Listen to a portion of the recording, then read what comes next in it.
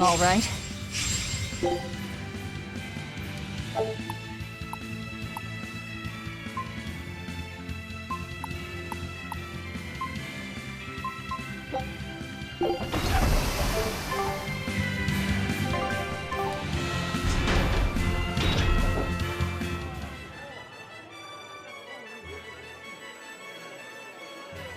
Man, the capital sure is big.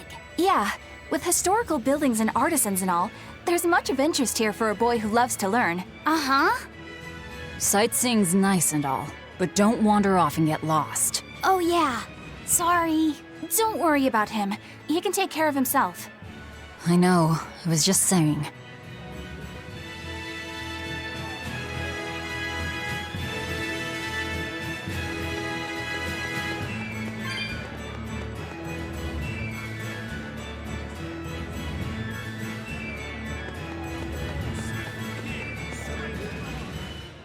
You look like travelers. I have some good news for you. The restrictions on travel to the Aldina Plains are going to be lifted soon. The road's opening back up! So, that's the latest word on the streets? Ha! I see what you did there. I try to liven things up around here. Well, ever since Lord Artorius became the Shepherd, demon attacks have gone down. The world's filled with hardships, but perhaps things are starting to go in the right direction. Perhaps. The demons who nearly destroyed Halaves are still skipping about on the loose, though. What? And just the other day, a village near Salt was destroyed by the demon blight. Guess the capital doesn't mind, though. What? Don't worry about it. Your shepherd and the abbey are going to save the world, right? Listening to you has kinda gotten me all nervous again. If you hear any other scary stories, let me know, please. I've got one with fresh blood, melted bodies. Oh, maybe that tale about the demon doll that comes alive. If you're going to waste time, we're leaving you here. Well, that's enough of this detour then. Sorry to be such a drag. Wait! That doll one sounded really cool!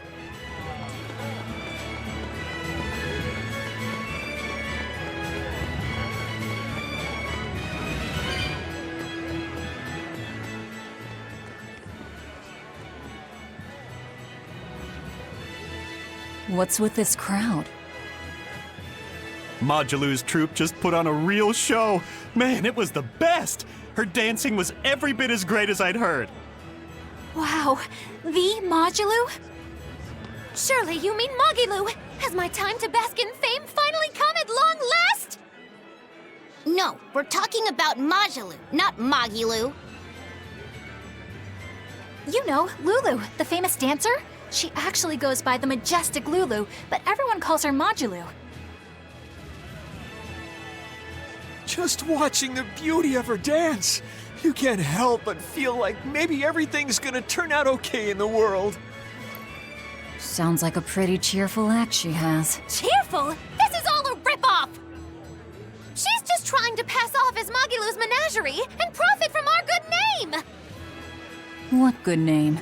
We don't actually perform anything. I was planning on getting started eventually, but now this con artist comes along and ruins everything! I can't just ignore that, you know. It's Modulu! You did great today, Majilu. I loved it. Thank you so much. But according to my teacher, I still have a long way to go. I'll work hard to do better next time, so I hope you'll come see me. Modulu's teacher is a dancer named Balta, whose immense talent brought him all the fame in the world. But Balta suffered a tragic injury that took him forever from the stage, and now Modulu was working hard to carry on his dream. So, you're Mogilu then? I am. My teacher and I work really hard to put on performances that'll leave a lasting impact. And I refuse to let anyone call me a phony. Oh? And how do you propose to stop me? Taking it to the stage and seeing which one of us can better hold a crowd? Yes, that's just what I was hoping for. Lulu, don't go around picking petty fights. But sir, this woman, she... You should know better. If you have the energy to spare spitting vitriol at people, you should refocus that anger into moving your body. If you need to express yourself, do it on the stage. Yes, sir. You're right. Teacher, is the pain acting up again? It's no matter. What does pain compare to losing the ability to dance? Anyway, what matters is how you're holding up. I'm fine, sir. Good, then let's head back and practice some more.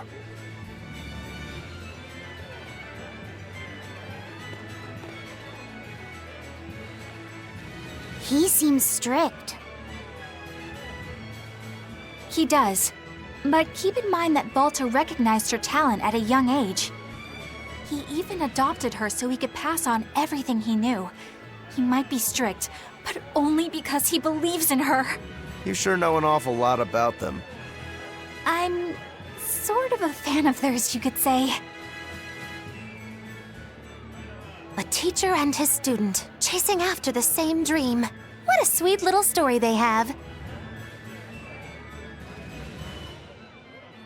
That's why I think it's high time for Magilou's Menagerie to put on a show. And for our act, we'll be a comedy duo. Comedy? Where'd you get that idea? You heard me propose a challenge to little Magilou, right? But not one of you knows a single acrobatic trick. Sorry. Don't apologize. You couldn't have seen this coming. Well, you could act like you feel a little bad at least. Now, normally I'd make you guys do something flashy like jump through a ring of fire, but I'll be magnanimous and let you do comedy instead. With comedy, I can take control of the stage and keep things lively. I can feed you the audience on a platter.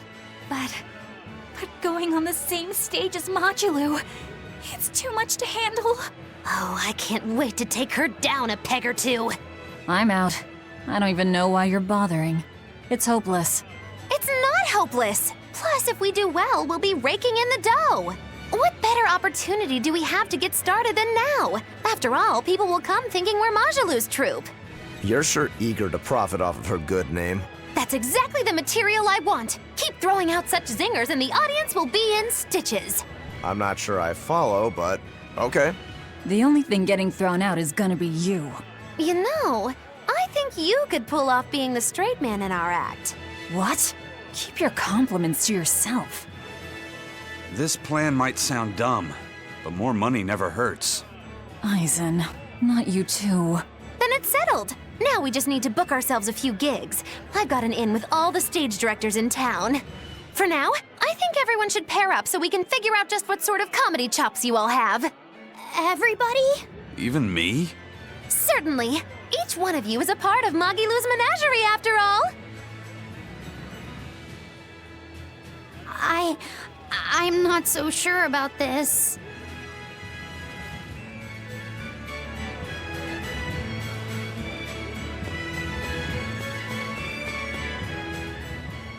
Whenever I hear Magilou's name, I can't help but think of Magilanica. Magilanica? Who's that? Oh, she's just a girl who worked as part of the freak show. Talked to spirits nobody else could see. That's her, all right. She had many mysterious powers, like moving things without touching them and divining where people would find lost objects. For a time, people called her the Little Witch. She was pretty popular. Thanks to her, the rest of the troupe took in plenty of cash. Or so I hear. Yeah, but eventually they took it too far, and the kingdom tried them for heresy. I hear Magilanica was subjected to really brutal torture. True fact. Everyone knows this story. Well, I've never heard it. That's not too surprising. It all took place when I was a young woman myself. Remind me, Magilou. How old are you again? What? How old would you say I am? Well, from your reaction, I can at least tell you're not my age.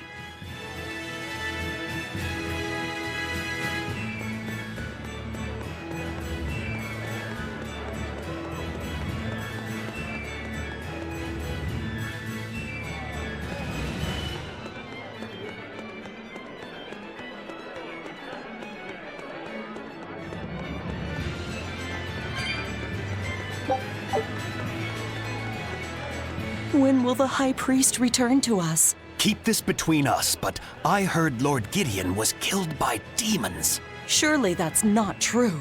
It most certainly is true.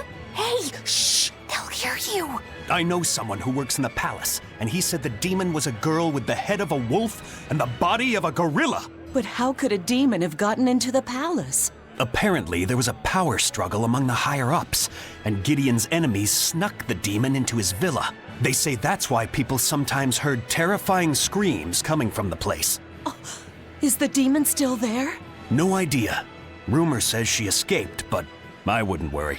There's no way she'd stick around here. That's what you think. She's right here, so you'd better watch out. Stop messing around already.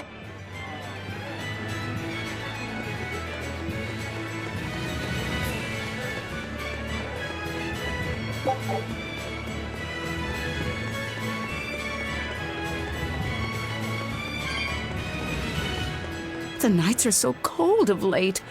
It's gotten harder to get flamestone, too. I hear the port at Helavis is at a near standstill. No matter how much flamestone they mine from Mount Killerhouse, they can't get it shipped out. I'm sure the Abbey is aware of the situation. It's not just us who are suffering. We have to endure. Times like these is when we need to practice Lord Artorius' teachings. The many outweigh the individual. Exactly. I'm sure Lord Artorius will think of us soon and send aid. He doesn't give a damn about any of you. How dare you! The many outweigh the individual, right? Artorius wants to save humanity as a whole.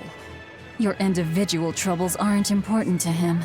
You have no idea what you're talking about. Aren't we part of the whole he wants to save? What happy fools. Sorry about that. She didn't get to see his speech, so she's been taking it out on everyone around her. Really? What a troublesome kid. But really, that speech was incredible.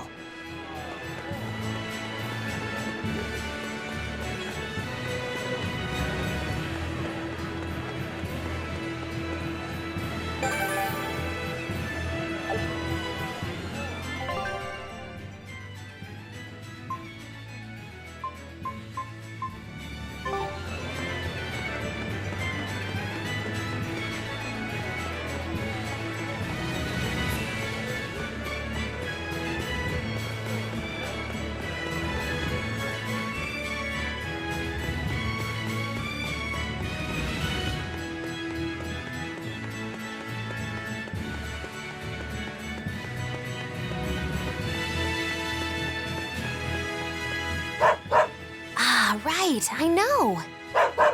That's what I said. Magilu, you know how to speak dog? Of course. It's Witchery 101. Wow. What's it saying? Humans always say every dog has its day, but I've never met a dog that had its own day. What about me? When's my time in the limelight? As you can see, he's very upset. Sorry, boy. It's a dog-eat-dog world out there.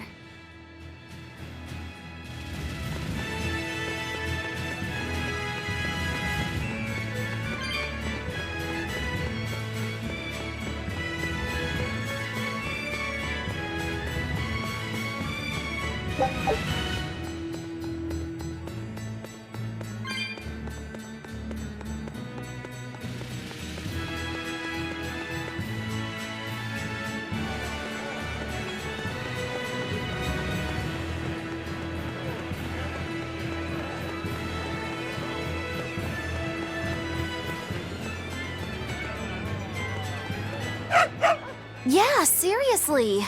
I know, come on. What's this dog saying? Humans always say, let sleeping dogs lie. But do you ever let me nap? No. Stop all the petting and let me sleep. I mean, come on. Practice what you preach. That's what I always say. You humans are all bark and no bite. As you can see, she has a lot of criticism for the systematic injustices practiced by a hypocritical and tyrannical human society. That is one astute doggy.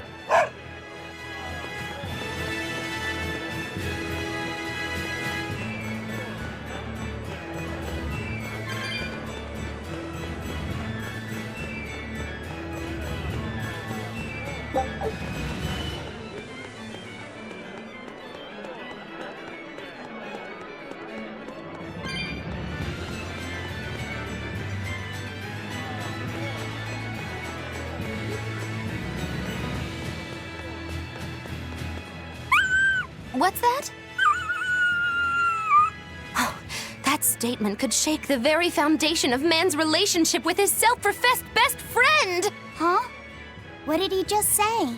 Humans call us man's best friend, but they consort with the foul felines. The hound may be faithful, but not the man, he quietly stated, a look of betrayal in his eyes. That's a shock.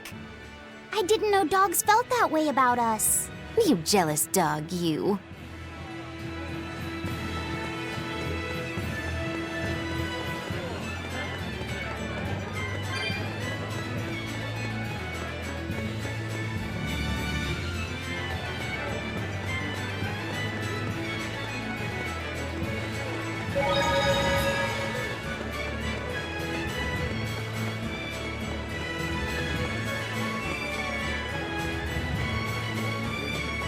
Eleanor, I need you to wait outside.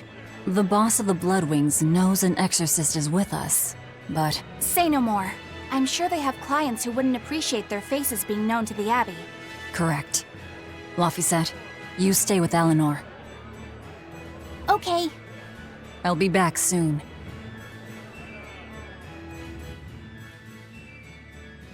My thanks for coming all this way. It's been a while. Would you care for a peach pie? What do you want? Oh, it would do you good to unwind every now and again, you know. Stretch a bow too far and its string is bound to snap. What do you want? I would like you to escort this person out of the capital. Something smells about this. Literally. Where am I taking them? Somewhere the authorities can't reach them. Sounds nice. I could do with such a place myself. No joke. We've been looking for a place to lay low, but we haven't had any luck yet. Well, come to think of it, I've heard a rumor that it's been a while since the Abbey has had any contact from Titania. The prison island. Titania? But I thought the Abbey was in direct control of that place. Has the situation there gotten that bad since you left? Sometimes the answer is right under your nose. I think it might work. Yeah, could make a decent hideout, actually. The Therians could definitely get their fill of malevolence there. And the Abbey is far too goody-goody to imagine an escaped prisoner would ever return to her prison by her own free will. At the very least, I'd say it's worth checking out. I take it our intel has proven useful. It has. But before we go, have you heard anything about the Abbey harboring demons? I'm aware there was a demon in the villa, and that it has been relocated. Where? I can't say right this moment, but I'm sure we will find out shortly. All right, then in exchange for this passenger's safety, I want more information on that demon. You've got a deal. Eisen, I heard about your confrontation with Melchior. I'm sorry I wasn't able to help you find him. Yeah, you really blew that one, Toots. It's fine. What's done is done. Have you given up on finding Eifried? No, I haven't. The crew and I will do whatever we can to quash the Abbey's plans. We do them enough damage, and the Abbey ought to start thinking about putting their hostage to good use. They'll set him up as a trap for us, and that's when we'll steal him back. Attacking the Abbey to create an opening for his escape. Clever. It's what Eifried would do. That's all.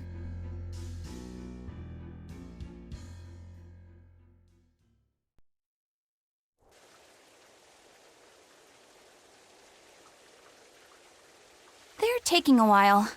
Yeah. The Shepherd has a special mission for you.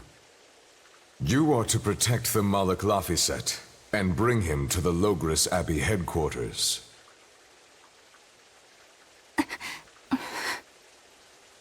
What's wrong? Hey, you want to take a walk around the capital for a bit? I can show you some of the sights. But, You can't trust me. I understand. no, it's not that. I promise. I'd love to go sightseeing with you, Eleanor. Luffy said. Well, we'll do it another time, okay? Why? It's just, you know, Velvet would get mad at us. Get mad about what? Ah, you're done. And who is this? A VIP entrusted to us by the head of the Bloodwings. We're stowing them away on Titania where the bad guys can't get at them. The prison island? Just who is this person? Didn't ask. What? Hey, something smells nice. Huh? Stop sniffing things. We're leaving.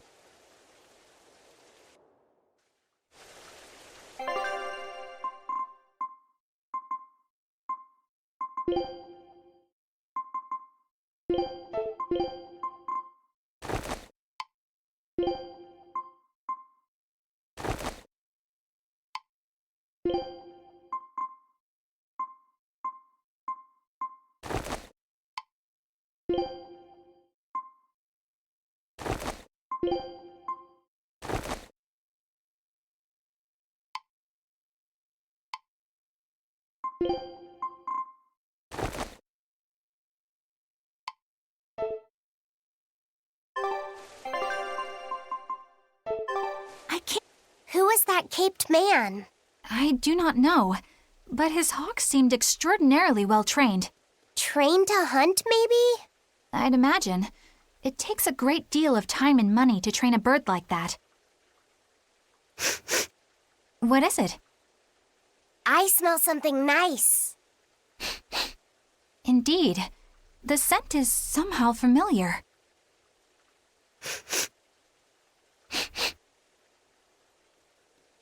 It can't be. What are you two sniffing at? Aha! They're bloodhounds on the hunt! But we're talking about hawks hunting, aren't we? Come again?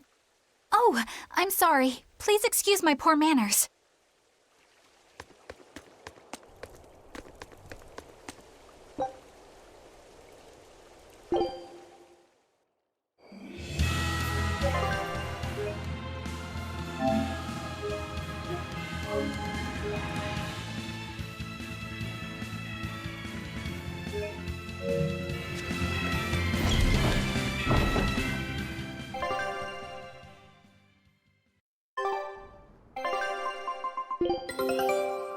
This recipe looks real tasty.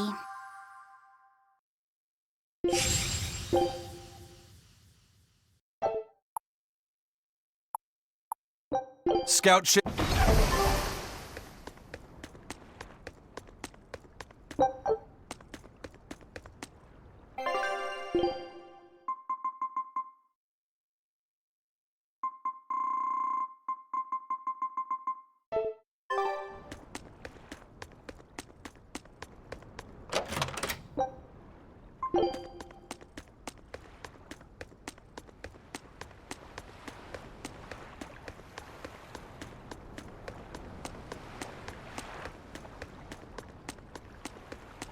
Could you fit my comedy act into tonight's show? I'm still breaking in my new partner, but I can carry the act. I'd appreciate you squeezing us in.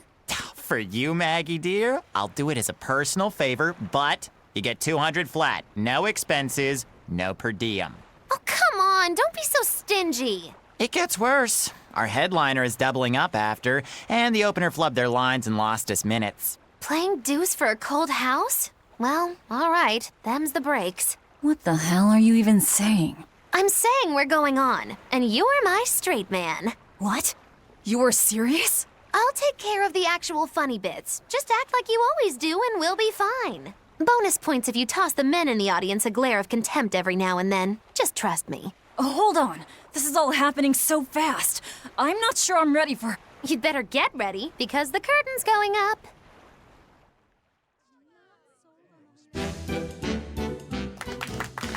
Hi there! We're Moggy and Val, your lovely comedians for today! Magicazam! We're still new to the comedy business, but we'll do our best to give you a memorable show. Now, I'm Moggy, the bright, beaming one in the pair, while my moody little partner here is...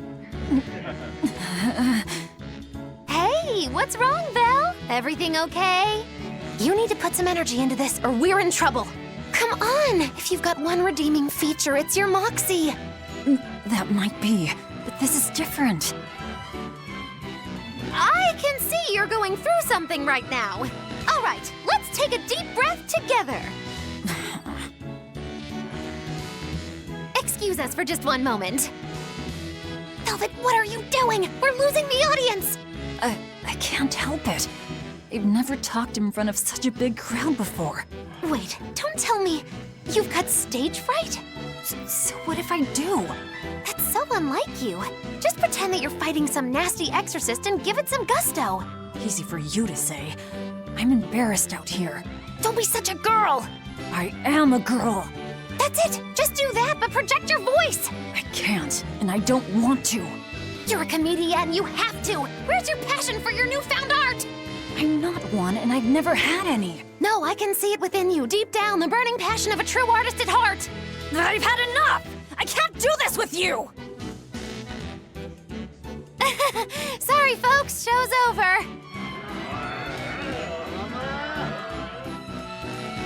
Well, you've certainly shown me something new. A comedy team that just stands on stage whispering to each other. We're going for a brand new comedic style.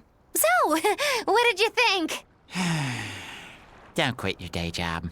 That's what I thought. Ah, now she plays the straight man.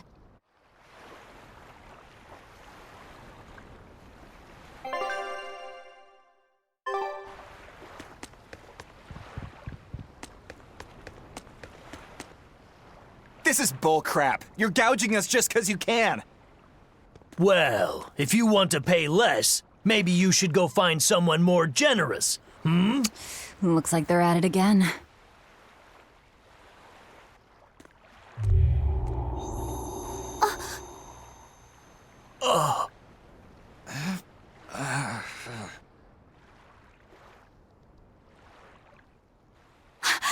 Huh?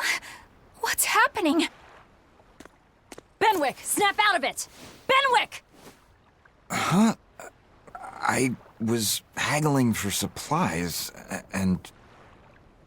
Tell you what, I'll give you a fair price. Actually, just take what you need. We should all endeavor to help contribute to the common good of humanity, rather than selfishly pursue wanton profit. What? Are you sure? No. Wait. What was I saying?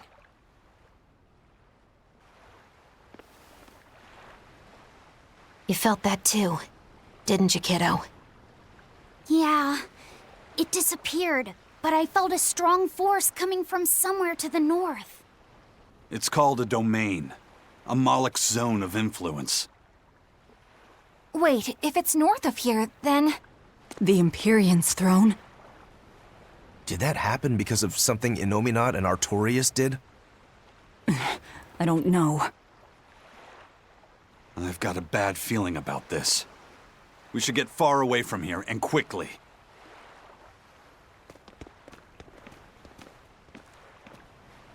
So, the suppression.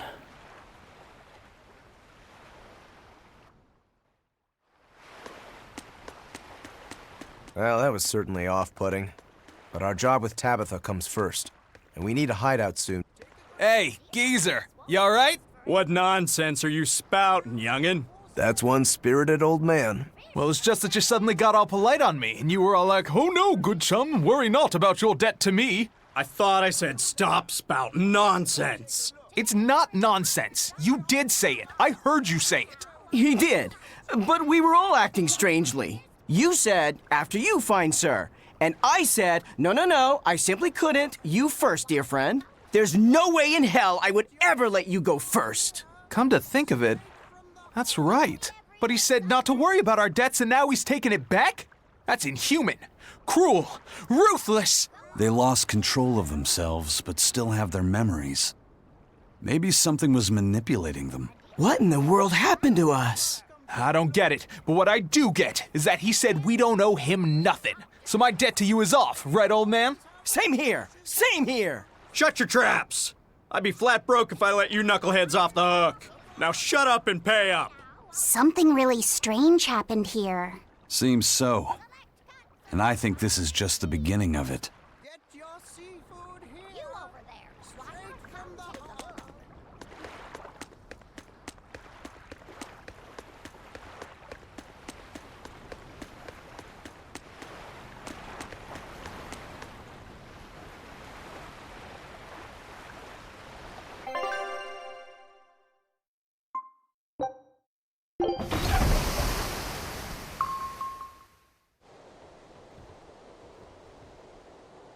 All right, we're safely on the rolling waves. Don't you think it's time you showed us your face, Mystery Monk? You're right.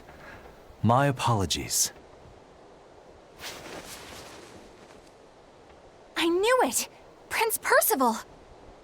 Percival Ilmid Asgard, crowned prince and heir to the throne of the Midgand Kingdom. So he's next in line, is he? It looks like someone already had me figured out. Yes, Your Highness. I could tell from your fragrant wood scent, as only the royal family may wear it. But if I may ask, why? Must I explain myself to gain your aid? I myself could ask what an exorcist is doing consorting with members of the underworld. I don't... It doesn't matter why you're here. On this ship, you're here for us to use to our advantage. Treat me as you will. It's not like I can ever go back.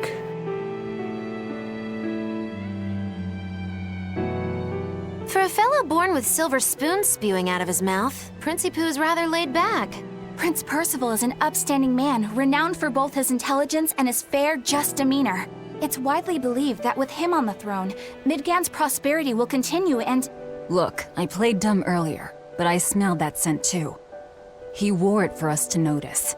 He wanted us to know just what sort of position he held, and how useful he could be to us. He surprised me, at least. Do you think we're being led into another trap? We definitely can't take that possibility off the table. When the time comes, he'll make a good hostage, if nothing else. Not if the ones we face are after his life too. For now, let's just make sure we keep an eye on him. The prince. He said he couldn't go back. I wonder why.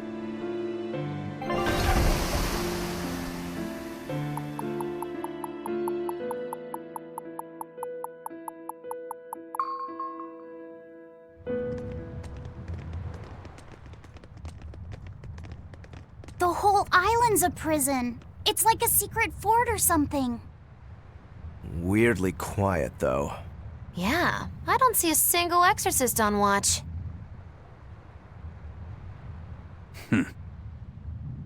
Let's scope out the inside.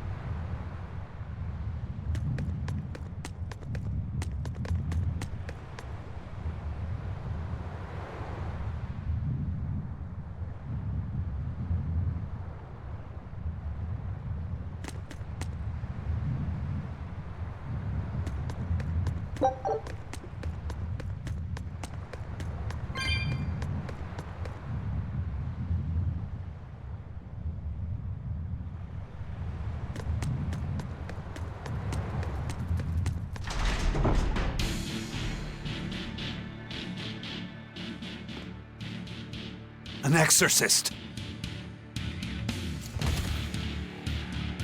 Are you all right? Headless Knights back. she's dead. The Headless Knight is back?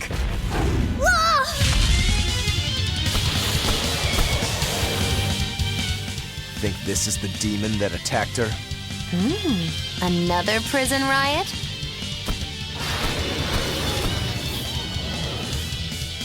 Kurogane, Dial, you two protect Kamoana and the prince. Understood.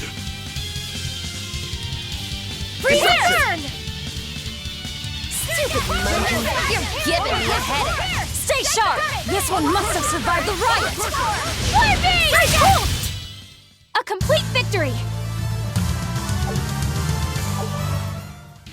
So did the Abbey actually fail to quell the riot? I find that hard to believe. The prison was heavily staffed with exorcists.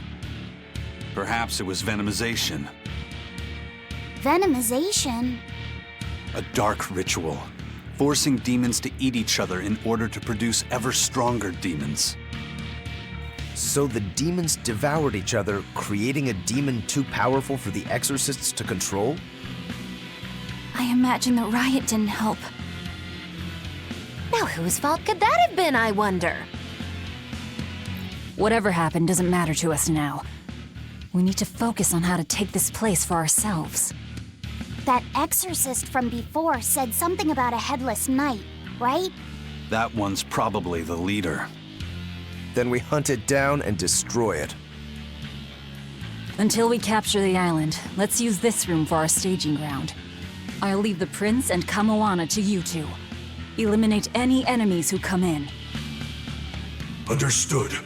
Don't expect much from me, but all right.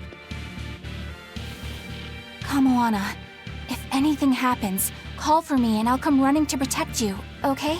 Okay, you stay safe too, Eleanor. Let's go.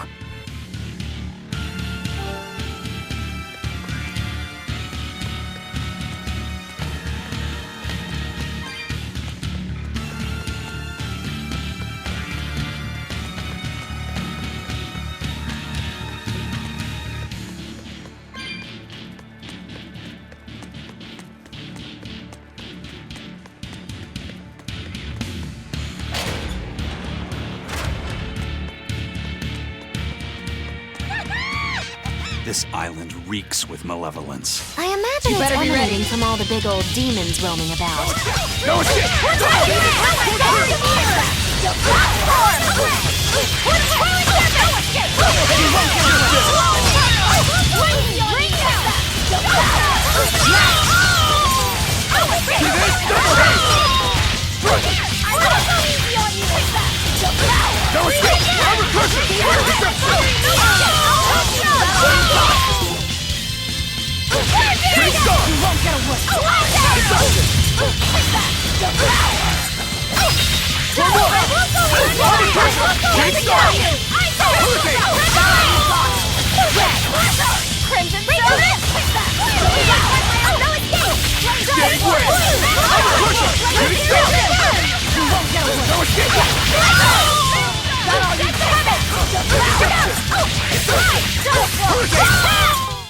I can't even call that a fight.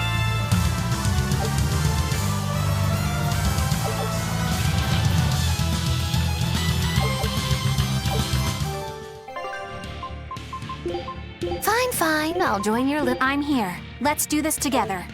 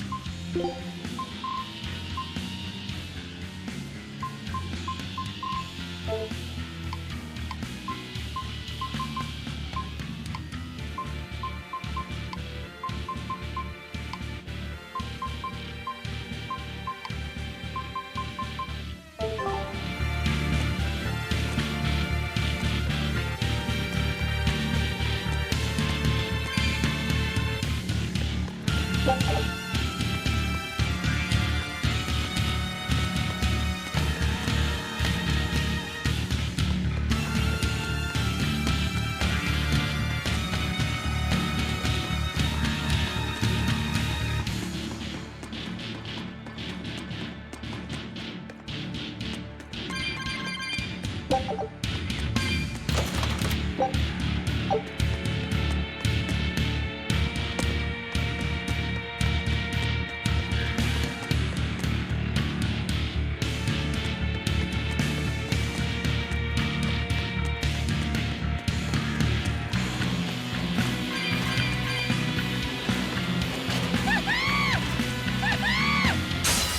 I come!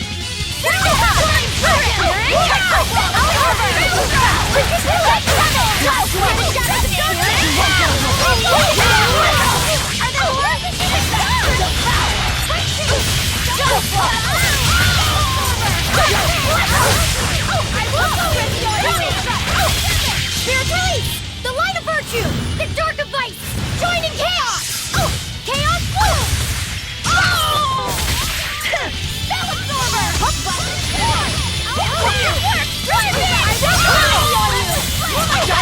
Blade, pierce through!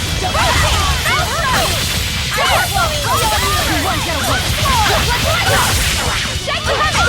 I'll help you! I will believe on you!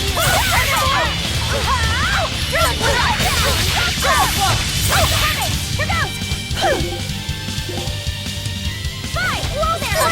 Down! Let the shooting star!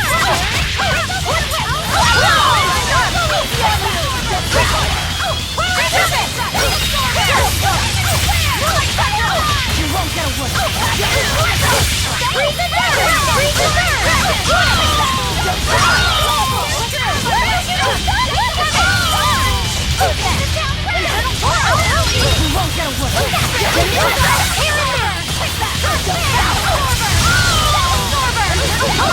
You won't get away! Here and there! Blade, pierce through! Shake the heaven! Here goes! You won't get away!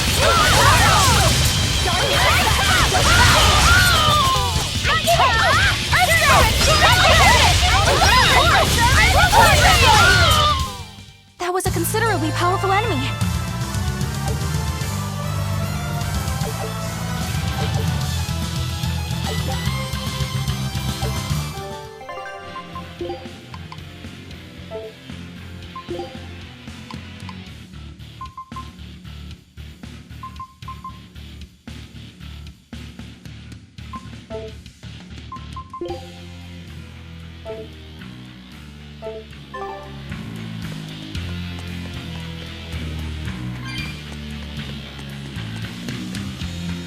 Hey, it's you again.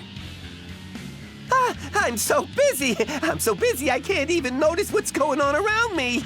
You're not fooling anybody. Why bother? I was hoping to not have to deals with yous guys. Whenever I run into yous, I always lose so much monies. Because Velvet always forces unreasonable demands on you? Oh, Miss Exorcist! Your concern warms my little turtle's heart. I'm not forcing anything. I just think he's trying to take advantage of us by fixing his prices well above market rate. Price fixing? As in deliberately marking up items so as to take advantage of the less fortunate? I was under the impression that the Abbey strictly forbade such unscrupulous business tactics. Ah! Perish the thought, Miss. Our accounting is always above board. 25 hours a day, 8 days a week. No matter whens and no matter wheres, you can get whatever you needs for the same fair price. That's good to hear. Eleanor, give the nice turtles that smile he so desires. I'm sure running a business is hard work. Hang in there. Much obliged.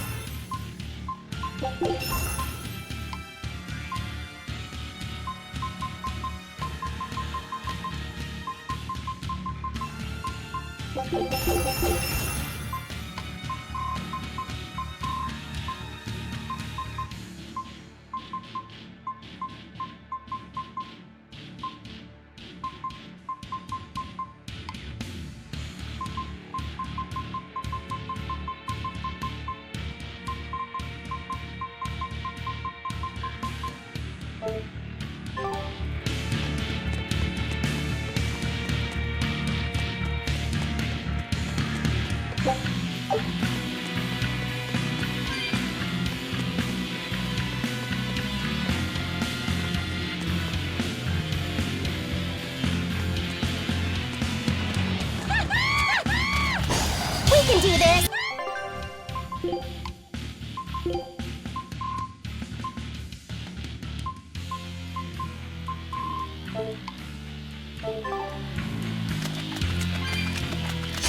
I'm extra...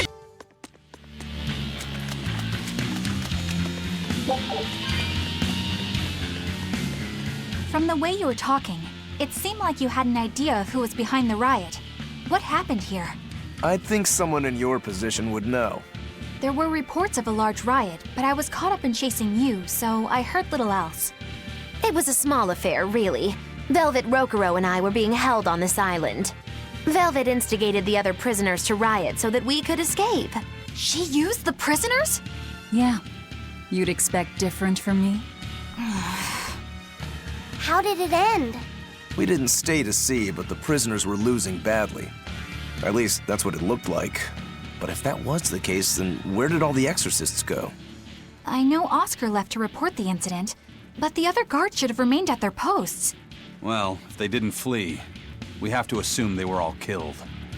By this headless night, perhaps? Well, no sense losing our heads, I suppose. But it looks like we're in for a heck of a fight. All we have to do is mop up anyone who's left.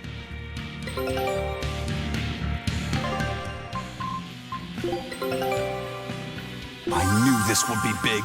What a treasure!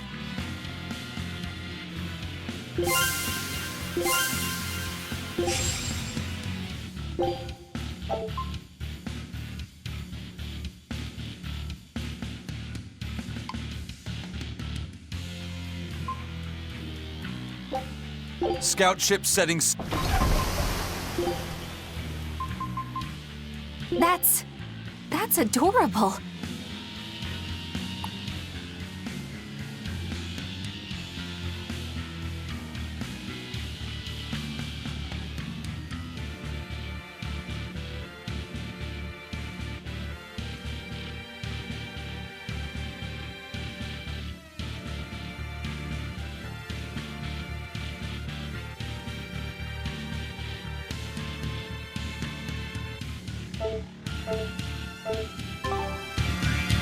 What was it called?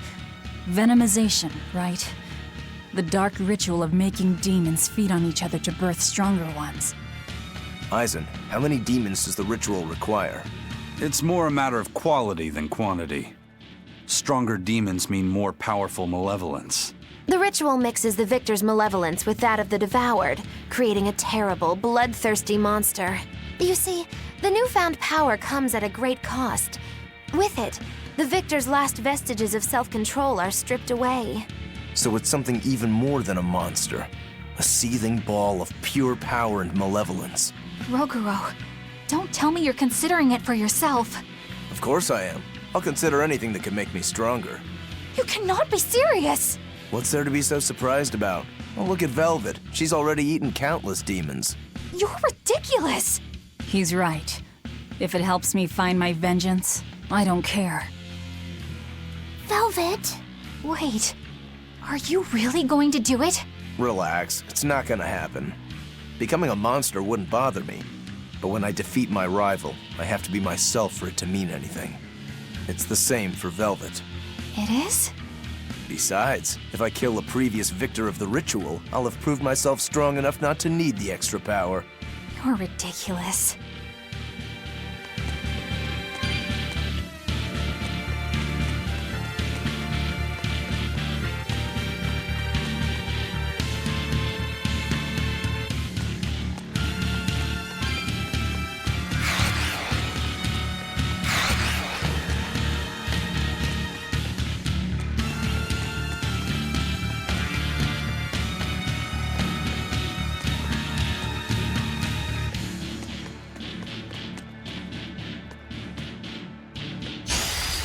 Extra good at beating up the weak ones. What's Spirit?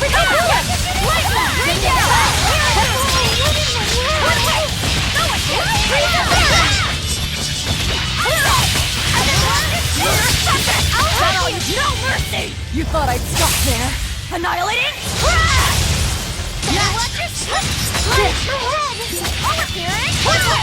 Dark and light! I did it! Is that all you got? Hey, is everyone all right?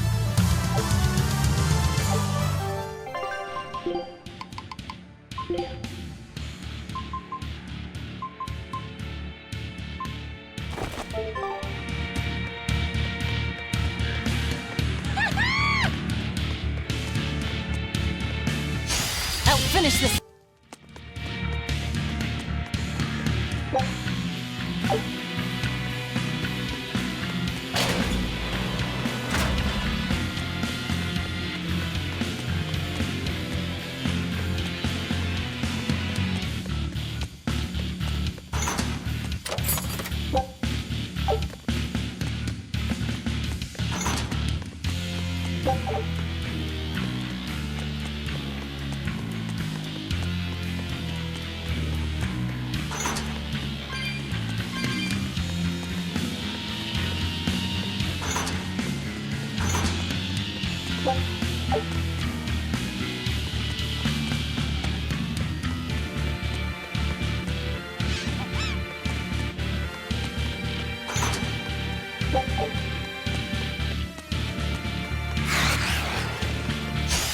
I'll finish.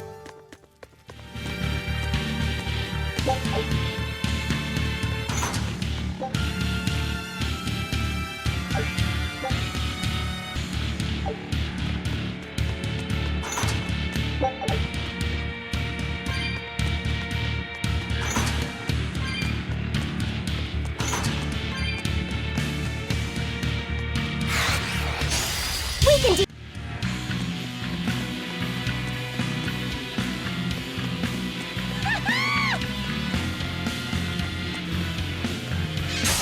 Let's do it. Take that! Well, this works!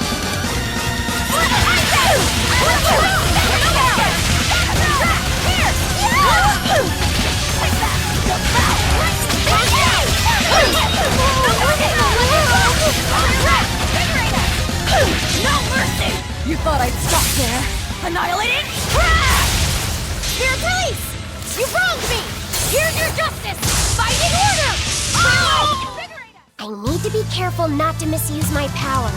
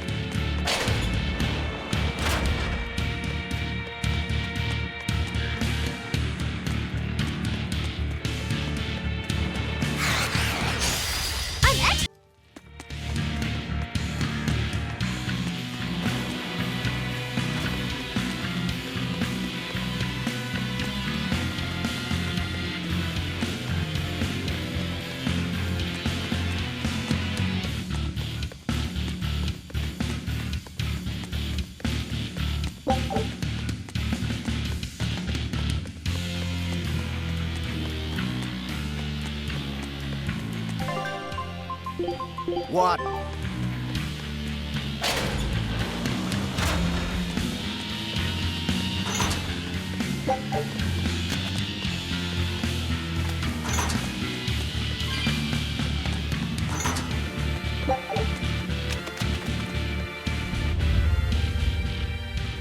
The Headless Knight! He must be the product of the venomization. Well, he definitely looks vicious enough. Not as vicious as our velvet, though.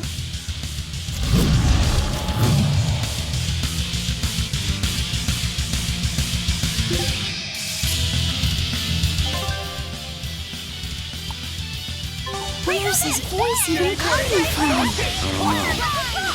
Look inside. Watch you! Look what I did! See this? Send it to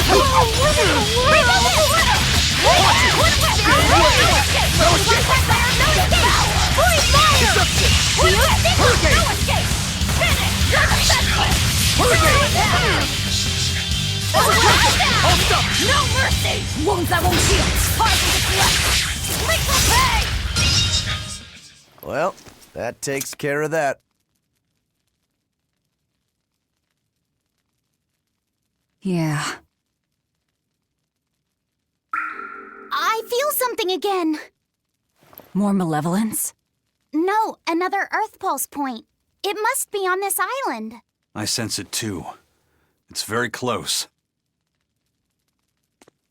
Directly underneath us, I would guess.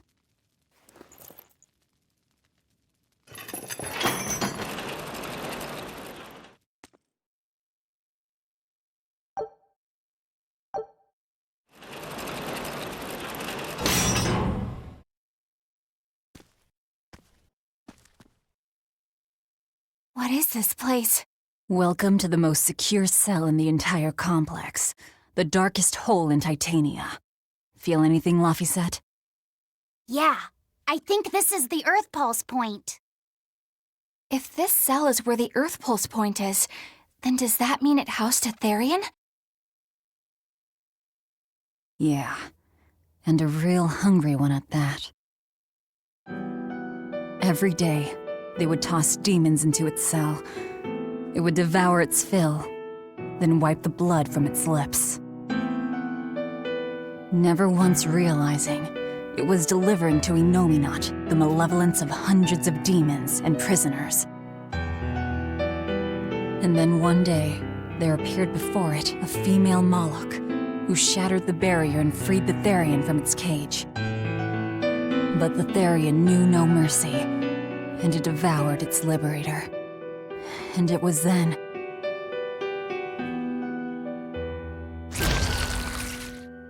It was then I obtained the power.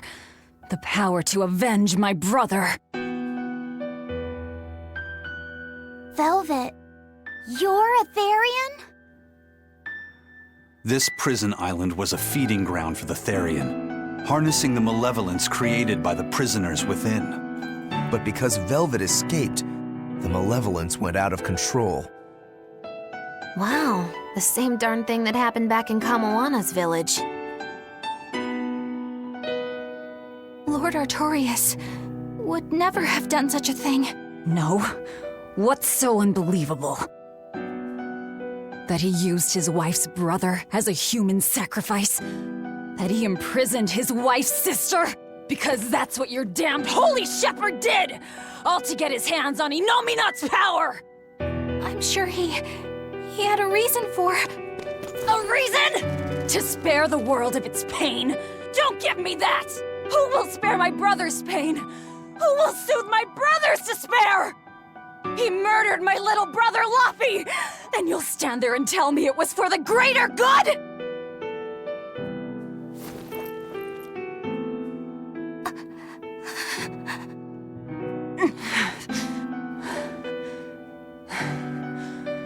At any rate, that's one less Therian for us to track down. Velvet.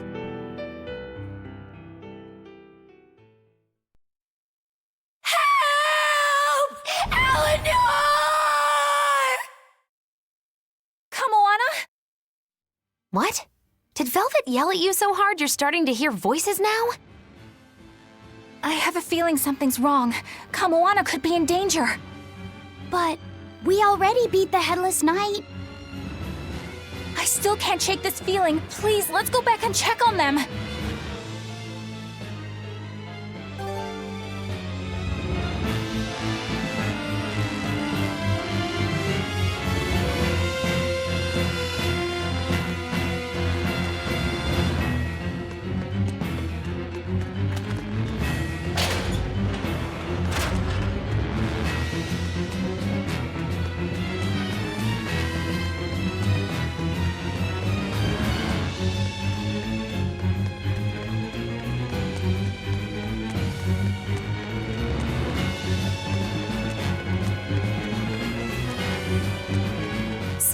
Velvet is a Therian, is she?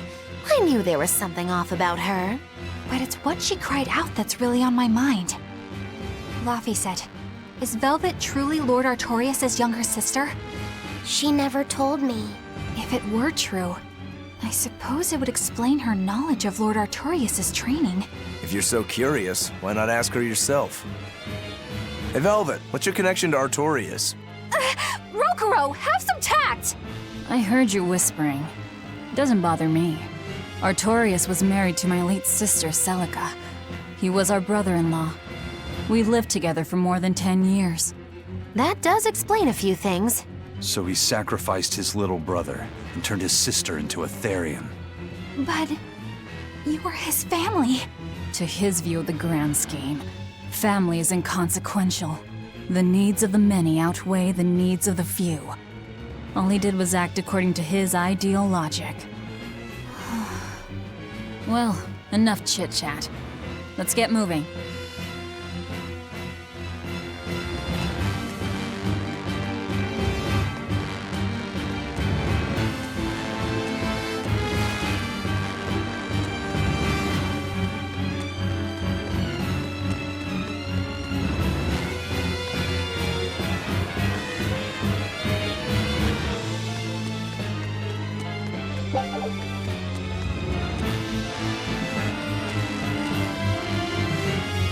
So it turns out that Velvet is a Therian who consumes malevolence. And too much malevolence is what changes people into demons. Strong enough malevolence can persist after the person who created it dies, turning their corpse or spirit into a raging monster. That's how undead and phantom demons come about. Then the demons Velvet killed turned back into humans because she devoured their malevolence. Yeah, and consequently, they avoided becoming undead or anything like that. So she saved them. Well, I mean, a corpse is a corpse, of course. Do you think she could devour only the malevolence and turn a living demon human again? Unfortunately, that's impossible due to Malevolence's self-reinforcing nature. When Therians are connected to Enominat through an Earth Pulse point, they seem to be able to absorb small concentrations of malevolence from the surrounding area and inhibit the creation of new demons. But any human who builds up enough malevolence to turn into a demon will keep producing malevolence as long as they live. That's right. To devour any malevolence, I need to cut it off at the source. That's how my powers work. Velvet, I'm sorry. I don't mind it. Actually, I find it convenient. This way, I'll never forget my hatred for Artorias. Plus, as long as you stay away from an Earth Pulse point, you get to keep the power of any malevolence you consume. Fuel for my hatred, yes.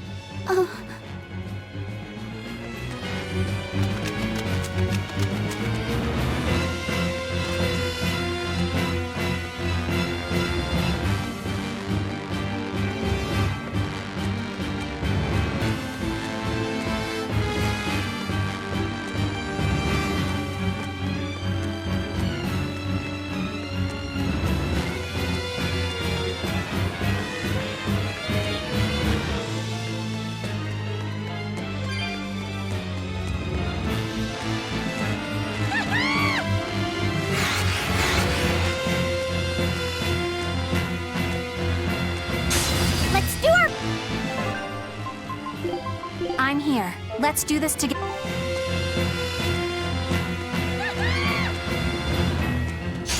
I'm extra...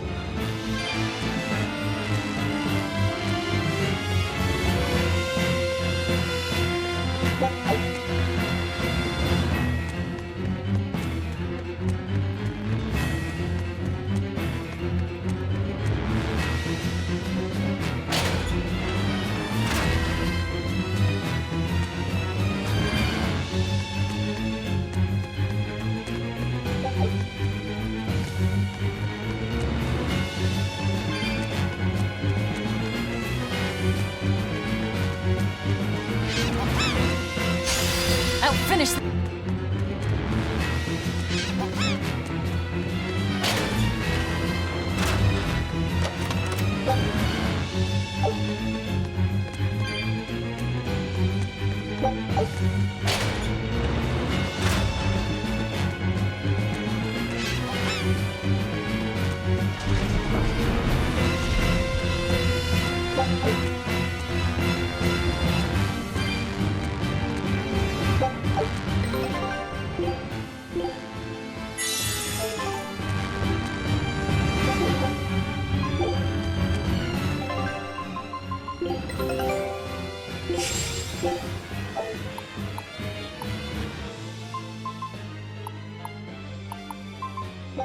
Scout ship.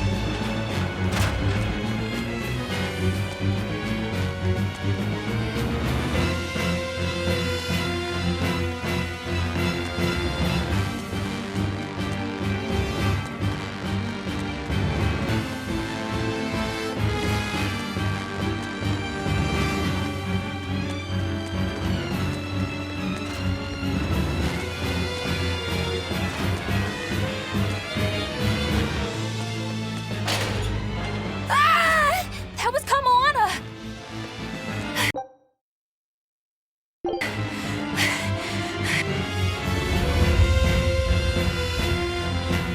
Kamoana!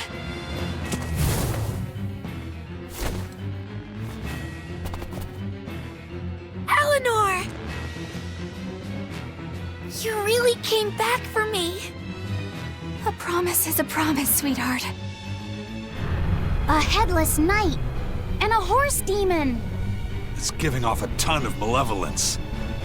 This must be the true survivor of the venomization process. Oh, I get it! The dying exorcist lady wasn't saying Headless Knight is back. She was going for Headless Knight on horseback. Whatever the case, we'll fight whoever we have to claim this island. Come!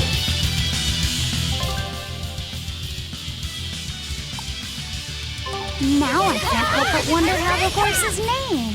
Get close and look if you're that curious. Check it out! Blood Moon! Here it comes! Blast away the shadows of darkness! Service!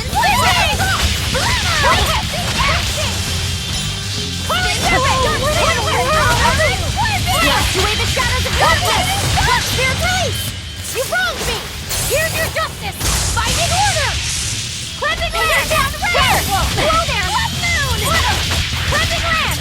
Spreading moon! I'll help you! Hope this works! Dark and light! Here! No mercy! Wounds I won't heal! Parts of the flesh! Better watch your step! Here it comes! Blast away the shadows of darkness! Let's get strong! Yes! Here it comes! What I found! Sword and dragon! Here it comes! I'll split! Sword and dragon! Here it comes! Fire mode! Sword and dragon! Rumble Tori! Temperate wave! You're defenseless! No mercy! Wounds I won't heal! Parts of the flesh! Lethal pay! Killing flash! But I'm this close, I won't miss! Form Zero! Thunder! Here it comes! Resound! Arise! Become the bravest destruction! Crossbond! Fly! Crimson Service! Sword and Dragon! Infernal Torrent! I'll finish this! Wave! Pusher! Next! I'm good! Pusher!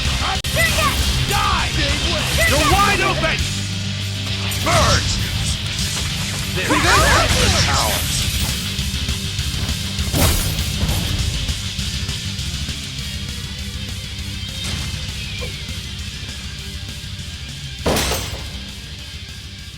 That's venomization, all right. Definitely stronger than that headless lump of armor. I beg your pardon? Not you. The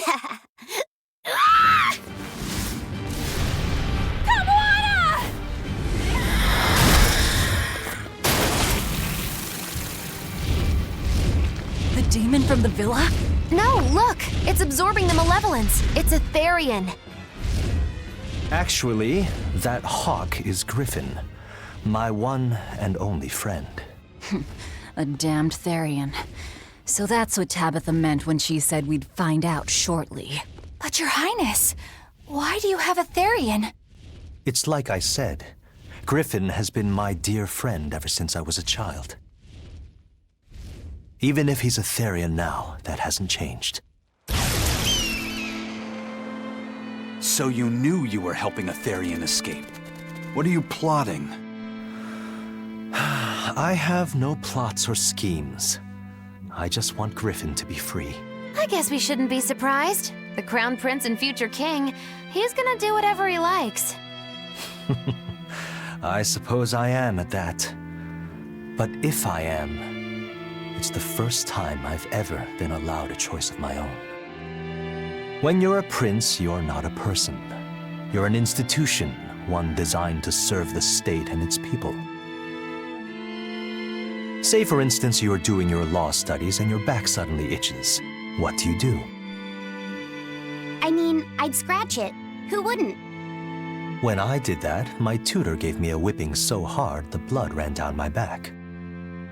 The reason being that I prioritized a personal feeling, that is to say my itch, over my studies in service of the state. Seeing Griffin lay claim to the skies let me imagine my own freedom. It was my lone solace over the years. But then, he turned out to be responsive to Innominat's power.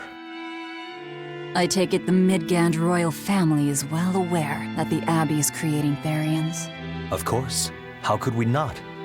The kingdom offers unequivocal support to Shepherd Artorius' vision of reason and will. Even so, if there was one thing I could never permit, it was seeing Griffin locked up and unable to fly. Never. I tricked the exorcist on guard and disabled the barrier. But then Griffin attacked the exorcist and killed him. That's why you said you could never go back. They can overlook a single dead exorcist, but with Etherian removed, malevolence will engulf the capital. I knew full well what I was doing. And yet, I couldn't watch my friend's life be stripped away. Your Highness. He chose a single bird over the world. Why do you think that birds fly? That's what Lord Artorias asked me. My anatomy book says birds can fly because their bones are light and their wing muscles are enormously strong. Birds fly because a bird that cannot fly is no bird at all. That's what I think.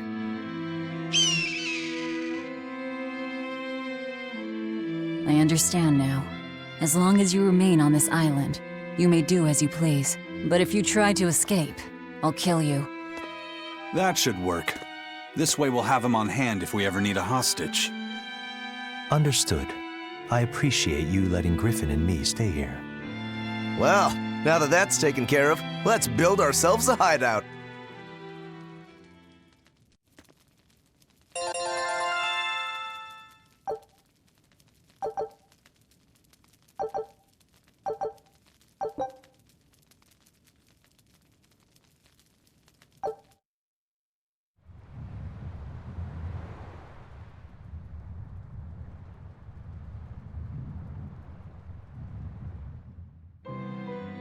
Hey, Velvet, do you know where Eleanor is? Wasn't she just playing with you? Yeah, but then she left. I'm worried because she looked pretty sad. Can you go find her? Why me?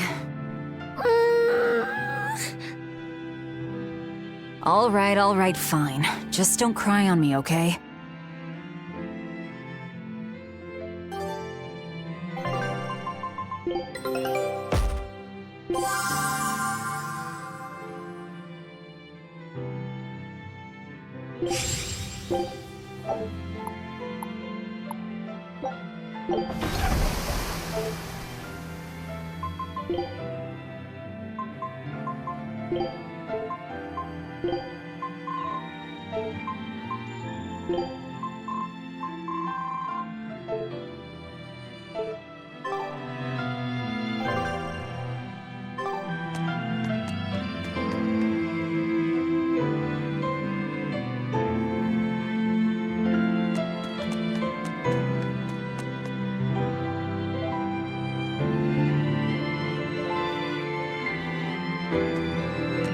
Huh. A most interesting interpretation. What do you make of this part here, then? Well, if you pronounce it Loney Kyle, then it'd mean midriff, which probably isn't right. Maybe Muse Mila? Well, that would make this passage read, Pornges are nummy. Okay. Yeah, that's not right either. What's wrong, Velvet? Have you seen Eleanor? No, I haven't. Sorry, I know I'm supposed to watch her. Just read somewhere where there's more light. You'll hurt your eyes like this. Okay.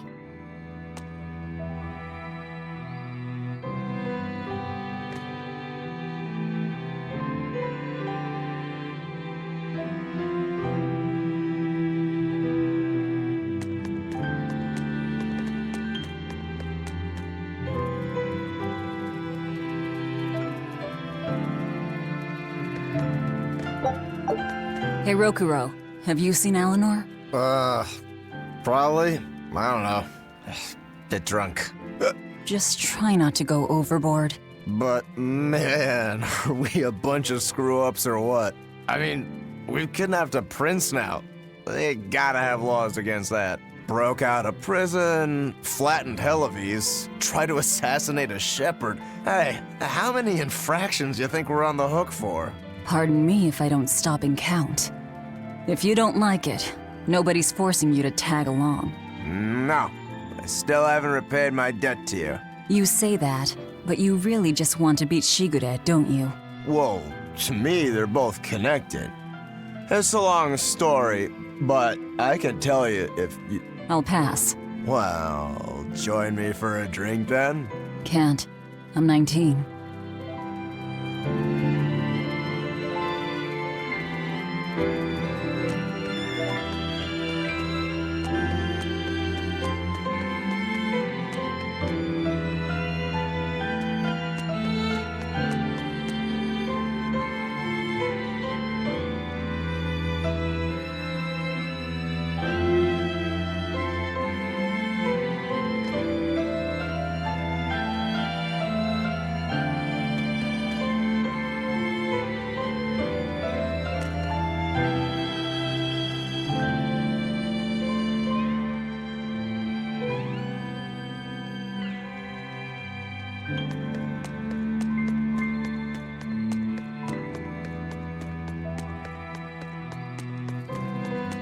Hey, you got any idea where Eleanor is? No, sorry. I was having a meeting with Benwick and the crew about our search for Eifried. Are you sure you're okay with putting that off? At this point, the Abbey doesn't have much reason to keep him alive. Wouldn't you rather look for him than Therians? I know time is a factor, but we still don't have any decent leads. I think we need to stir up the Abbey and see what shakes loose. And who better to do that than you? So this works for both of us then? Never fear. I'm still acting out of self-interest. Besides, Eifried won't die so easily. He's a strong man. It'd take a lot to bring him down. Yeah. I've never seen him flinch from a storm, no matter how choppy the seas. Where angels fear to tread, as they say. Probably some of that as well.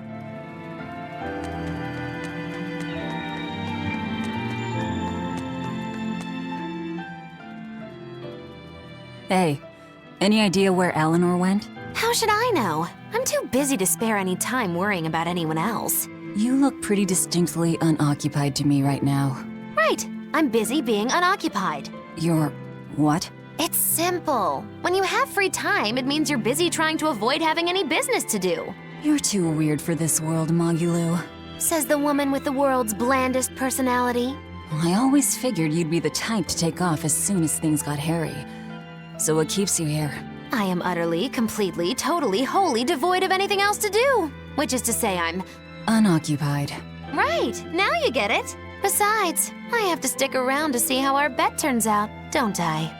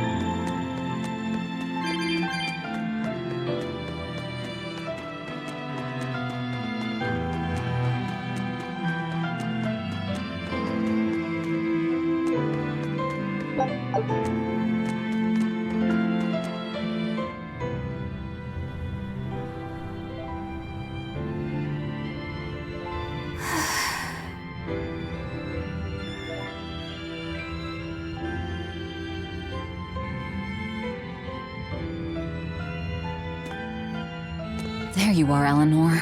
Kamoana's worried about you. You actually came looking for me? Can't say no to a crying child. Indeed. She may be a Therian now, but deep down, she's still a lonely little girl. That's something I've come to realize in traveling with you all. Wretched demons and Therians, even the Malakim who'd I'd only thought of as tools, they all live and think as humanly as the rest of us. I was so clueless. I didn't know what demon blight really was, nor what the Abbey was doing. Through it all, I knew nothing beyond blind belief in whatever I was taught. Ignorance is bliss, as they say. The coward's path is not that of an exorcist. They may say, I didn't know anything, so I can't be blamed. I can't live like that.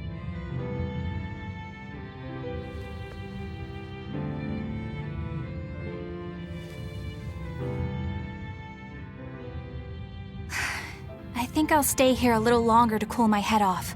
Please tell Kamoana I'm alright. Don't stay out too long. The sea breeze can get cold. Thank you. Don't get the wrong idea. If you got sick or something, Kamoana and Laphicet would worry. That's all.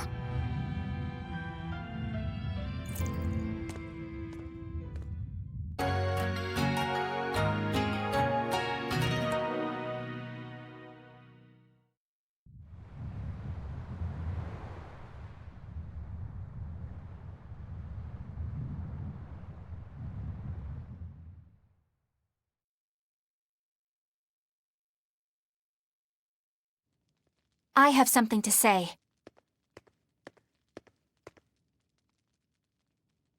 There's something I've been hiding, until now. I've been acting undercover on a special mission for Lord Artorias. I was to watch over the Malik Laphicet and bring him to Abbey headquarters. So vital was the mission, I was to do whatever it took, even kill my fellow exorcists.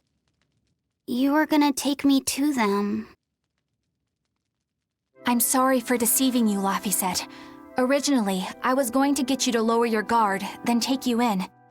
However, I no longer intend on following the Abbey's orders. You're turning your back on Artorias? No. I still believe in the sincerity of Lord Artorias. That the world he seeks is one that will benefit all humankind.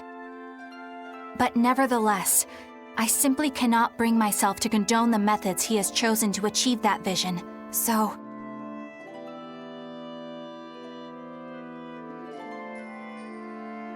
I will help you protect the Therians, until I discover the answer I seek. Eleanor! I want to live a life that I don't have to be ashamed of, and to do that, I have to learn the truth for myself. So, you live by your emotions after all. Maybe you found your own creed. Welcome to our wonderful world of wickedness. Don't equate us! To act in opposition of one's feelings is to act opposed to reason. You never make things simple, do you? You should be glad I don't. Yeah, after all, she's my vessel. Yes, yes.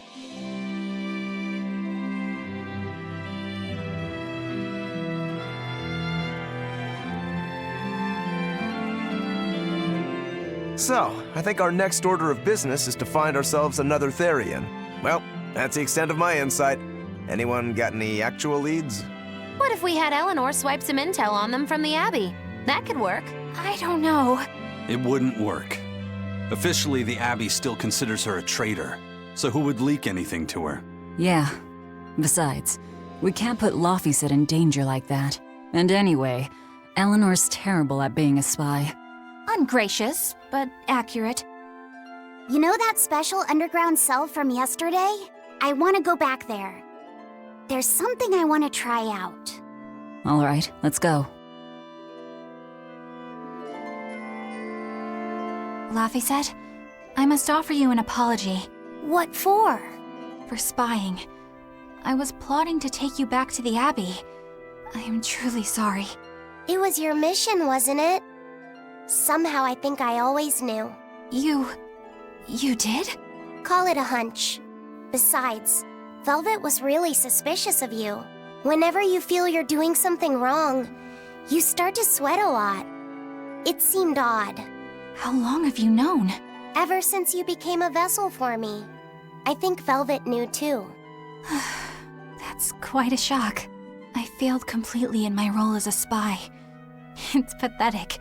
Shameful, really. Well, I think it says something good about you. Huh? Someone who can't lie well seems like a better person than someone who has an easy time of it. Thank you, Laphicet. I think you're the better person here. I wouldn't go that far. What are you doing here, Bienfu? I was hoping you'd let me join in! We're in the middle of something important. Please leave us be for now. I'll be quiet. Just let me hang around, all right? Afraid not. Bien! Madame Eleanor is a mealyhead! She's a what? Laphicet, thank you. I hope we can stay friends. I hope so too, Eleanor. I think I'm finally getting the hang of cooking without testing the taste. You know, I've always thought you were a really good cook, Velvet. It's not so hard. All you have to do is follow the recipe. After my sister died, I always did the cooking. The most important thing is adding just the right amount of salt, and the final adjustments of flavor.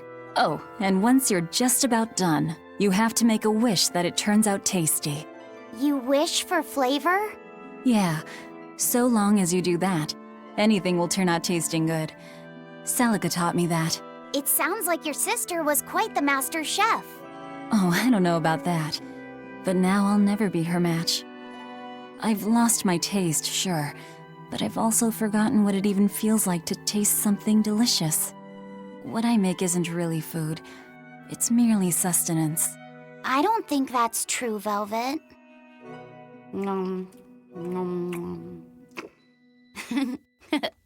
This is great. You're a fine chef, Velvet. I just remembered something my sister said. She always wished for our food to taste good, because she wanted to see us happy when we ate it. Oh? And she said I ate like a pig, too. I don't think you do. It's a good thing. You should eat a lot, too, so you can grow up big and strong.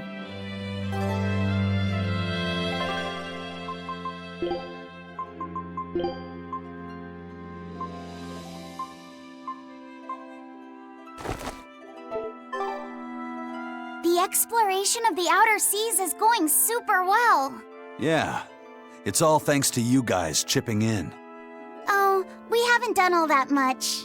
Well, don't rest on your laurels just yet. Worse things happen at sea, you know. The scouting ship could always get eaten by some giant tentacled horror from the deeps. Danger's a part of the job. Besides, Ifrid's pirates are all about venturing into the unknown. I wonder what's still hidden out there for us to find. Terror Island, for one thing. According to ancient legends, it's an island that moves across the outer seas like a ship. Really? I've never heard of an island like that. Nobody knows if it's real or not, which is exactly why we have to try and find it ourselves. Awesome! I can't wait to get to the bottom of this. Don't get too excited just yet, kiddo. It's good to have enthusiasm and all, but I bet this place is called Terror Island for a reason. I'm not too worried. Like Eisen said, challenging the unknown is what Ifrid's pirates do, no matter what the risk. Looks like you've caught the bug too. Ha, looks like it. Hey, Bienfu, I have a question for you. I know Magilu likes to call herself a witch and all that, but what is she really? The obvious guess would be that she's an exorcist, but I don't think I ever saw her name in the roster. That's not surprising. She is indeed a bona fide dark witch. I should know. I saw one night just how scary she could be. It's enough to keep you awake at night. It was near the crater of a volcano. Above the bubbling magma sat a huge cauldron. Inside the cauldron, a blood-red liquid stickily simmered, boiling in the hellfire heat. When droplets splattered onto Miss Magilou's cheeks, she just cackled and licked it off, and she kept the cauldron boiling for 3 days and 3 nights. What was she making? Strawberry jam.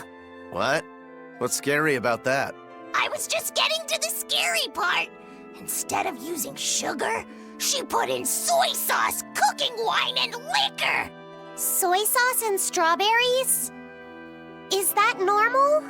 You wouldn't think so, but that contrasted sweetness, sourness, and saltiness actually makes it taste great. Not that someone like you would understand the appeal. You have to have a refined palate like mine to appreciate it. Wait, I've heard of that. You can boil things in soy sauce and wine to preserve them. When you do it with strawberries, it's called strawberry soup. That's right! Actually, strawberry soup has sea urchin and abalone, not strawberries. It's just called that because the sea urchin plumps up like berries. And it's not preserved either. Really? Well, I had no idea. Wow, I really liked it too. I wonder if the reason she's never made it for me again is because she realized the mix-up. Now that I think about it, that's not the only thing I like that she made one time. Like durian jellies and the candied sweet fish, too. I think I see what's going on here. What does the food she's made more than once taste like? It's just normal stuff, like what you guys always have. Only a truly scary witch could hide that much cooking talent behind such plain-tasting food with no one the wiser.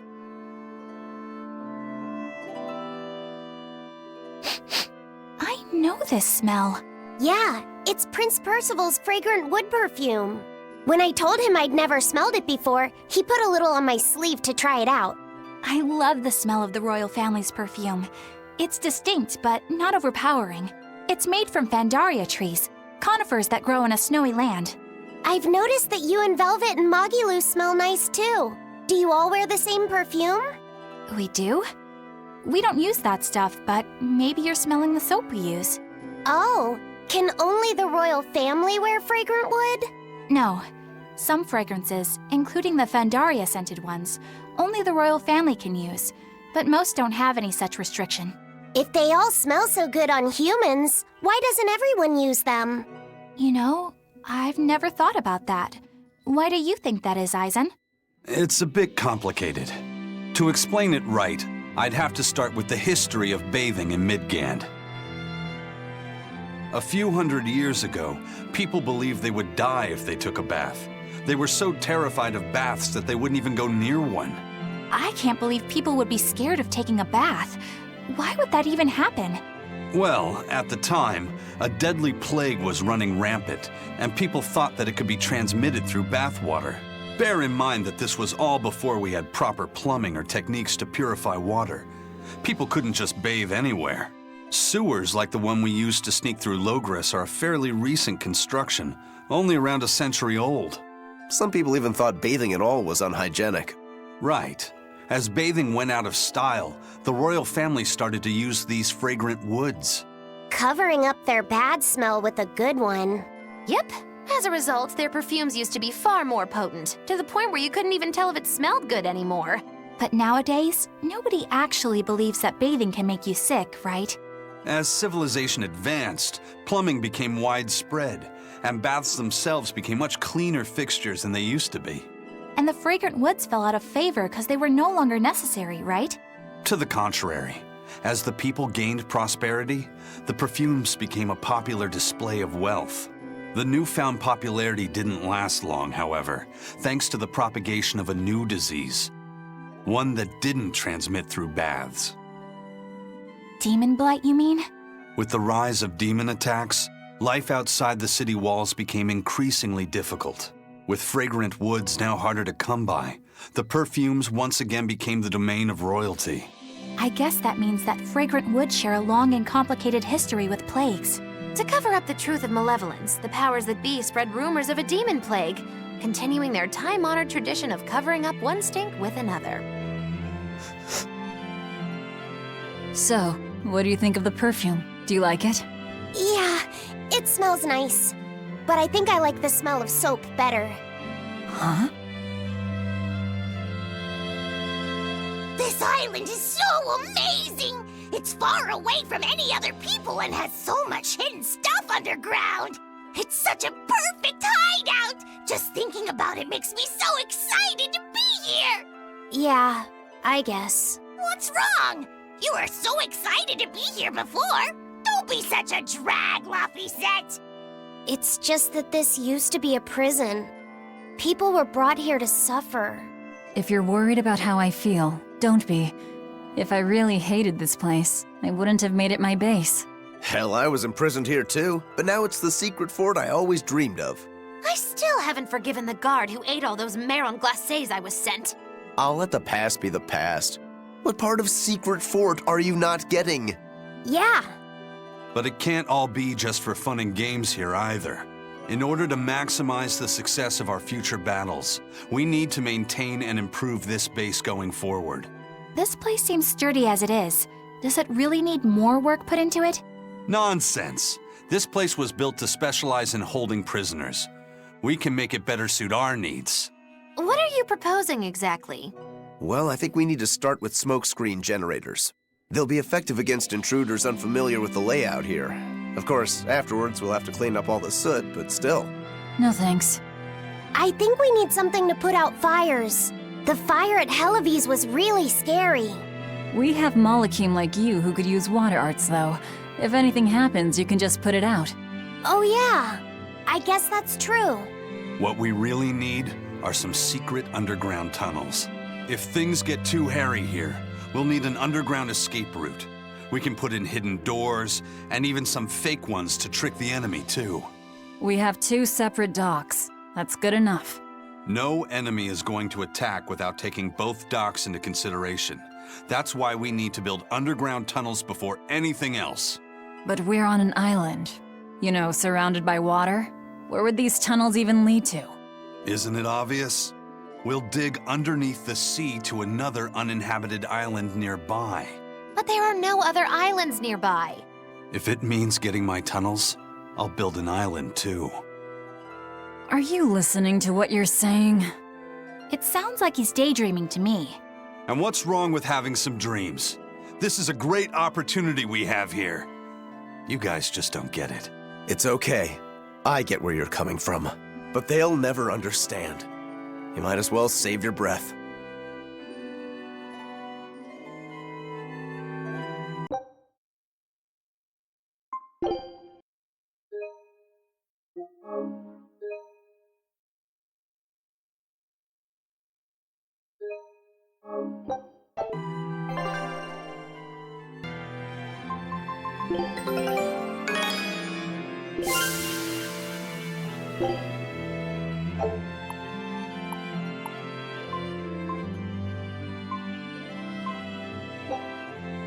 Scout ships.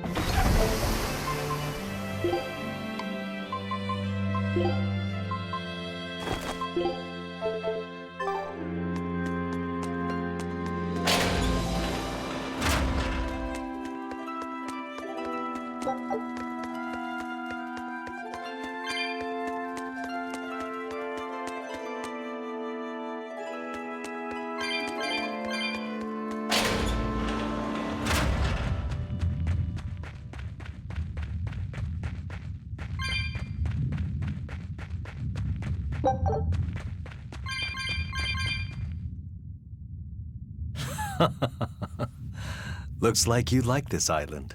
Fly free, noble hawk. Hunt to your heart's content, Groggy. Groggy?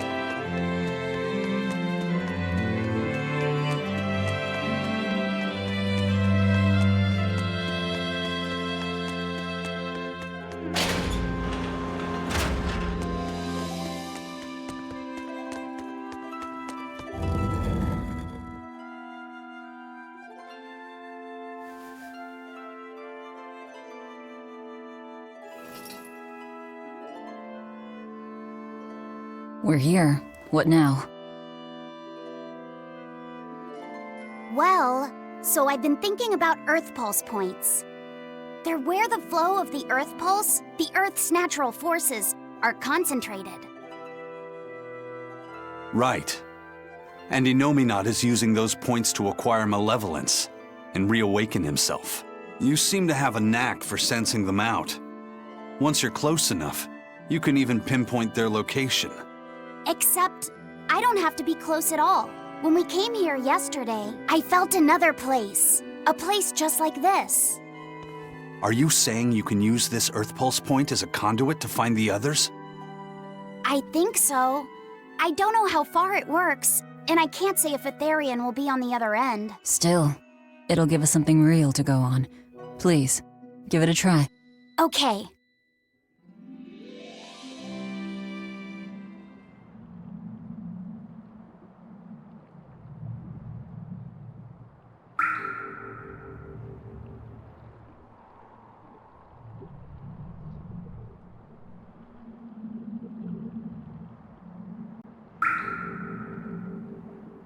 Anything? Yes, I felt it. There are dozens of Earth Pulse points scattered around, but I sensed a few big ones that stood out. So you can even detect their size. Yeah, at least I think I can. This island is one of the big ones.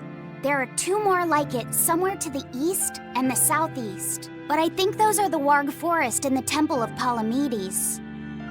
Still, that suggests we're more likely to find Therians at the larger Earth Pulse points. We've got 3 Therians to go. Anything that helps us narrow down our choices is a boon. Yeah, you've done great work today, Laphicet. That's for sure. Thank goodness you're here. You're a marvel. One of the wonders of the world, kiddo. It's not that big of a deal, really.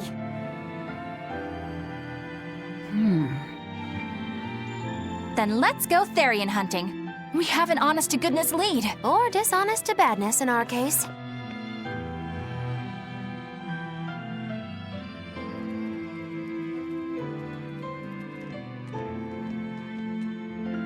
Broke again. Still not good enough. You think it's your swords that are weak? You don't think maybe your body's just stupid tough? No. If it can't cut me, it's just not good enough. I need stronger materials to make a better sword. I'd love to try orichalcum, but getting that stuff is next to impossible. Orichalcum. That's the strongest metal in the world, right? A rare metal that's only been found in ancient ruins, and seldom at that. I've seen fragments of the metal myself, but I've never even heard of a piece large enough to forge into a weapon. I have. I heard a rumor that a block of orichalcum was discovered in an ancient ruin some 200 years ago. Unfortunately, the boat carrying it sank in a storm. From the depths of the earth to the depths of the sea. A sunken ship. Treasure at the bottom of the sea. That would stir any sailor's heart. If we knew where to find it, could it be salvaged? The ship's crew drowned, so nobody knows where she sank. Besides, it's a centuries-old rumor. Who's to say it's even true? Right. No sense in wishing for what can't be gotten. I'm sure there's other material you can use. Even Dial makes a good point sometimes. Hey, what do you mean, even Dial? Even Dial's getting angry. Saying it like that's just weird, Kamoana. Even Komoana's getting weird.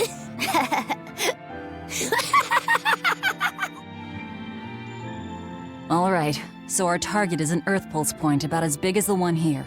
Let's start with the closest one and go from there. Which way is it? The closest one is to the west. Got it. Lead the way, Laphicet. My pleasure.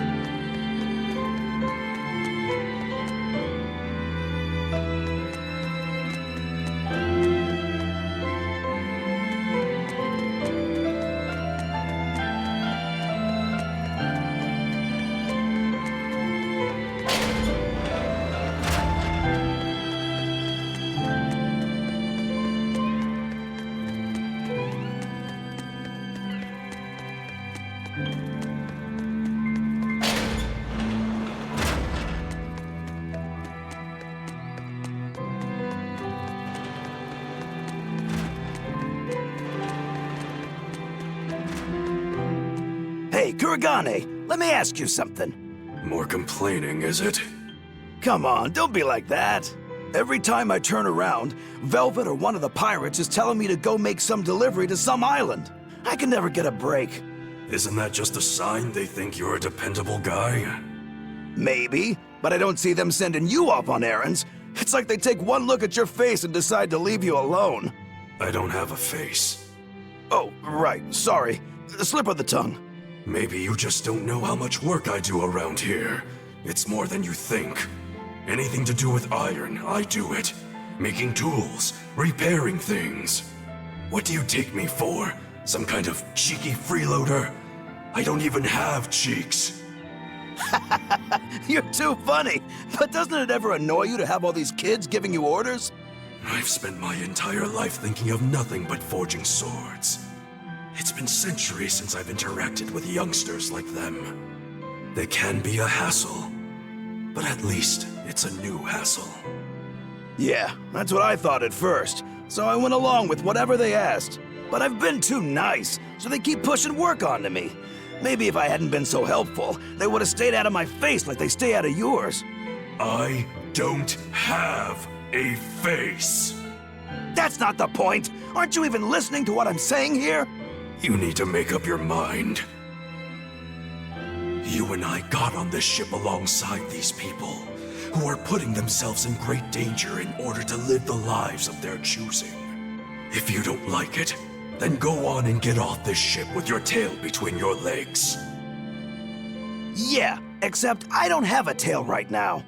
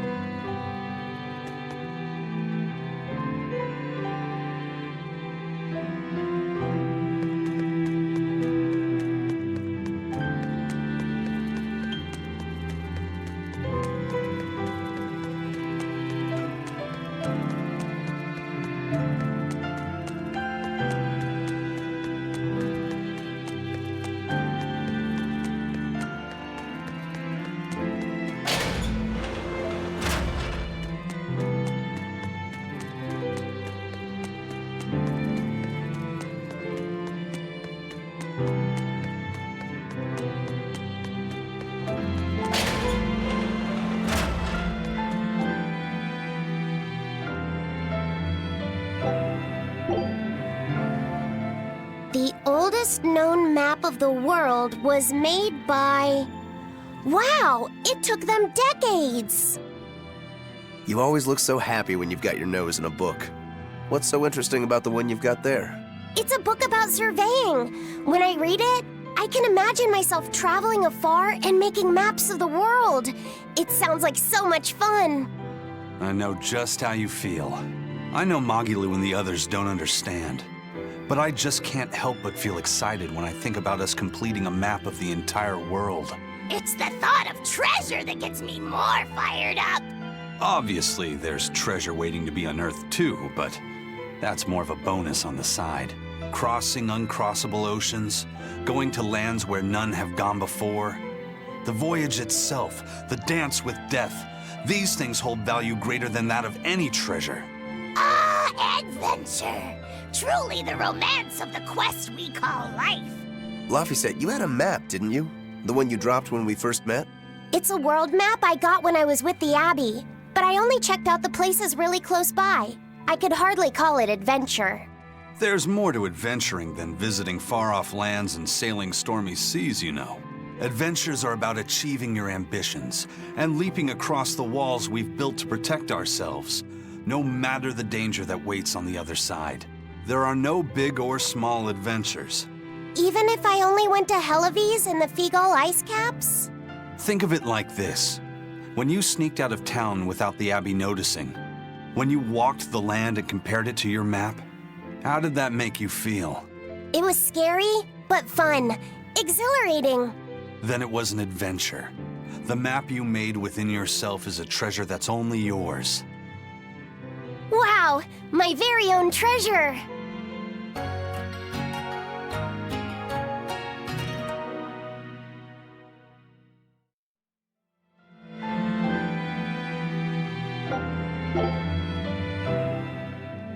Whoa, awesome! I swear, the second he has a spare moment, he buries himself in his books.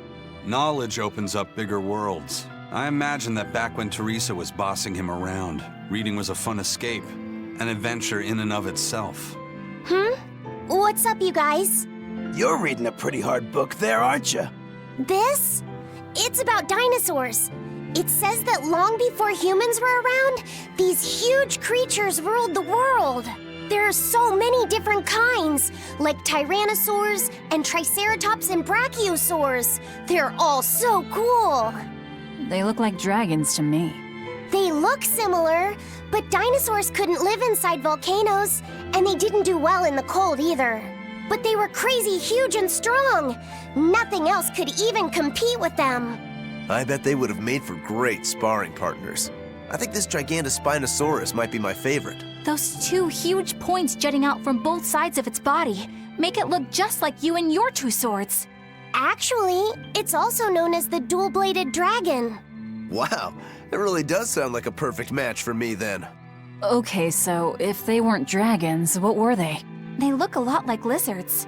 Maybe they're like my ancestors or something. But you used to be a human. Damn, I think I might have gotten a bit too used to this new body of mine. I wonder if their tails can fall off too.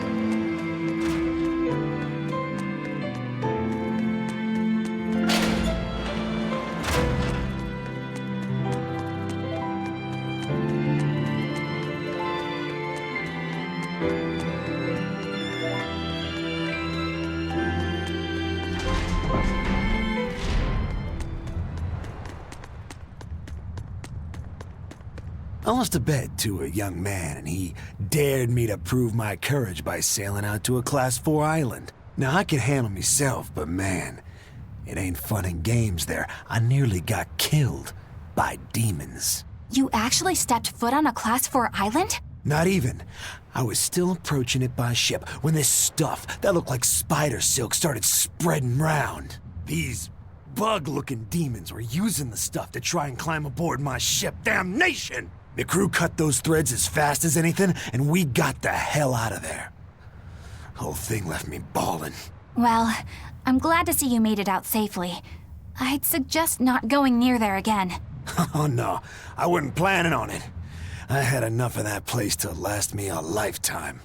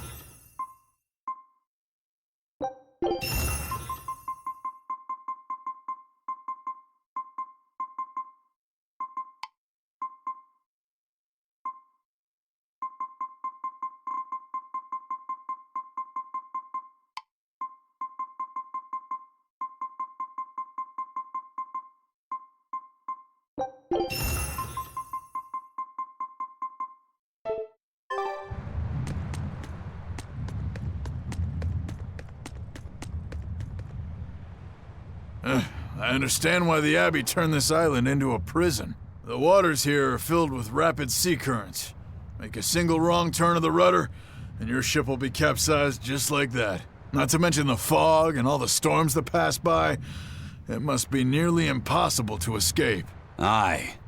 To get on and off this island, you'd need a vast store of nautical knowledge and a skilled hand. Thanks to your curse, Eisen, we've gotten good enough to handle rough seas like this. The storm that kicked up when we made our escape was huge, and all we had were 3 novice sailors. Thinking back on it, we had some seriously good luck.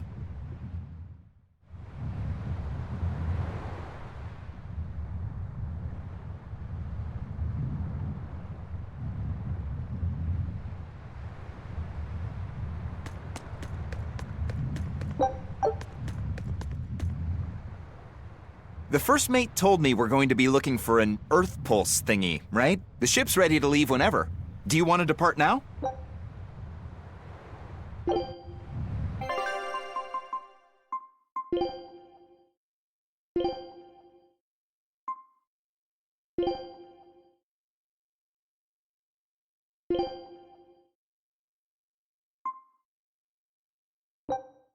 All right. The ship's...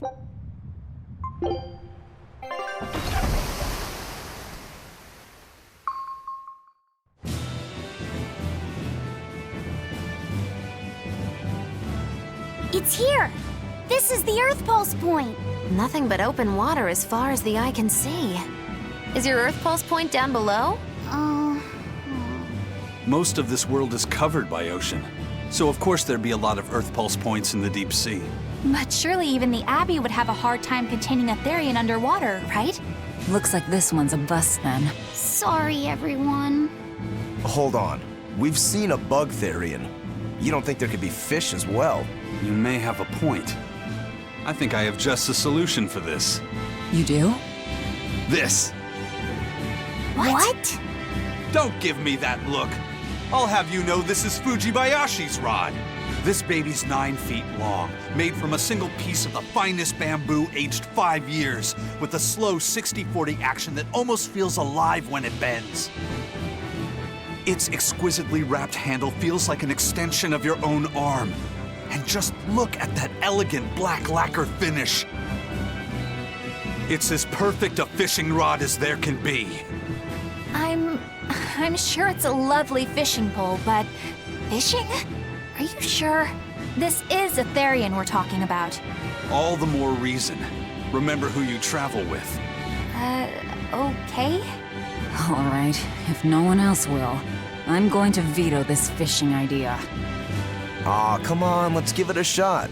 Besides, I'm hungry. Even if all we catch is fish, at least we'll have dinner. I'd love to have me some koi or sockeye salmon. Don't encourage them.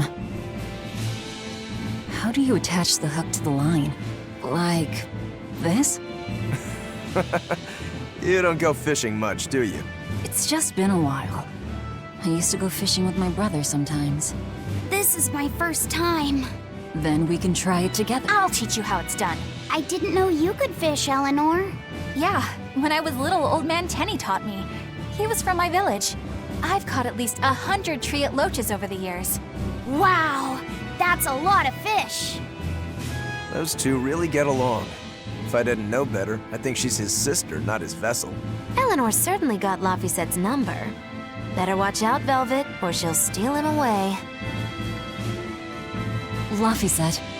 Let's get the line set up properly. First, you take it and thread it through the hook, like so. That looks hard. Hey. Once you get the hang of it, you'll be able to do it with your eyes shut. Okay, I'll give it a shot.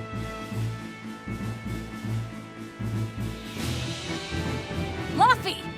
Huh? You mean me? Oh, I was just... Be careful there. Wouldn't want you falling into the water or anything. I'm not a little kid, you know. It's just that Laffy fell in once. A long time ago. Laffy? You mean your younger brother? That's right. You reminded me of him is all. If you say so. Is that all you wanted to say to me? Yeah, that's it. Okay then. I'm going back to fishing with Eleanor. People aren't as easily swapped in and out as fishhooks, are they? Is that supposed to mean something? Oh, Velvet, you gotta get it a lot tighter than that. Here, let me take a look at it. Huh? Oh, all right.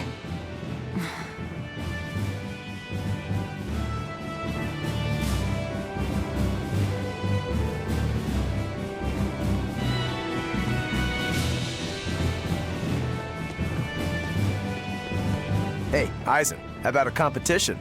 Let's see who can catch the biggest fish. Don't be ridiculous. Fishing is a solitary battle. It's about meditation and self-control. Ooh, aren't you the philosophical one all of a sudden? But I suppose. I can't deny I really want to put this rod to the test.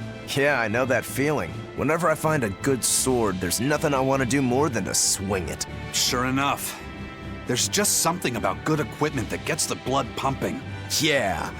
Although in my case, it's usually more like blood spurting. A bit too much blood either way, if you ask me. Listen, we're fishing no matter what.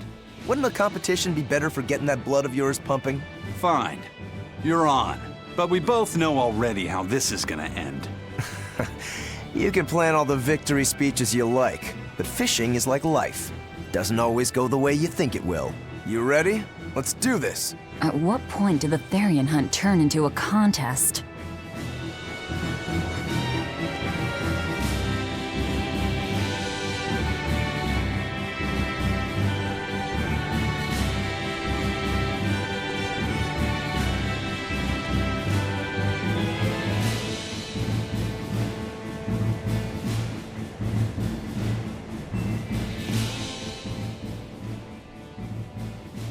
If you truly admired the fishies, you'd never dream of doing this to them.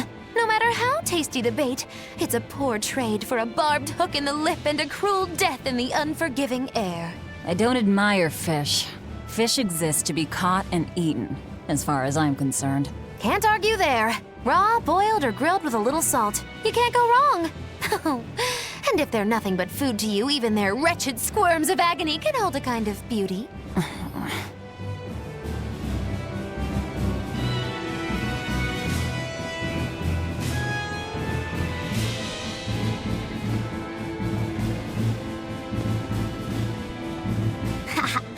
Old Man Tenny sounds like he was a real goofball.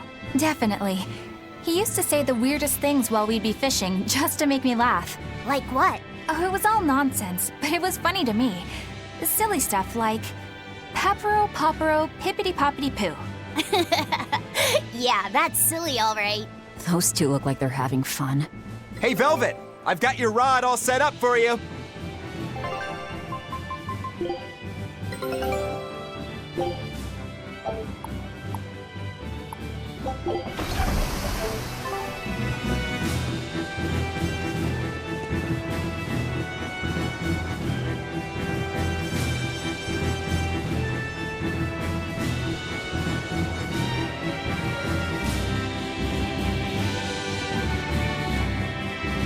This thing could even catch a whale if you wanted to. The rest is up to you. Now get out there and fish up a big one. A Therian, you mean? Might as well give it a shot. It's not like anyone else remembers what we're here for. Oh, something's pulling the line. Stay calm. Fishing isn't about strength, it's about timing. Oh, okay. Got it. Here it comes. You ready? Damn right I am. I'll fillet it before it can even land. If it's a Therian, don't you dare kill it. Now! Heave!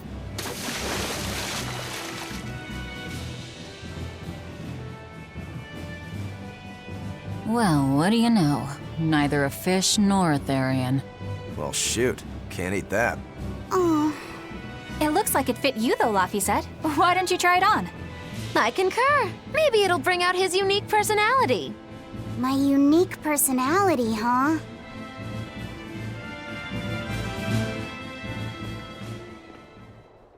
See? What did I tell you? It looks great on you, Laphicet.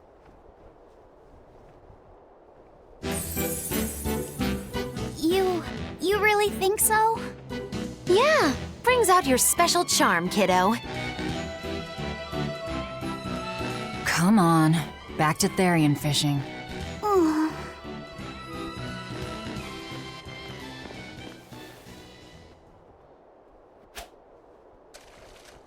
Hey, you don't need to take it so seriously. I have to catch the Therian. Maybe then Velvet will see me for who I am. Not a bite. Oh, quit your grumbling. Who was it who said fishing doesn't always go how you think it will? Spoken like a true, heartless pirate. Oh, hey! I've got something!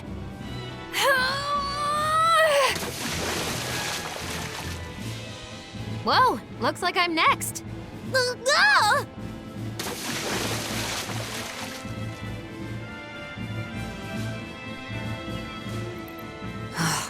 Not a single decent catch. I think it's decent. Huh?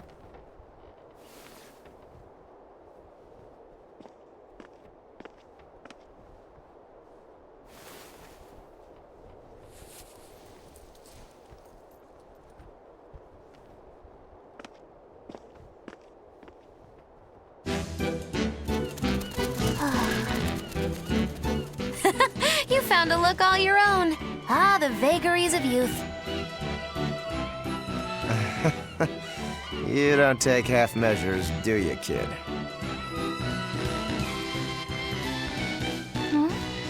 What's wrong, Laphicet? You look ridiculous. Take that off. Stop it! What do you know about me anyway? I know that looks silly on you. All you know is you're Laffy.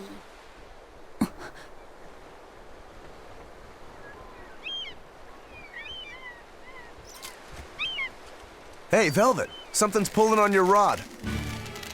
Huh? Oh. It's a big one. Give it everything you've got. I know what I'm doing!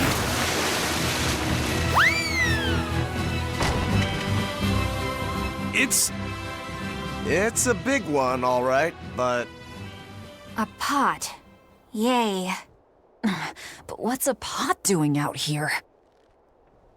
There's something inside it.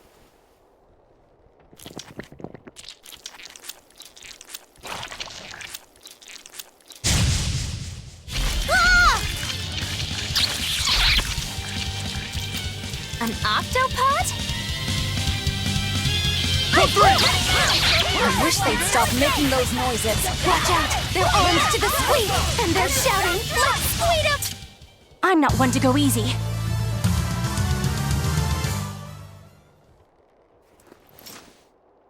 Phew, that was scary. Be more careful before you approach a suspicious object. You think Laffy would have stayed back? That has nothing to do with this! Hold on. There's something else inside.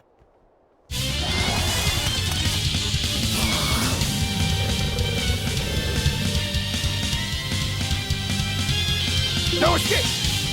Now we gotta fight the shambling dead? A zombopod! For a bunch of dead guys, they're awfully, fleshy. Further support for the healthy octopus. I can't even call that a fight. An octopus army? A horde of undead? What the hell is this pot? Magnificent. To think I'd get to see one with my own eyes. Huh? Is there something special about this creepy old pot? Creepy, you say? That's why these things need to be left to the professionals. Listen and behold. This is none other than a water jug made by the potter Groon during King Clauden's reign. It was a legendary, once-in-a-millennium masterpiece, but it was lost in the Second Warring States period 200 years ago. Assertive yet not ostentatious, the piece draws you in with its stately curves and the subtle shimmer of its colors, which belie a hidden savagery. 2 lectures in one day. Yeah, he's talking gibberish, but that's men in general, I suppose. The lost glazing technique of the Orosaurin is so vibrant, it looks like it could start moving at any moment. Huh?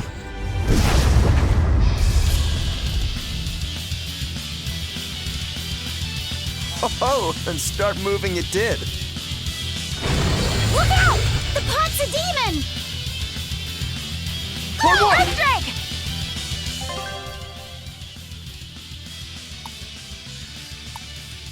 Whatever you guys do, make... Spirit release!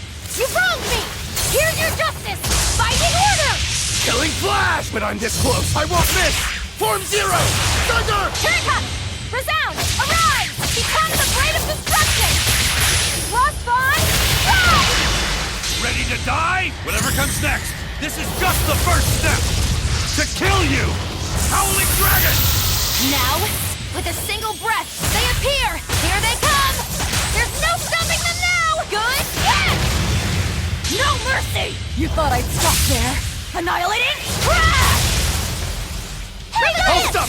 Double haze! I'll help you! 3! Spell Absorber! Fire! Double haze! Hurricane! Shooting star! Come! Disruption! Hurricane! Hurricane! Hurricane! Caution! Shooting star! One! Crash through! Trouble! Don't get him, you 3! Double haze! Double haze! Lightfall! Sword Dragon! Armor Crusher! Double haze! You're the best! For 3! Zero attack! Take that! What in the world? Naughty Fury! Lightfall! Sword Armor Dragon! Crusher! Finish! You're the best! Naughty Fury! No mercy! Wounds I won't heal! Hard to deflect! Lethal pay! Naughty Fury! Like the alarm! No escape! For 4! Hurricane! Lightfall! For 6! Dragon! Come! I refuse to fall here!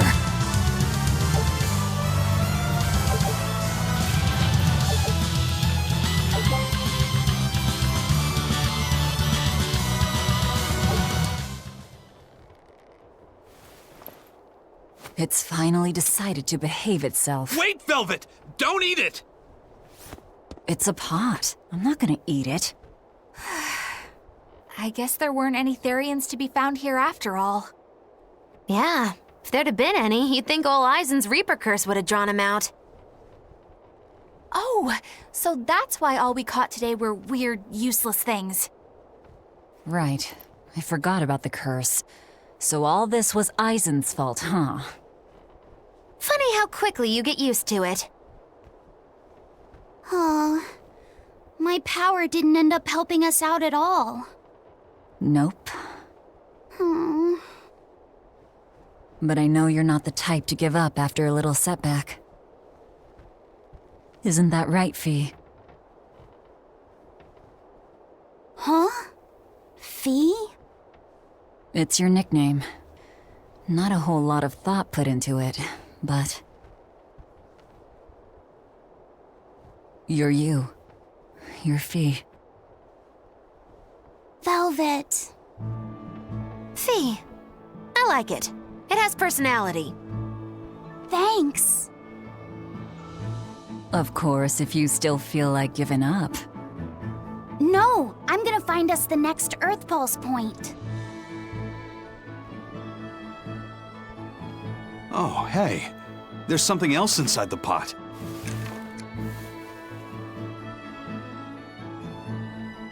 This golden luster, it's orichalcum! I get it now. This must be where that ship sank all those years ago. The one Kurogane told us about. Hell yeah! Kurogane might actually be able to make me an orichalcum sword.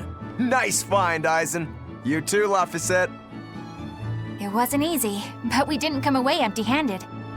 And just getting a chance to fish again was lots of fun. Yeah, I had a really good time too. Even I was entertained. Especially your little costume show, kiddo.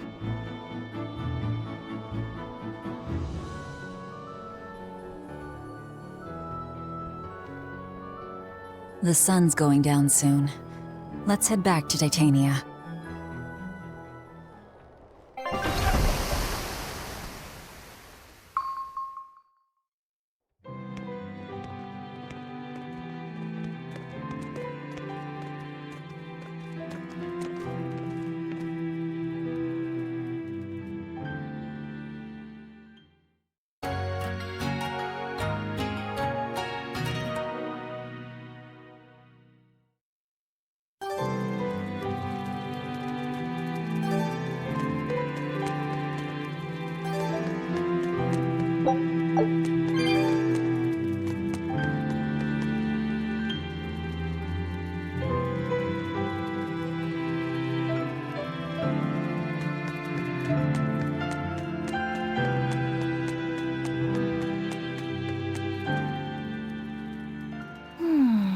What else do they have in common?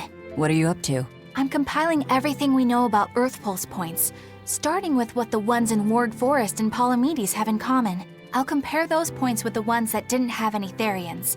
Then, I'll factor in everything I currently know about the Abbey's deployments. Once that's done, I'll match all that information against what we know about the locations Laphicet was able to sense. When that's completed, we should be able to tell which locations are more likely to house a Therian. You're really going all out, aren't you? Must you sound so incredulous? If you're going to do something, then give it your all. There is no other way to live. Right. I'm counting on you then. I'm not doing this for you. This is for me and for Laphicet. Do you even understand why that boy's trying so hard? Yeah, I do.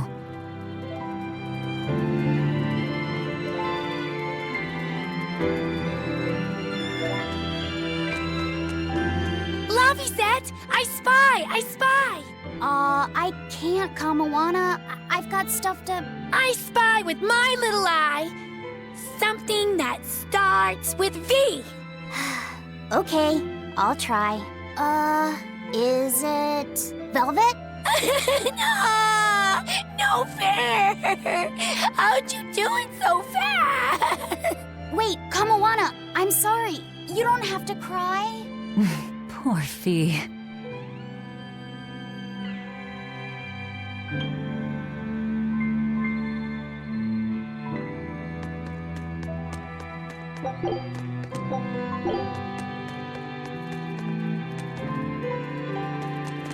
Oh, hey, Velvet.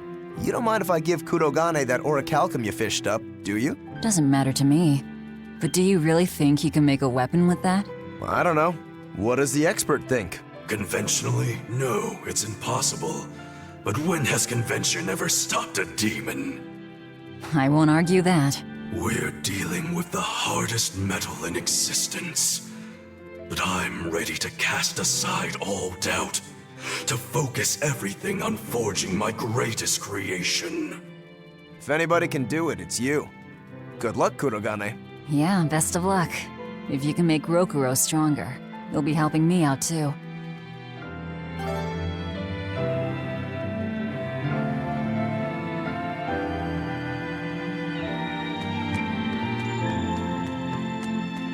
Have you been practicing your dove impression, Velvet? What? No. Now, a performer in Magilu's menagerie has to be more diligent than that. What if we're stopped at a checkpoint and the guards ask you to perform a trick? If that happens, I'll show them my trick where I devour an entire witch faster than the blink of an eye. Oh, that would be a sight indeed. But seriously, if you ever want some magic tricks up your sleeve, let me know and I'll teach you some. Just 10,000 gold each.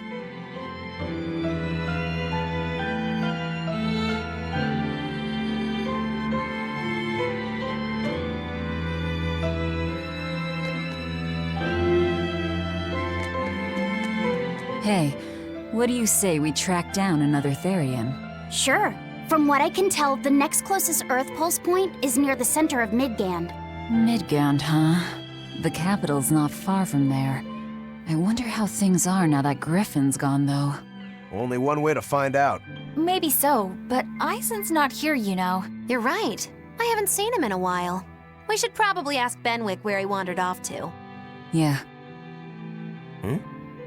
Hold on. There's a letter here. On pretty cutesy stationery, too. Let's just have a quick look-see. As the cold turns bitter and the snow piles up on the mountains, I cannot help but think of you and hope you are in good cheer. As for myself, I am the same as ever, although I recently acquired a rare item that I shall be sending your... It's rude to read other people's letters, you know. Yeah, but how else are we supposed to find out whose it is? Does it say who the sender is? Uzfamewu Wexov. Who the hell is that? Probably someone on this island, if I had to guess. Hey! Anybody lose a letter? Do any of these folks look like the type to write a fancy letter? Point taken. It could be one of the pirates. Why don't we go to the docks and ask around? Fine, just don't forget our mission.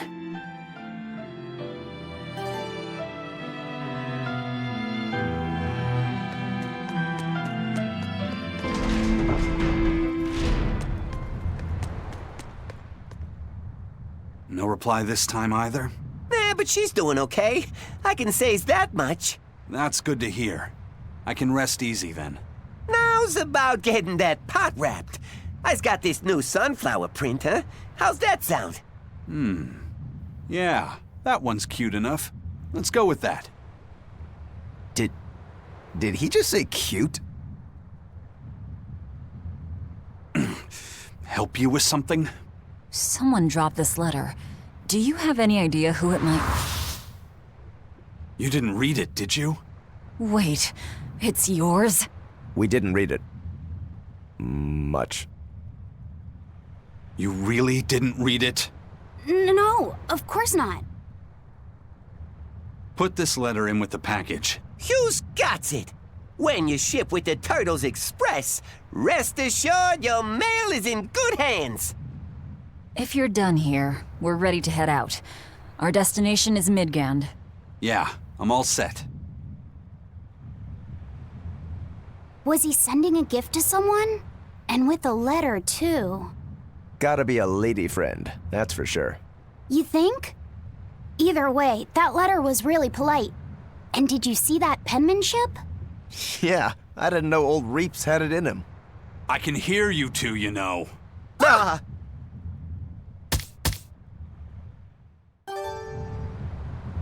Yikes. I noticed you've come up with your little name for the kid. You sure are the sentimental type, aren't you?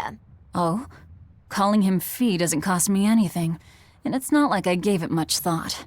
That may be the case, but no one else has taken even that token effort.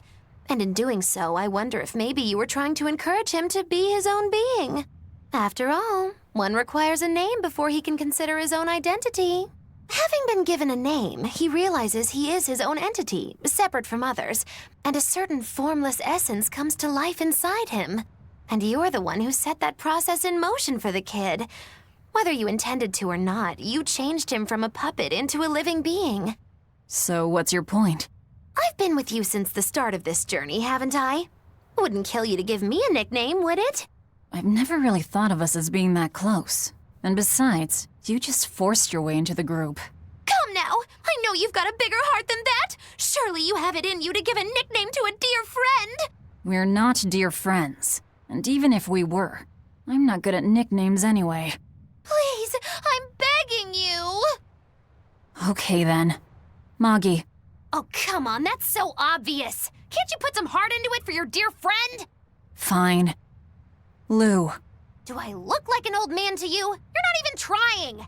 Okay then. Witchy McWitcherton. Interesting. Well, if I had to rank it against 1,000 other nicknames, I'd probably put it at number 1,011. A nickname needs to have charm. It needs to leave a lasting impression. Sure then. Hattie. Now you're just saying what you see! Book skirt. That's not any better either! Ms. Creepy Eyes. That's just an insult!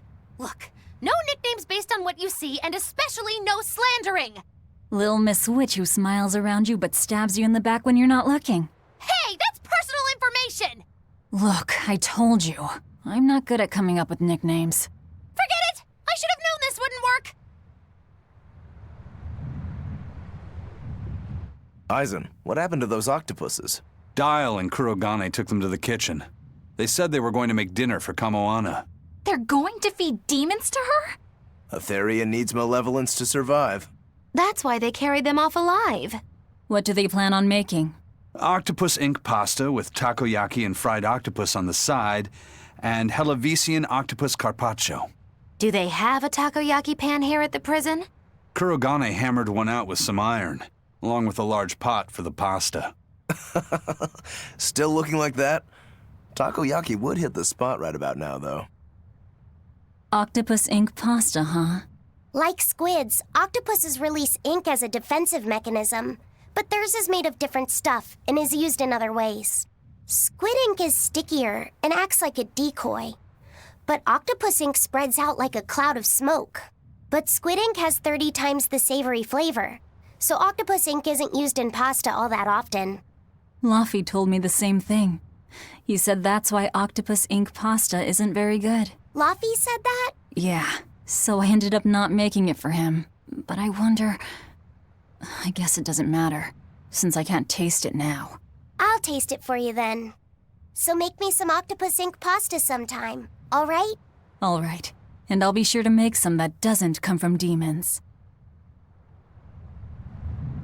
Hey, who did Aizen send that letter and cooking pot to anyway? I don't want to think about it. That walloping still stings. You've got to be curious though, right? Maybe. It was serious stuff. Whoever it is must be important to him. A lover, maybe. Aizen's lover. A child wouldn't be happy with that cooking pot, and a man wouldn't want it wrapped up so pretty. A young woman with Aizen's tastes, then.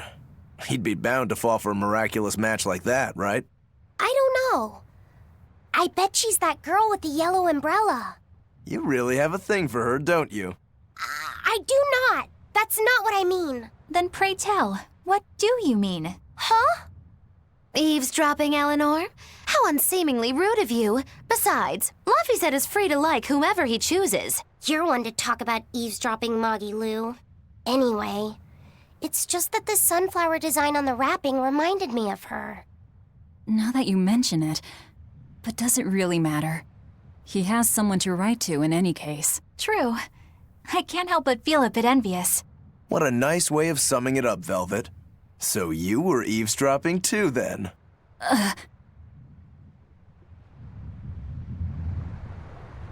Say, what do you think about Eisen? Oh, so that's the kind of guy you're into, hmm? Huh. Not what I'd expect, but... No! I just feel there's something different about him. The way he picks presents, the objects that catch his eye.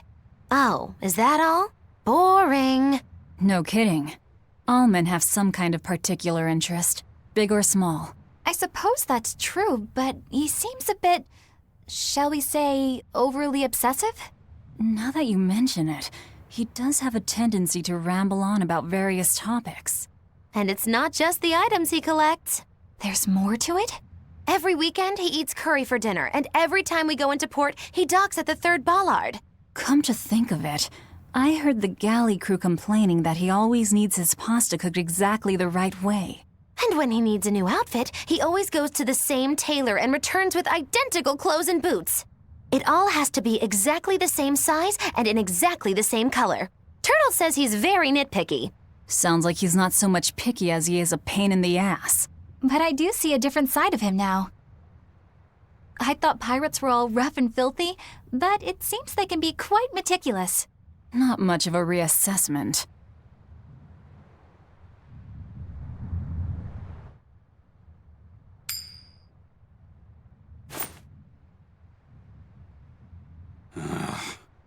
It must not feel great only ever getting tails, I bet. Nah, I don't really mind that much. It's way too late for me to start letting that bother me. Yeah, but wouldn't it be nice to get heads at least once?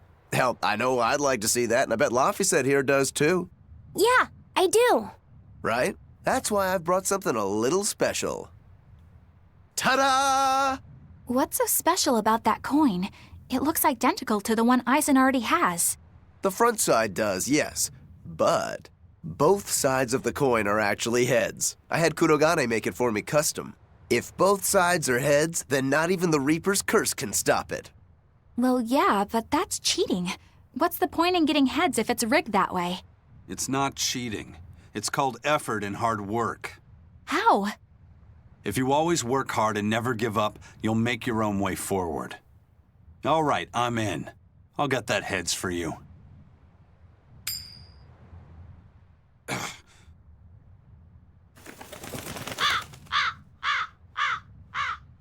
What? That crow just flew off with the coin! Those birds are attracted to shiny objects, I suppose. Damn it! I can't even win against a crow. Don't sweat it. I figured something like this might happen, so I had a backup ready. Go on, give it a shot. You'll show that curse who's boss this time. All right, here goes.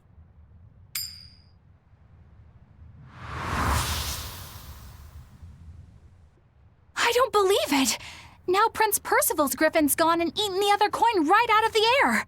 Are you kidding me? Not to worry. I've got a spare backup. It's time to put that curse on notice. Right. Here I go.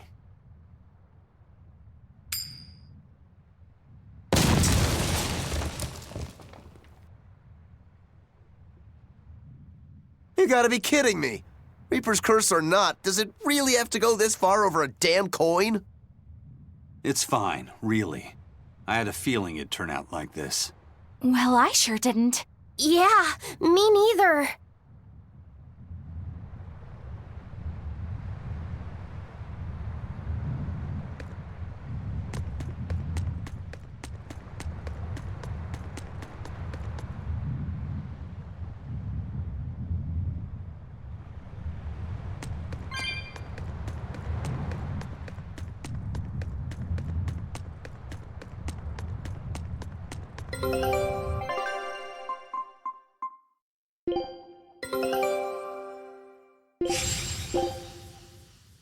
Scout May I ask you a question? What? You're an Earth Moloch, yes? Why live on the sea when your kind sinks in water?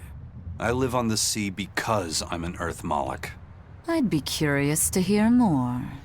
Ifrid used to go on about how we should accept what we were born with. But one time he joked about the idea of a pirate who couldn't swim, and he laughed and laughed. I wanted to clobber him right then and there, but it wouldn't have changed the fact that I can't swim.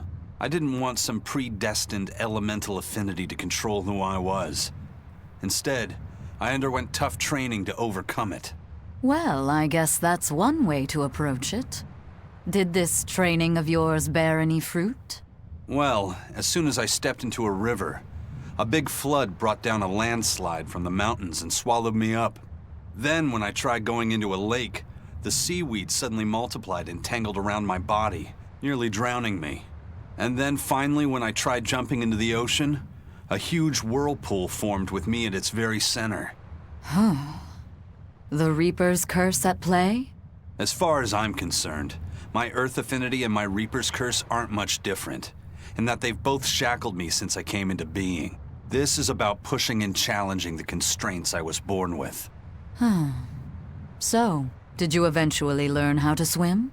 Pretty much, yeah. As long as I never let go of my portable life preserver.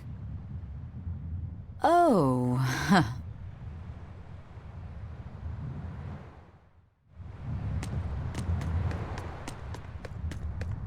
Hey, Eisen, is there, anything we can do about the Prince's hawk? Griffin, I mean.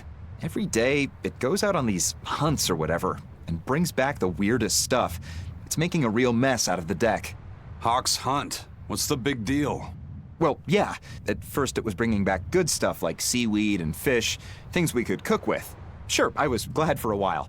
But then it started to escalate. Now we're talking 150 kilo ambercants and 350 kilo killer swordfish that it's catching.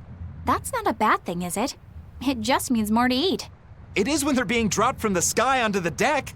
Especially those killer swordfish and razor-sharp bills. What if somebody gets run through by one? Can't you just warn the prince that his bird needs to be more careful?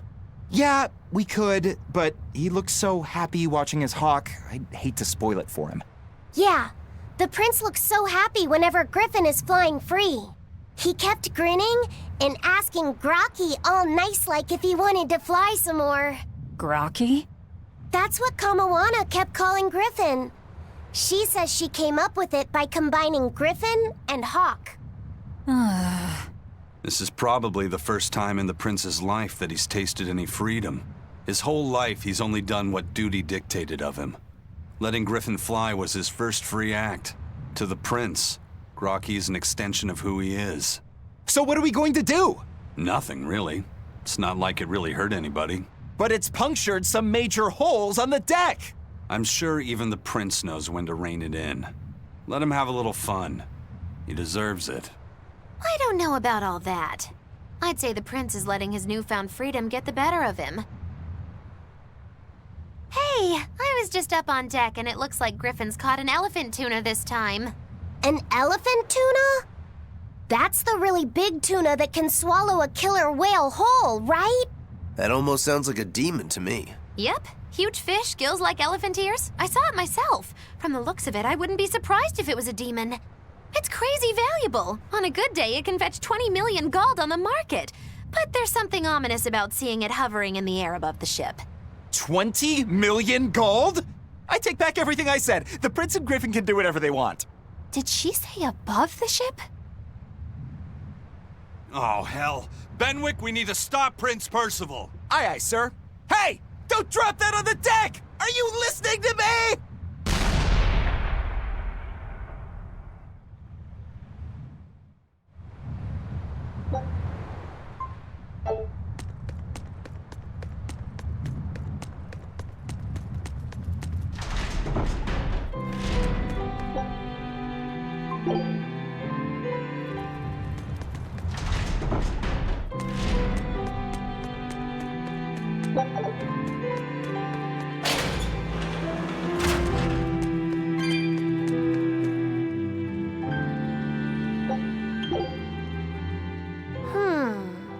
Did you ever figure out if that bug was a stag or a rhinoceros beetle?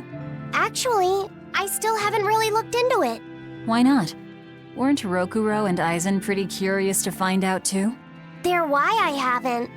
They both have really strong opinions, and they both make a believable argument. And if I determined it was a new kind of beetle entirely, my decision would change the very course of their fates. Their fates? I think you're exaggerating things. Hey, what are you guys talking about? We're still hashing out what that Rhinostagros really is. Kiddo here's holding off on his final decision because he's worried about how you'll take it. You're both adults. Can't one of you just give in so we can move on? It's a rhinoceros beetle. I'm not backing down on that. No, it's a stag beetle. Why not just take off the pointy bits? Then we can all agree it's just a plain old beetle. Simple. Sounds good to me. Don't even joke about that. If you took away my swords, I wouldn't have anything left. Same thing goes for a stag beetle and its pincers. And taking away a rhinoceros beetle's horns is disrespectful to its way of life, and to even suggest it is just plain wrong. No, if we're going to argue it out over this, we need to exhaust every possible angle before coming to a conclusion. It's the right thing to do. Madam Eleanor! Here's that field guide to rare insects of Midgand you wanted me to get you. Thanks, Bienfu. Surely this book will have something about that bug. Yeah, here it is. This beetle's real name is... Argonathocrassus, the thick-jawed beetle. It's named for its jaws? That must make it a stag... It's a drone beetle. The field guide says it's a really rare variety, too. I guess that's that. No, you're wrong. It's a brand new species. I call it the Laphicet Rhinostagros. That's my decision, and I'm not backing down.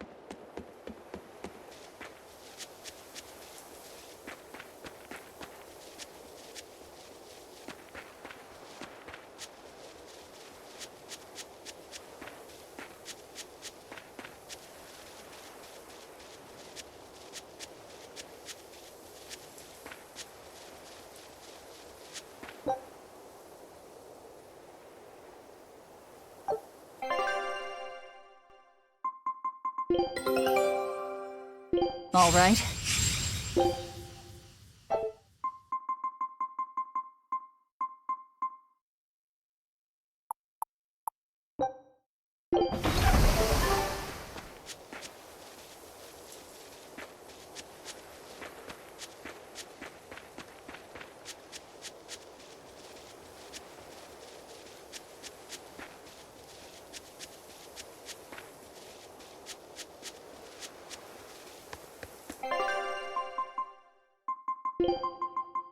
If I'm in this, I'm in. I'll devour anyone. You want me in?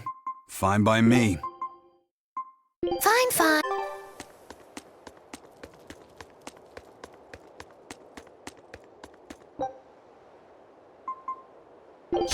I'm extra good at beating up the weak ones.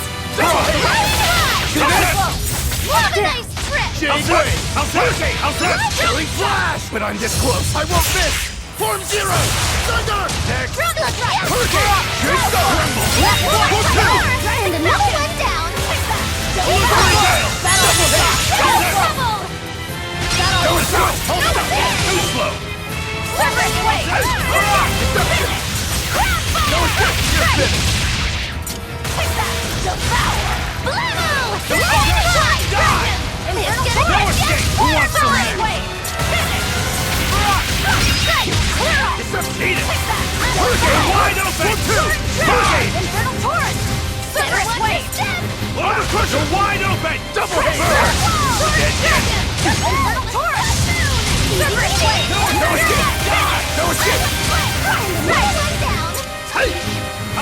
No mercy!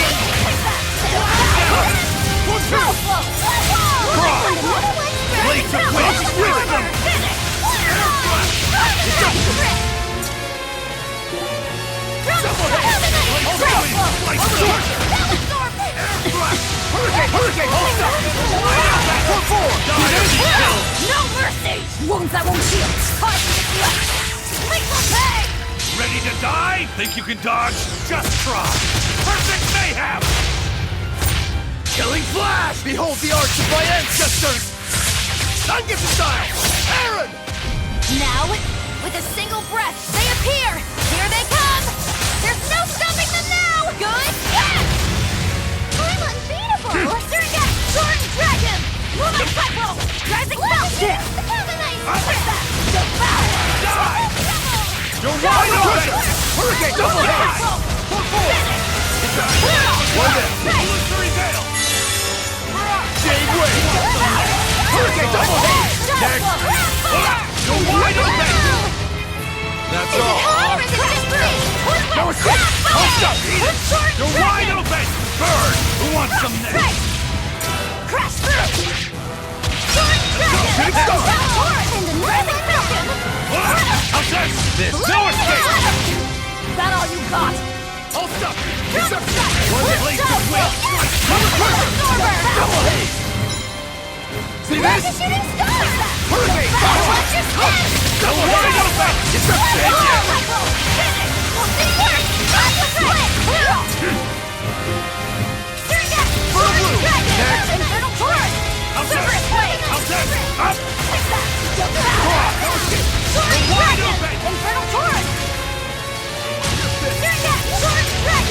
Infernal blue! See this? No escape! Dagger's power! For fun! No escape! You're wide open! Hurricane! Shooting star! No escape! You're wide open! Devour! Drowning strike! Jade wave! I'll stop you!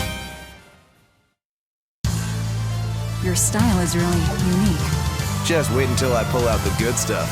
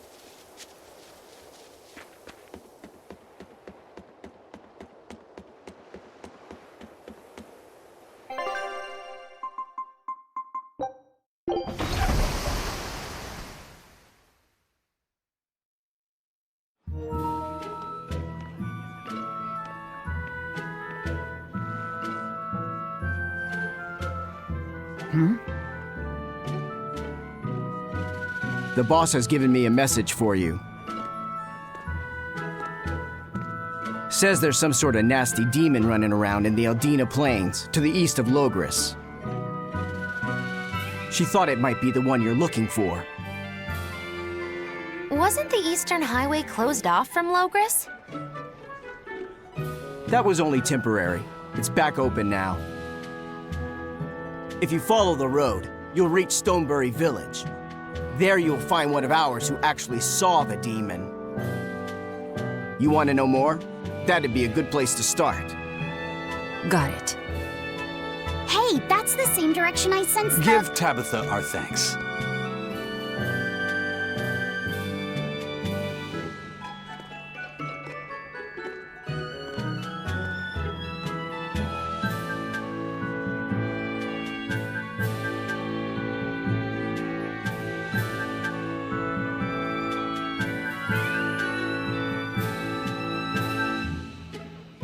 It's looking more and more like we're on the right track. We ought to go check out that Bloodwing story. Then let's start by going to Stonebury. Hey, Eisen, did I say something wrong back there? No. I just didn't think we needed to give the Bloodwings any information for free. Huh? He means the Earth Pulse points, kid. We're the only ones who know about them. But aren't we on the same side as the Bloodwings? We're not enemies with them. But I wouldn't go so far as to call them our friends either. That's just how it goes in the underworld. Things can change at the drop of a hat. A poison hat. But how are they supposed to trust us if we don't show them trust in kind? That messenger knew our faces, even though we'd never met. He was here waiting for us, even though we hadn't told anyone where we were going. You're right! We hardly know the first thing about them, and yet they seem to know every move we make. They could easily sell us out if it struck their fancy. They'll work with us as long as we're a useful ally in their resistance against the Abbey. But the more tricks we can keep up our sleeve, the better. We've got each other's back, but only as long as we hold a knife up our sleeve. That's what counts as trust in the underworld. That sounds terrible. But at least you can trust that Tabitha's cooking will be tasty. Can't argue that. This is everyone's first time to Stonebury, right? Why was it blocked off? Demons? No, there was a great tornado on the Eldina Plains that swallowed up a whole merchant caravan. Hundreds gone in an instant. The cooling of the climate is causing bouts of odd weather. Thunderstorms, heavy downpours, and the like. Correct. The Abbey is keeping a tight guard on traffic through the affected areas. If it's open now, that must mean the tornado is gone. I wonder what sort of place it is. It's quite lovely. In the vast forest to the east, you can find gemstones, and it's teeming with rare plants and insects. The locals trade only as much meat and hides as they need, and they live peaceful, quiet lives. You sure know a lot about this place. It's where the Norman he first fell in love with grew up. Yeah! Please don't embarrass me. Though we are apart from each other now, our hearts are still as one. Immediately after you and I made our pact and set off, she fell in love with some macho Norman and moved away. What? Why haven't I heard about this? How long have you known? Oh, I don't know. Maybe I found out during my long search for you. Or maybe it was right after we left. I remember leaving something in the village and going back to... Oh well, not like it matters. It does matter! There's no sense in crying over a fickle girl. Come, Stonebury awaits.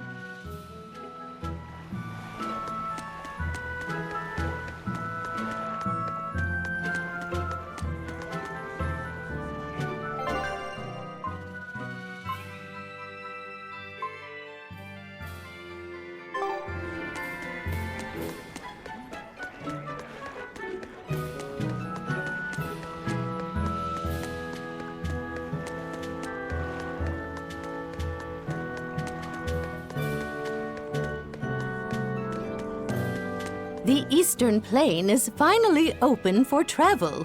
I hear that the people of Stonebury are alive and well. My husband and I can breathe a sigh of relief.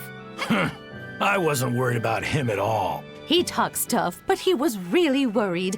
Oh, sorry you don't know who we're talking about. It's his apprentice. What kind of apprentice? My husband's an architect. Even the royal family and the Abbey commission his work. He's been at the docks here on a job. He just finished and we're about to return to Logris. These people don't care about all that. Why did your apprentice go to Stonebury? He's young and talented, but a bit eccentric. He said he wanted to help create a new town, so he set off to the frontier. A craftsman has to focus on his work. Creating a new town. Ha! He should know his place. But my husband didn't disown him. That boy's fearlessness reminds me of my husband when he was young. So you understand how he feels then? I didn't say that. If he thinks he has the talent, he's free to do as he likes. But if he doesn't follow through with it to the end, I'll be done with him. Did you hear that? He thinks the boy can do it. If you ever find yourself in Stonebury, go visit that boy's workshop. Right, I'll do that. Sorry about my husband. He can be a real grump. Don't worry about it. I'm pretty used to people like that. Hey, what's that supposed to mean?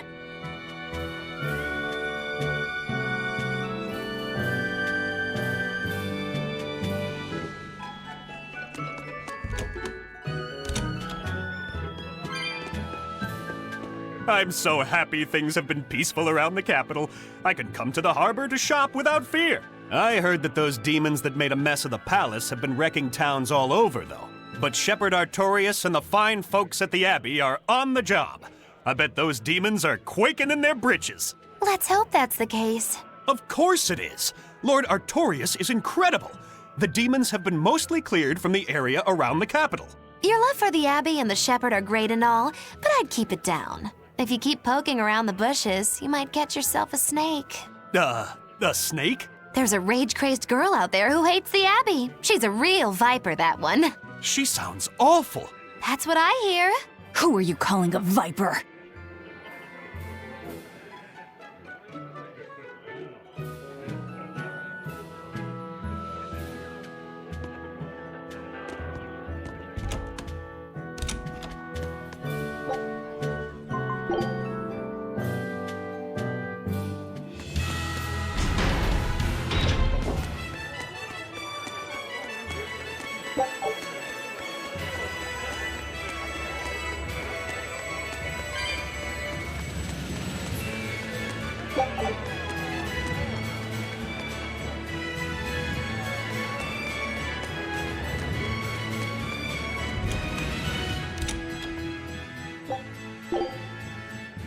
Velvet! Let me in this instant!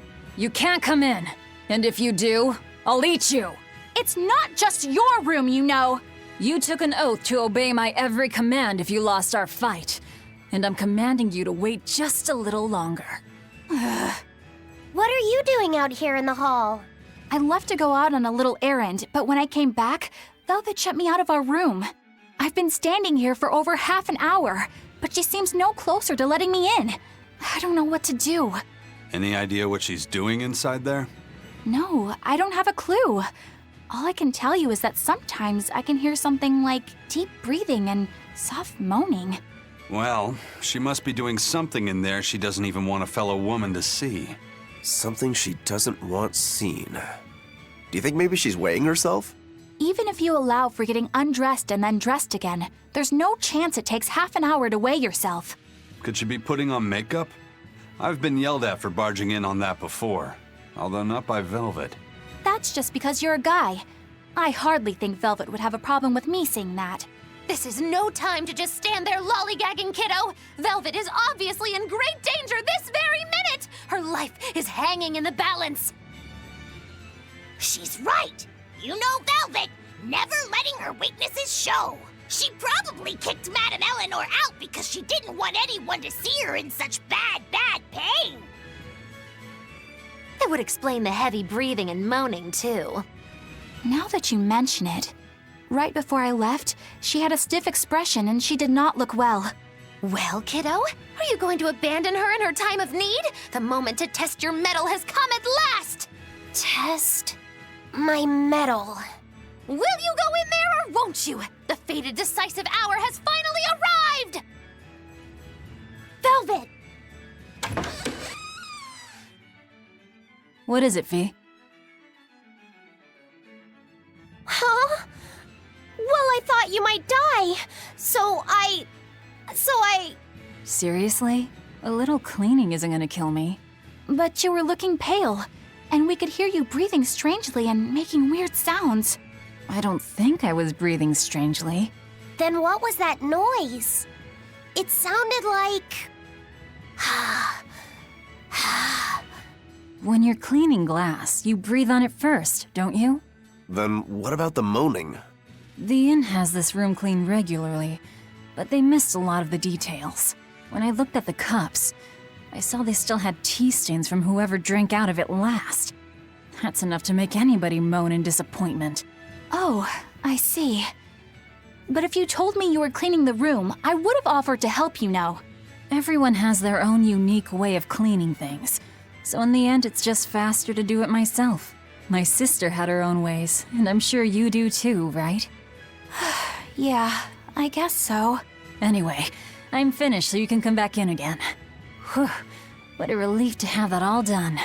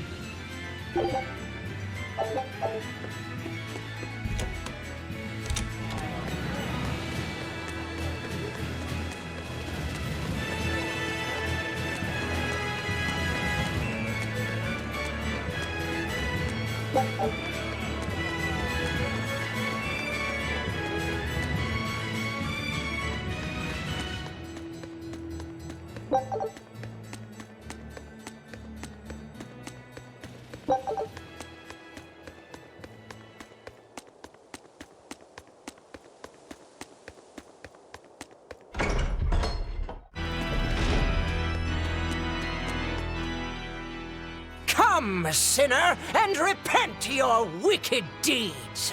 Are you talking to me? Yes, you, with those eyes that would belong on the Reaper's face. Oh? I'm sorry for bothering you, sir. If you don't have anything you need to confess, that's fine. No, actually, there is one thing I'd like to get off my chest. Of course. Go right on ahead. This all happened a long time ago. But this Turtles brought over a painting by the master artist Beryl Benito. It was a gorgeous work of art. Too beautiful for words. The price was a little steep, but I couldn't help myself. Only later, I found out it was a total fake. So, you want to repent for letting yourself be guided by worldly desires? No, buying it was my decision. I don't have any regrets. Even if the painting itself was fake, my heartfelt admiration for its beauty was real. What are you going on about? Did you say something? No. Then for what do you wish to repent? The truth is, when I saw that painting, I didn't have enough money on me. So I swiped 100 gold from my little sister's hidden savings. That's the one part I wish I'd done differently. I see. Fear not, my son. No matter what the Empyreans may decide, I know your sister would forgive you. I hope so. Come, sinner, and repent your wicked deeds. Do you mean me? Yes. Or at least I would. But perhaps you're too young to have done anything to repent. No. There is something. I've kept it a secret so far, but I'll confess it now. And I shall listen, my son. Not too long ago, I found a slug in the forest. And I read in a book that if you sprinkle salt on a slug, it'll shrink. I wanted to try it out for myself. So you sprinkled salt on the slug. It's true, that was not a good act. But if the experience taught you to respect life and its fragility, then the slug's sacrifice was not in vain, and... No, that's not what happened. I messed up and I put sugar on the slug, not salt.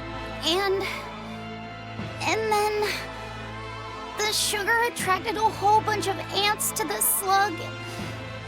And it was awful. Ugh. I'm so sorry, Slug. You didn't deserve that. It's okay. I forgive you. It was all a terrible accident. There's one more thing. I wanted to see what would happen if I poured sugar water down an anthill. And I'm sorry to you too, ants. Kids can sure be weirdly cruel sometimes.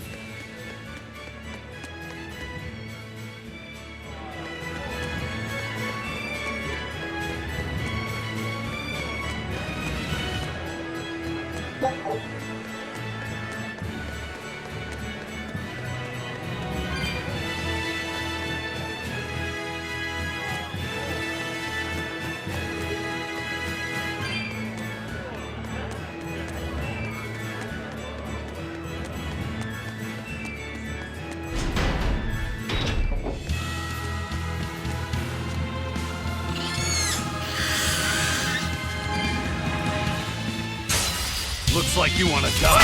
Archie Fury!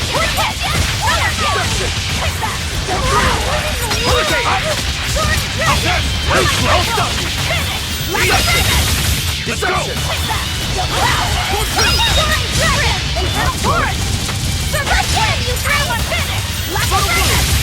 Deception! One down!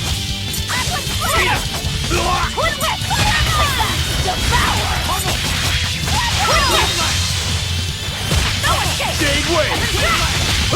Deception! Vengeance!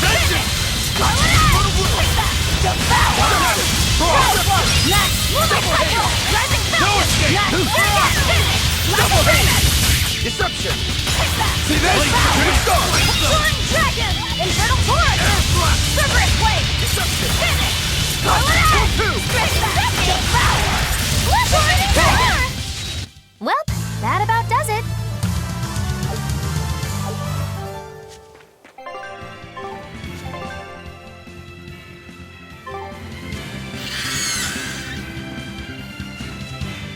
I think I've finally gotten used to it. Used to what? Your powers. I think I finally got a handle on them in a way that feels right. That's good. Hopefully you won't faint anymore. Yeah, and I'll keep learning too. I hope we can make this work out. Yeah, definitely. Fingers crossed. What's wrong? Nothing. Hey! When you and Eleanor made your pact together, she gave you a true name, right? Was it a good one? True name? What's that? It's a special name in the ancient tongue given to a Moloch as a necessary step in forming a pact with a human. I gave Bienfu the name Fushi-Cass. It means thing. That's pretty messed up. It's just my own little way of showing affection. So what kind of name did you get, Laphicet? What's the matter? She didn't give you a really weird name like Magulu gave Bienfu, did she? If you're not happy with it, I can talk to Eleanor about it later. So go on and tell me... I'm fine with it. And I can't tell you anyway. Well, you don't have to get so worked up about it. A true name is not something a Moloch just casually divulges to others. They carry a special meaning to us. Speaking it to anyone other than our Pact Keeper carries a special meaning. Between comrades, it means we trust them with our lives. In other cases, it's... Practically a confession of love! You could have said something sooner, you know. Laphicet's at a delicate age. You should be more careful in the future. Oh, really? It's just another way of showing affection. I'll finish this quickly.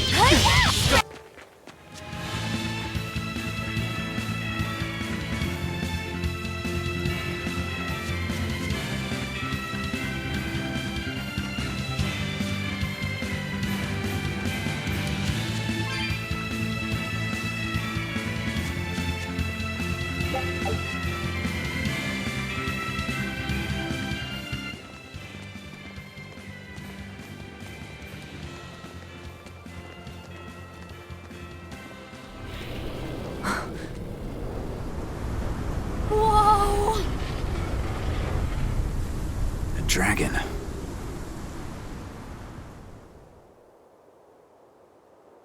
That's gotta be the demon Tabitha wanted us to know about. It's flying free, but could it still be a Therian? I just felt an Earth Pulse point. It's that way, somewhere near the top of that mountain. Let's check it out.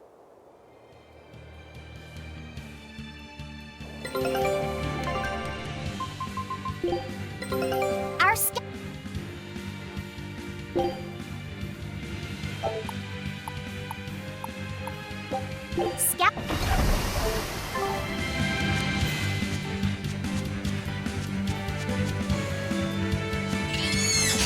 Not worth my time. Ready to die? Think you can dodge? Just try. Perfect mayhem! Hold up! No mercy! Wounds that won't heal! Hard to deflect! Lethal pain! Max double hit! Armor crusher! Dragon! Infernal die! Gonna get you! Hurricane! Double hit! Double hit! Dragon! Come on, really?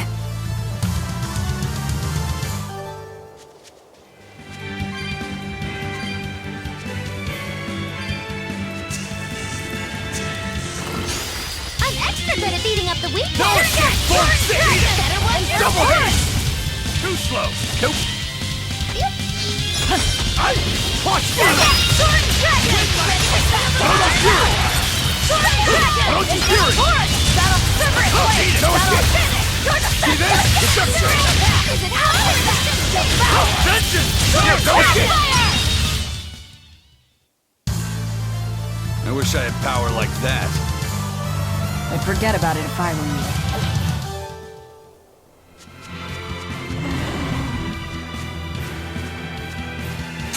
You'll be rust on my blade. Let's go! Killing flash! But I'm this close. I won't miss! Form zero! Thunder! Is it hot or is it just Sword Dragon! Infernal Torch! You're wide open! Burn! Hold up! Despair! Double the beacon of hope! Infernal Torch! Deception! Hurricane! Is that all you got? Is it hot or is it just Sword Dragon! Infernal Torch! Wind lash! Gave way! Blaze of wind! Slice them! Sword Dragon! Infernal Torch! Blast! Don't you fear it! Phalanx Ray! Battle Stormer! Take that! Hold up! Sword Dragon! Finish! Phalanx Ray! Hold up! It's pressure! Too slow! Who wants some next? Dragon! Infernal Torch! Take that! Shooting star! You're wide open! Sword Dragon! Infernal Torch! Dark despair! No escape! Beacon of hope! Phalanx Ray! Double haze! Battle Stormer! Take that! Sword Dragon! Fury! Infernal Torch! See this? Phalanx Ray! Watch it! Crush! Devour! Armor crusher! See this? Hold up! Tremble! Blast them! Finish! That's all, huh? Take that! Blaze of wind! Slice them! Dragon! Shooting star! Air blast! You're wide open! Who wants some next? Who wants some next? Take that! Devour! See this? You're wide open! Come on! Put up some fight, okay?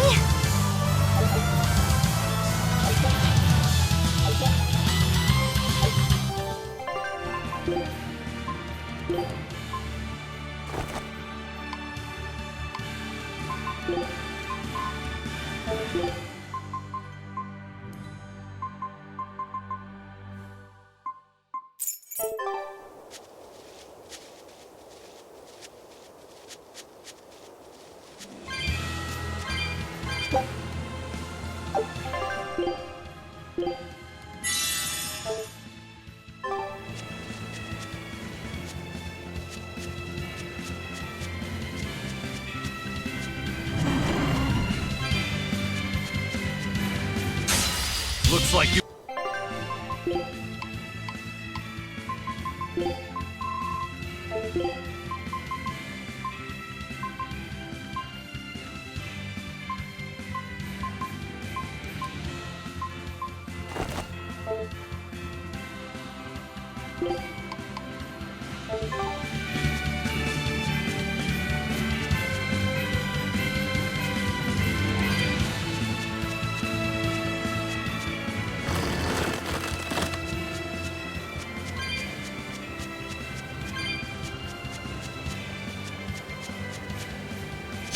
Not worth my time.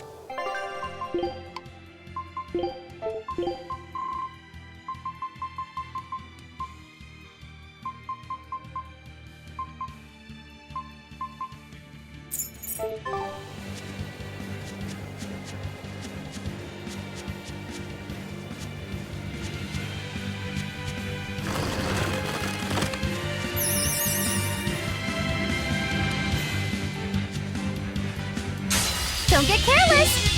You're wide open! Tremble! You're wide open! Is that all you finished? Gave way! Dragon! Infernal Torrent! You're wide open!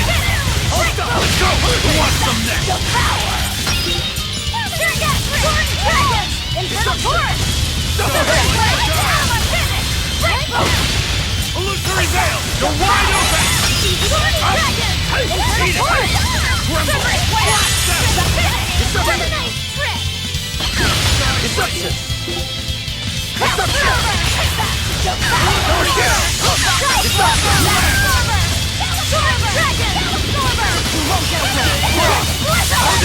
Reaper's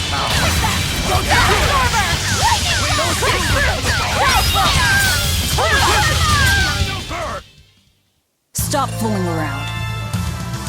But I'm serious about my fooling around.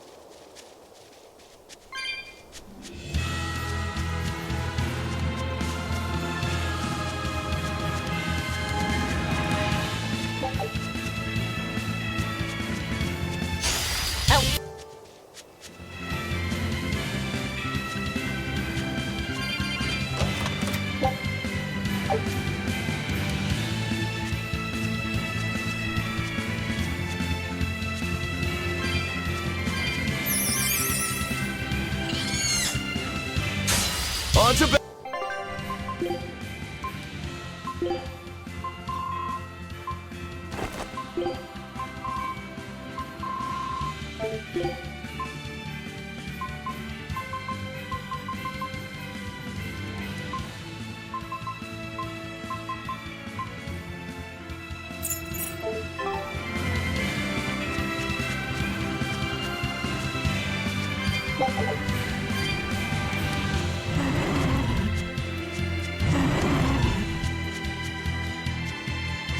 Don't get careless.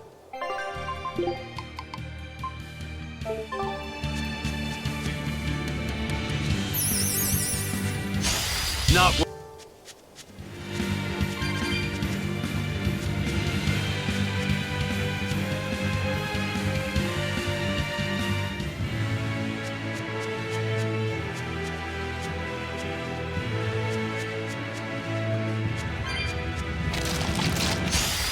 not worth my time. Sword and Dragon! Don't you get that? Blades of Wind! Spice them! Twin Whip! Vanishing Thunder! Heaven's Wrath! No escape! No escape! You really do have a peculiar air about you. Yeah, I don't think you're one to talk.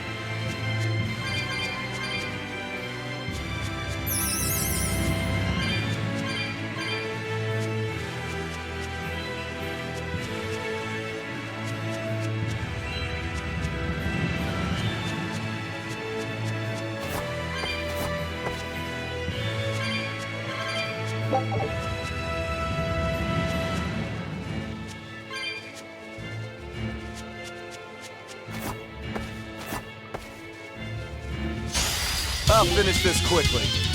Turn down! Sword and Dragon! Frost! Okay, hold up! One down. Blades of Wind!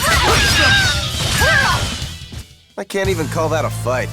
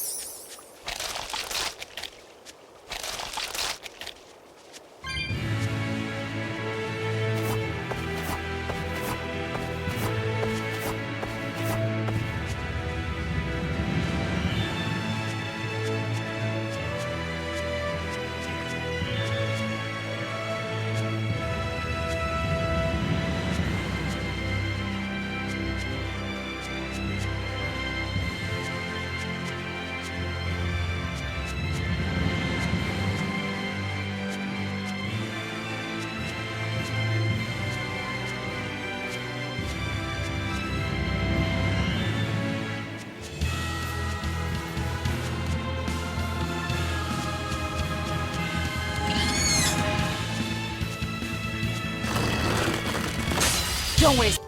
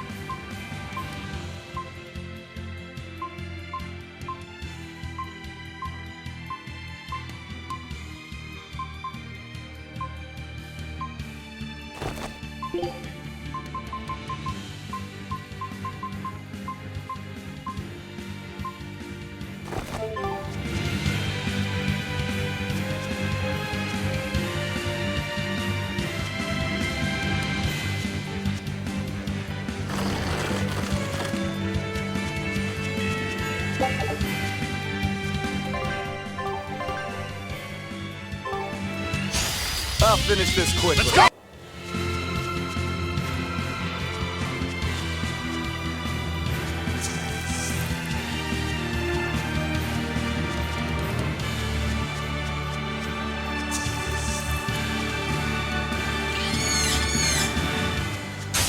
You'll be...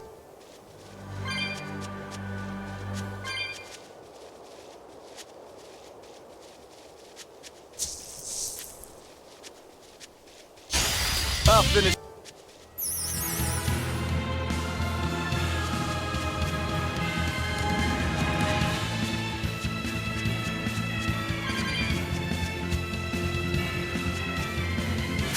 I'll finish.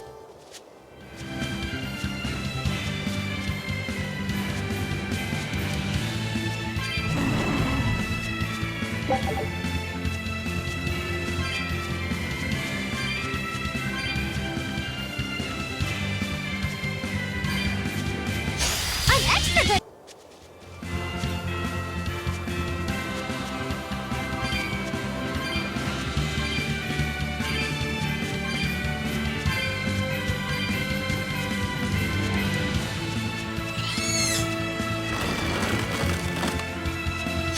Not worth my...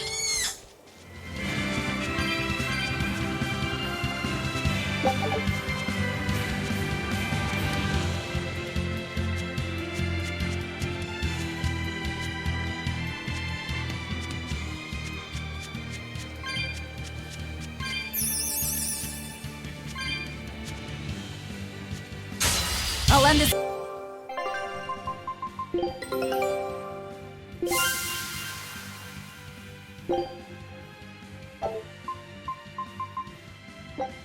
Scout ship setting sail.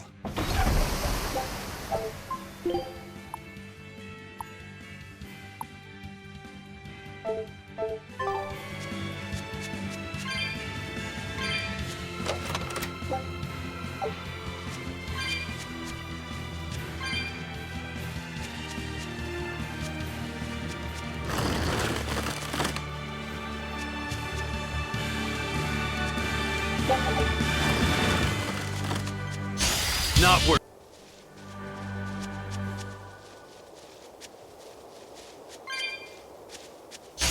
Not worth...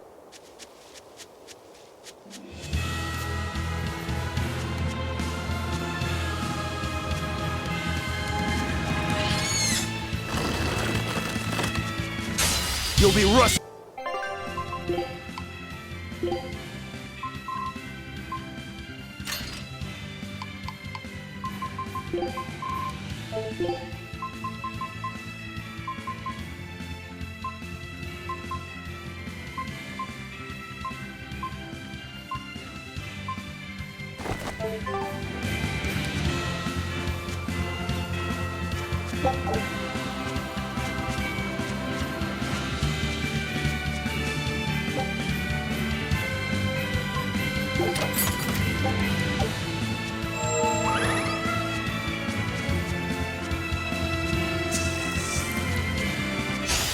I'm extra.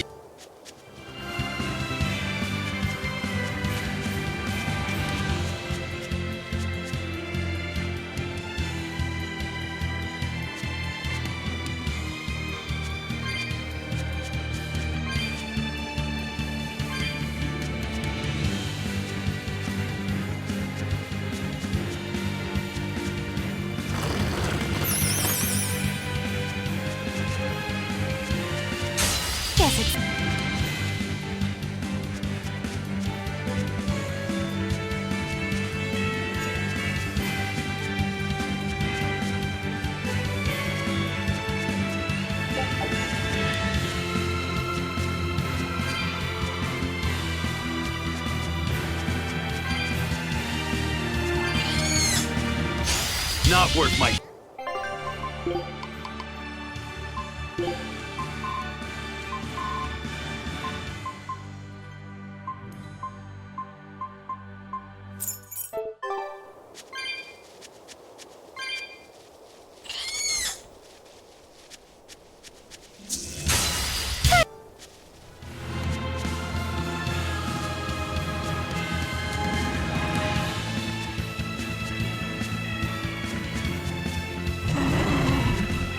Not worth...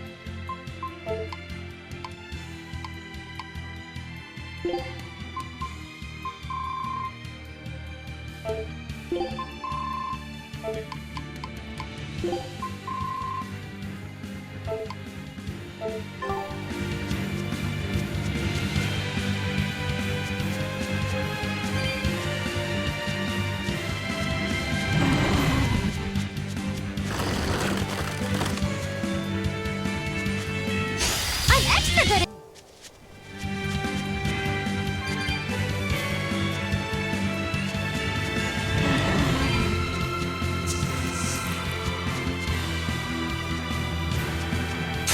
On to bat!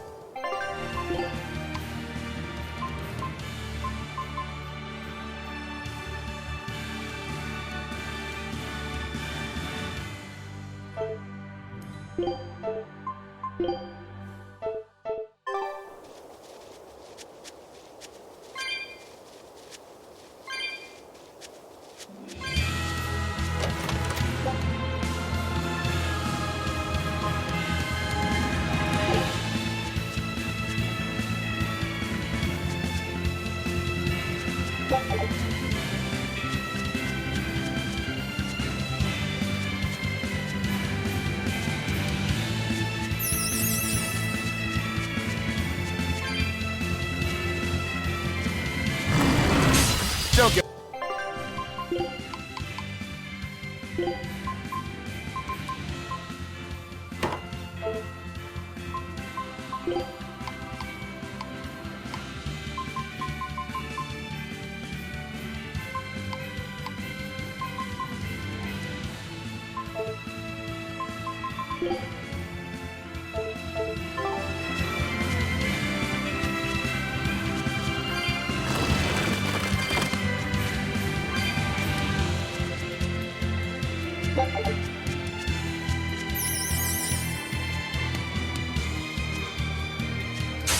Everyone...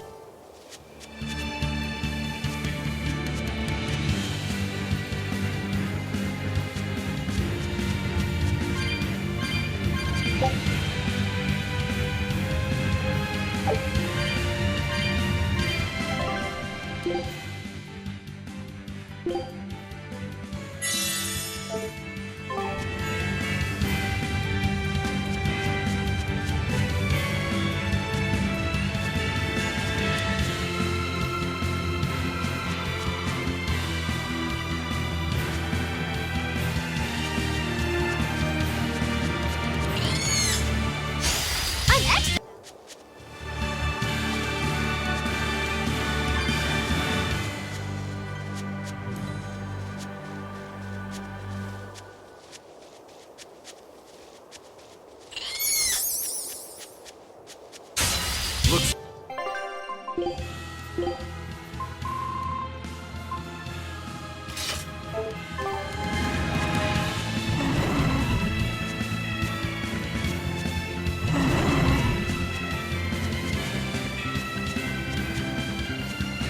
I'll finish. I knew this would be big. What a treasure!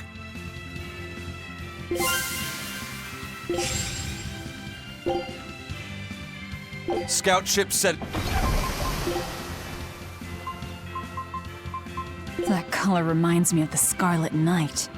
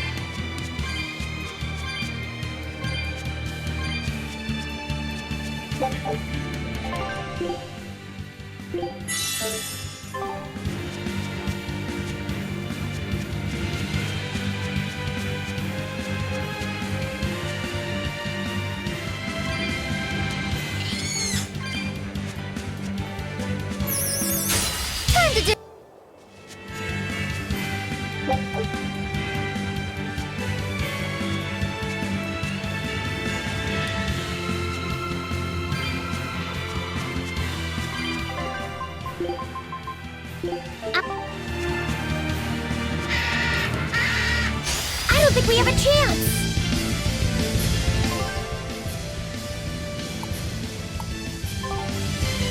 Hey, double haze! Hey, no escape! Infernal Torrent! Here and now!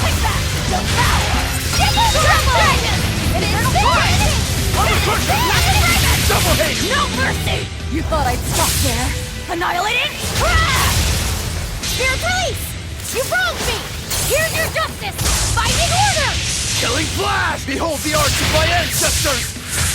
Sun gets a style! Aaron! Now, with a single breath, they appear! Here they come! There's no stopping them now! Good? Yes! Turn-Up! Resound! Arise! Become the blade of destruction! Frostbond! Ready to die? Whatever comes next, this is just the first step! To kill you! Howling Dragon! Hey! One, two! Infernal Go! Torrent! I'll help you! You're wide open! Burn! Die or be killed! No escape! Infernal Torrent! Infernal Blue! Here and finish! Lapis Lazuli! Not even worth my time.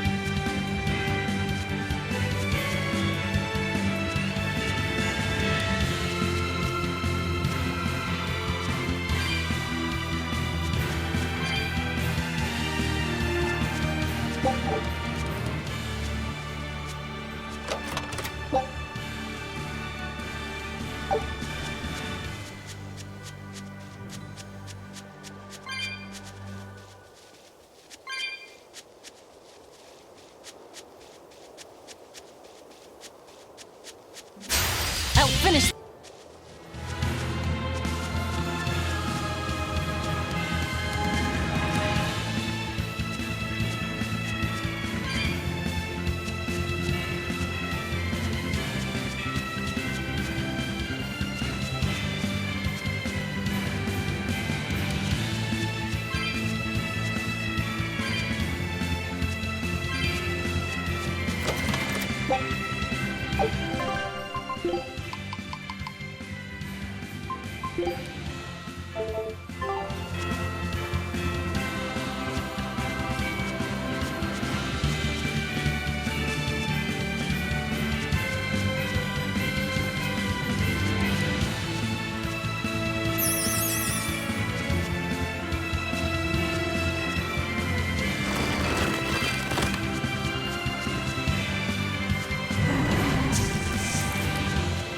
Don't waste my time. You want me in? Fine by me.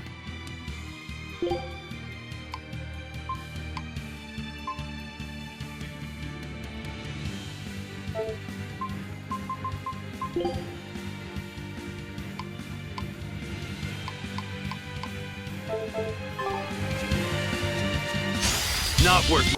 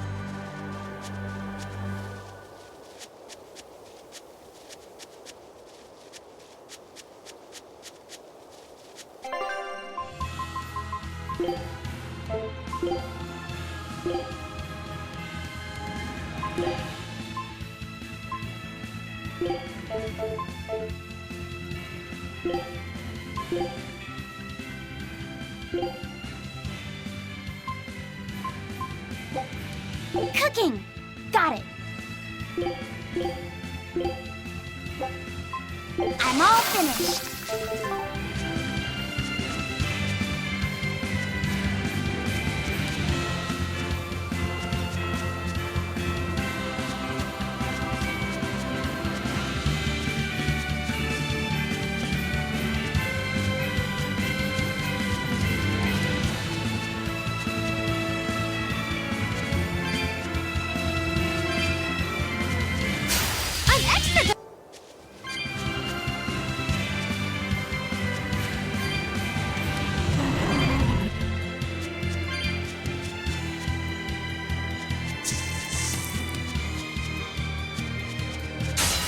I'll end it.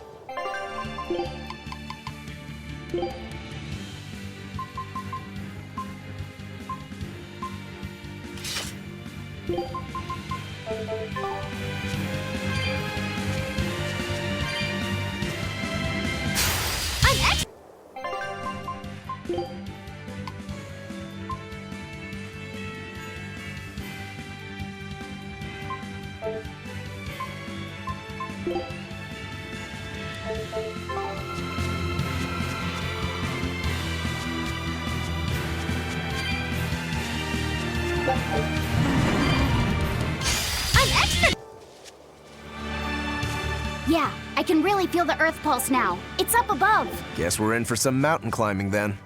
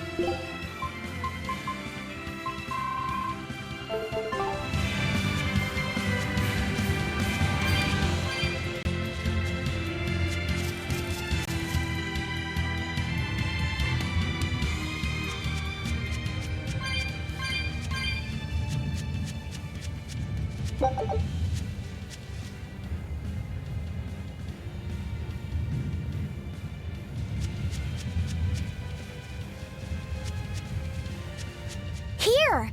This is the Earth Pulse point I've been feeling! No Therian and no barrier. I must have gotten it wrong again. I wouldn't be so sure of that. That dragon could well have broken its barrier. Or it might have been too powerful for the Abbey to subdue. You could be right.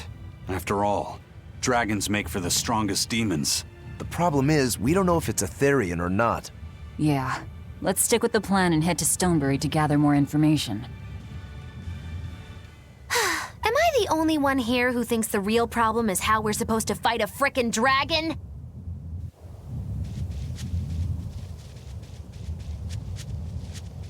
I can't wait to take a good look around. Whoa, now that's what I call a view. I agree that it's beautiful, but don't leap about so much. You'll fall. I can sense many Earth Pulses under this place. I figured you'd notice that. An intricate web of earth pulses crisscrosses the land under the Aldina Plains. Mountains like these would normally take tens of thousands of years to form, but these popped up in about a millennia. So the Earth Pulses have affected the land? Exactly. Long ago, people wielded arts that allowed them to manipulate the earth pulses and control the very land itself. How could arts like that exist? Perhaps they pushed against key points on the Earth Pulses? Like how acupressure can improve a person's blood flow. That's a rather forced comparison, but you may be right. Either way, those arts have been lost for eons. I'm impressed, Eisen. You know a lot about everything. Not at all. There's so much I don't know. For example, the name of these flowers. That's why I travel. To learn. Aldina alabaster grass. That's the name of this flower? Yes. A long time ago, my brother showed me a picture of it in one of his books. They're fragile flowers. They die quickly on their own, but if enough of them gather together, they can survive. Fields of them form beautiful white carpets of flowers. In some cultures, they symbolize kinship, the bonds between people. Kinship. Huh. I'll remember that. You and your brother taught me something new today. I'll never forget either.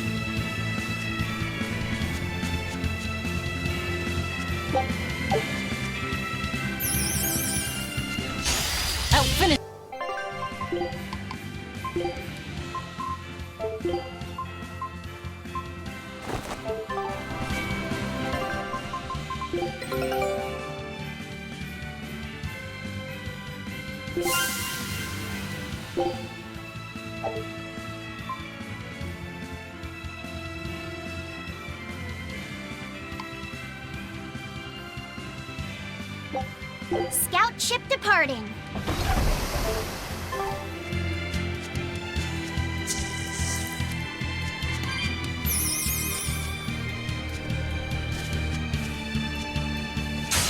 Your fight.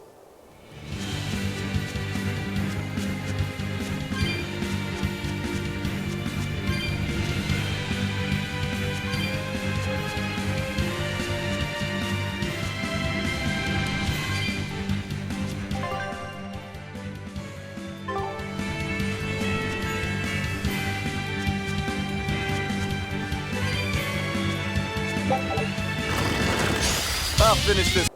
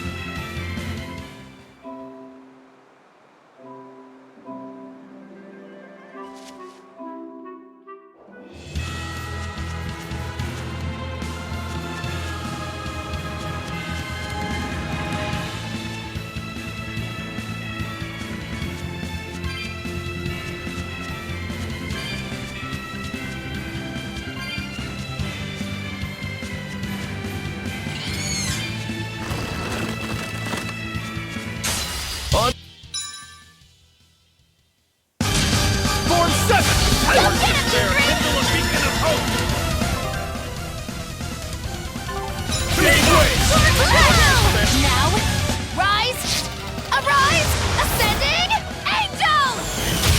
No mercy! Wounds that won't heal, causes deflect. Lethal pain! Ready to die? Whatever comes next, this is just the first step! To kill you! Howling Dragon! Dark despair, kindle a beacon of hope! Sword Dragon! Infernal Torch! Force Blade! Finish! Scarlet Edge! Take that! Devour! Our Dragon! Infernal Torch! That was tougher than I would have liked.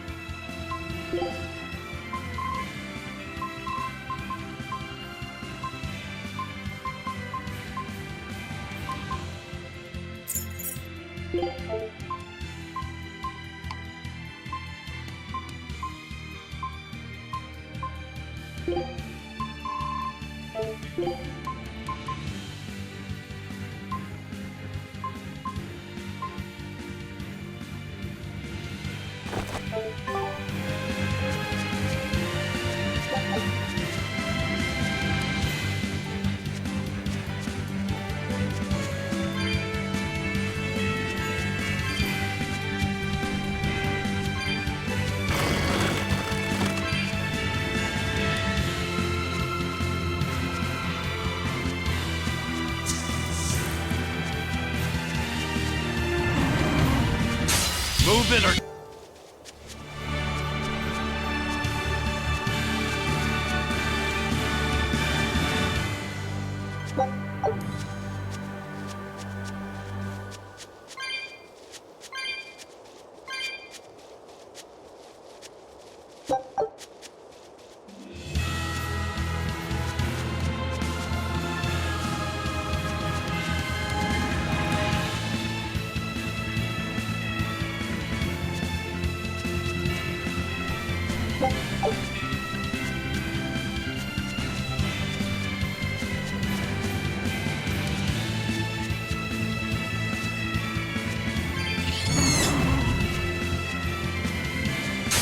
Looks like...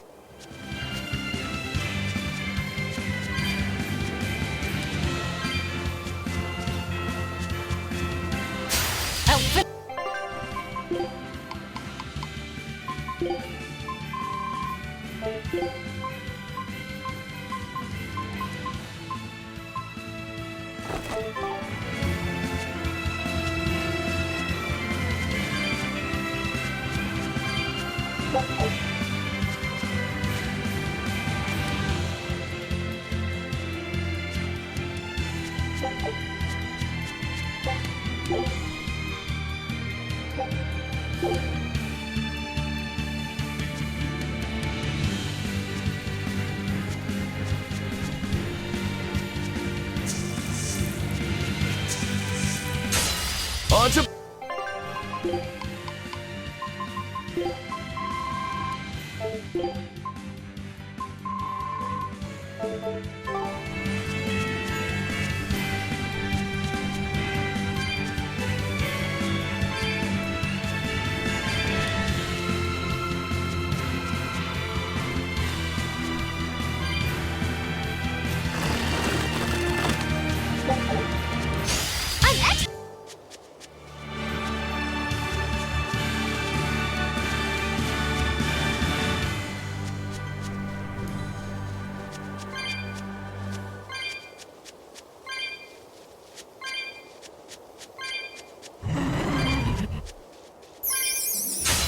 You better...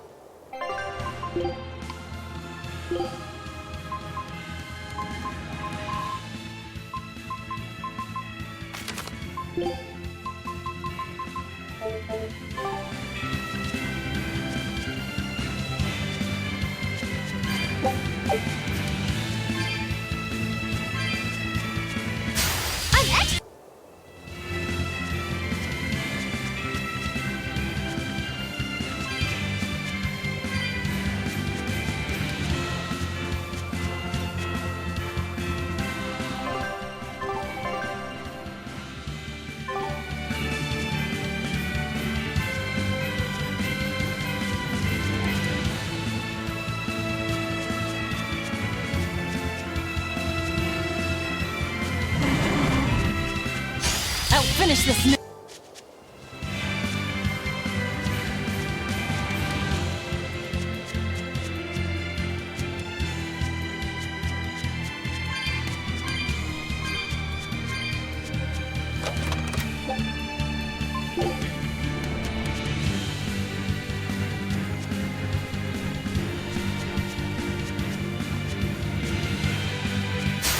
Not worth...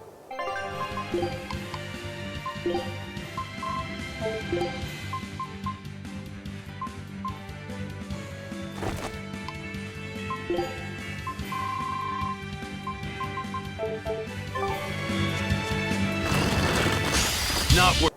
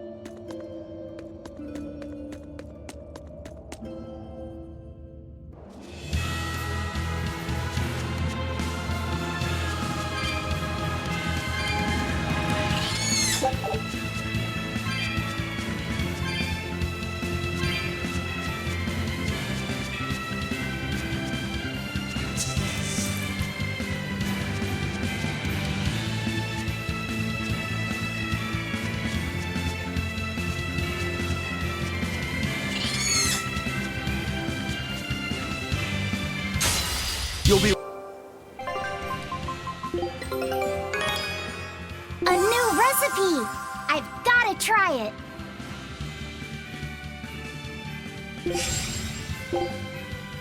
Show him how Ifreed's crew can sail.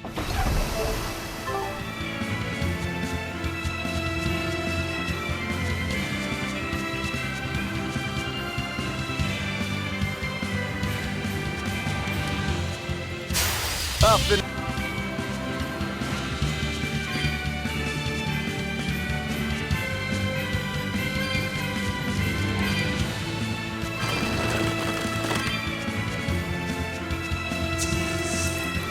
I'll finish this quickly. Eat it! Wait, kill the killing flash! When I'm this close,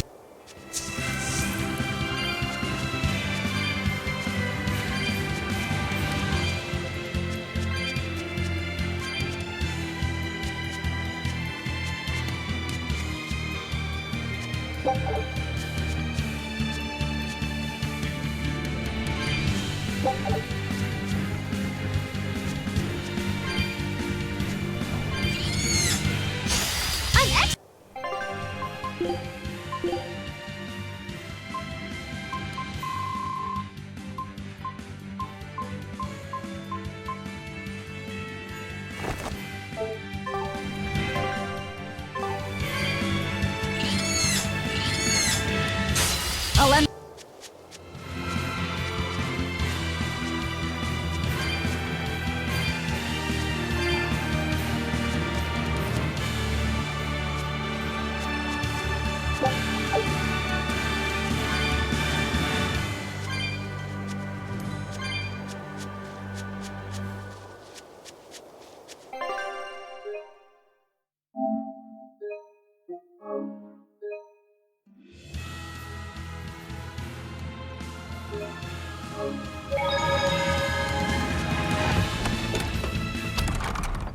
all right. If I were a Bloodwing, where would I be? We'll start at the inn.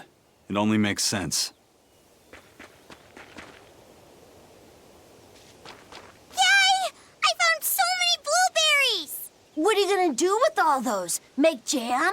I'm going to feed them to my chickens. That way they'll lay eggs with purple yolks. What? You know that won't work, right? It sure will.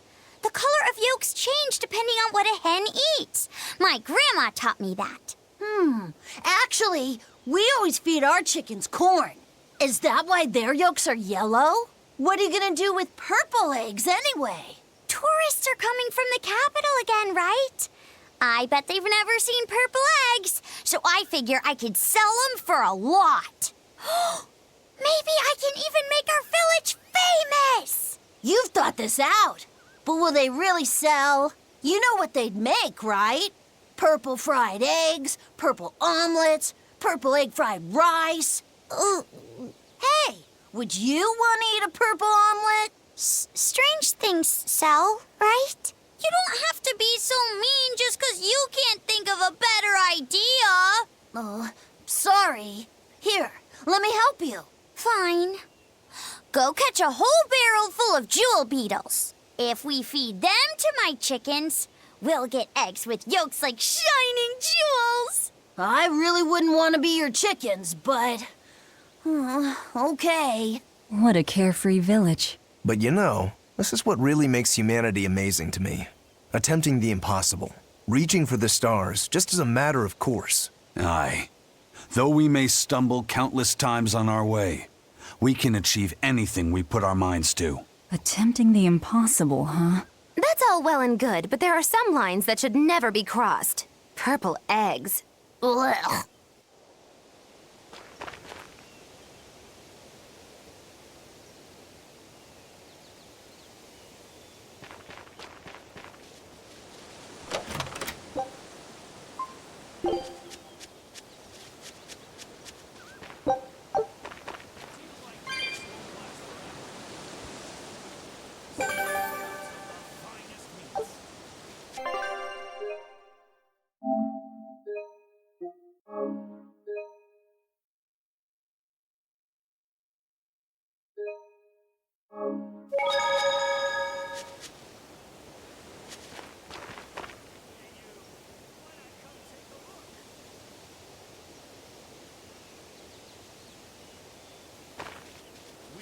always have the freshest produce.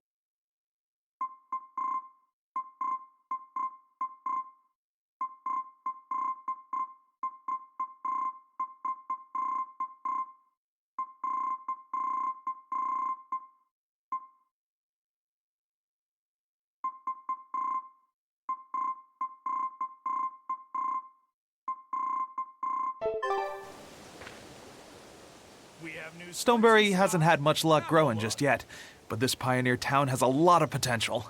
Trees grow well here, and the lumber is of great quality. Oh, we're also close to the quarries, so stone isn't a problem.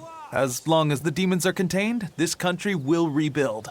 The need for stone and lumber will soar. Best of all, this area is quiet, has beautiful lakes, and is a perfect place for a craftsman like me to work. And why settle for anything less? I do feel that you might be a bit short-handed here. It's hard to build without manpower. You're right. We need something to attract new settlers. Maybe some sort of specialty item? Is there any fruit or vegetable that can only be found around here? There is a type of potato called the radish bell that we grow, but it's got a few, quirks. If you want to attract people, you should just ring a bell. Come to Stoneberry, where the money grows on trees. A bell tower, huh? That might actually work. We can even use local stones for the bell. The Stoneberry Stone Belfry. It won't work. Huh? Try hitting a rock. Doesn't ring. Ah, how could I have missed that? I'm still such a novice. My master taught me better than this. Think before you build. That's what he always said. I need to do better and not sully his name. Go on, take a good look.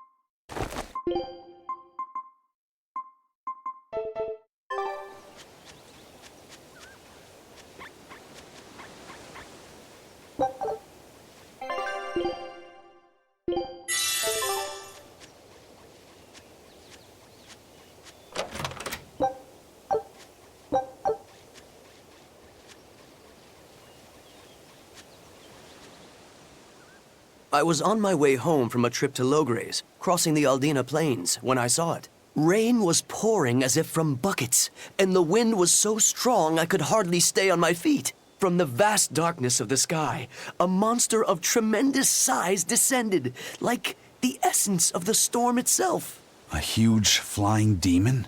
At that moment, a group of exorcists leapt out from their hiding spots and began to battle the demon beast. But it met their swords with its fearsome horns, and a swipe of its tail threw the noble exorcist's back. Horns? And a tail? Where did the demon go? I couldn't tell you.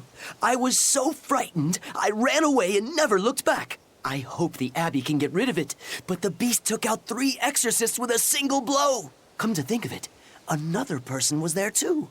He faced the demon and told it to stop. Zavid. If you're going to the Aldina Plains, you'd better be careful.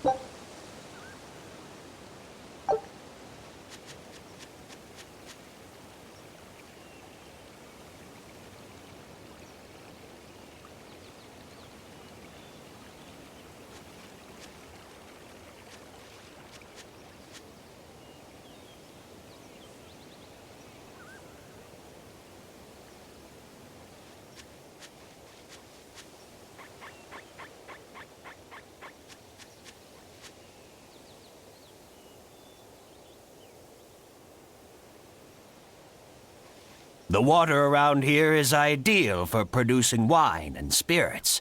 I've been thinking about fermenting something new. What will you make?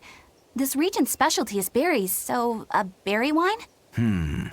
But the chilly air and level of humidity here should be just right for making an amber draft, don't you think? Considering the geography around here, the water must contain a high mineral content. If you use it to make a rice wine, the taste will be unique. I've considered all those options, but I must create something that can surpass my greatest rival, Sleeping Princess. But that's nearly impossible to make.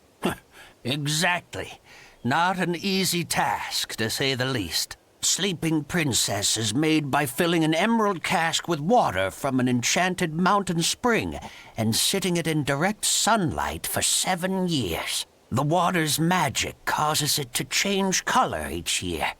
When it reaches the same deep green hue of the cask, it's ready. Solar fermenting, huh? It won't be easy to surpass a marvel of the winemaking world like Sleeping Princess. True, but I've finally found it. The ultimate stone. A gemstone? Will you make a cask from it? That would just make it an imitation. No. What I found can only be called a natural rock filter. You're filtering wine with a rock? Deep in the heart of these mountains, I found a stone that absorbs liquids. I tried using it to filter a berry wine. The taste of it was unbelievably crisp and bright. It preserved the luscious richness of the berries while adding a clarity that left me breathless. I call it Pure Land wine. There is no better. May I have a taste? My apologies, but it took me 10 years to make a single thimbleful. I drank that thimbleful for my tasting. It'll be about 50 years before I can make a decent batch. I doubt I'll see a full bottle in my lifetime. 50 years, huh? Meet you back here, then? I've never been so glad not to be human.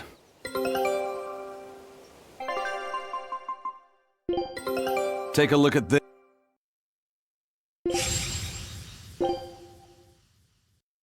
Scout ship to...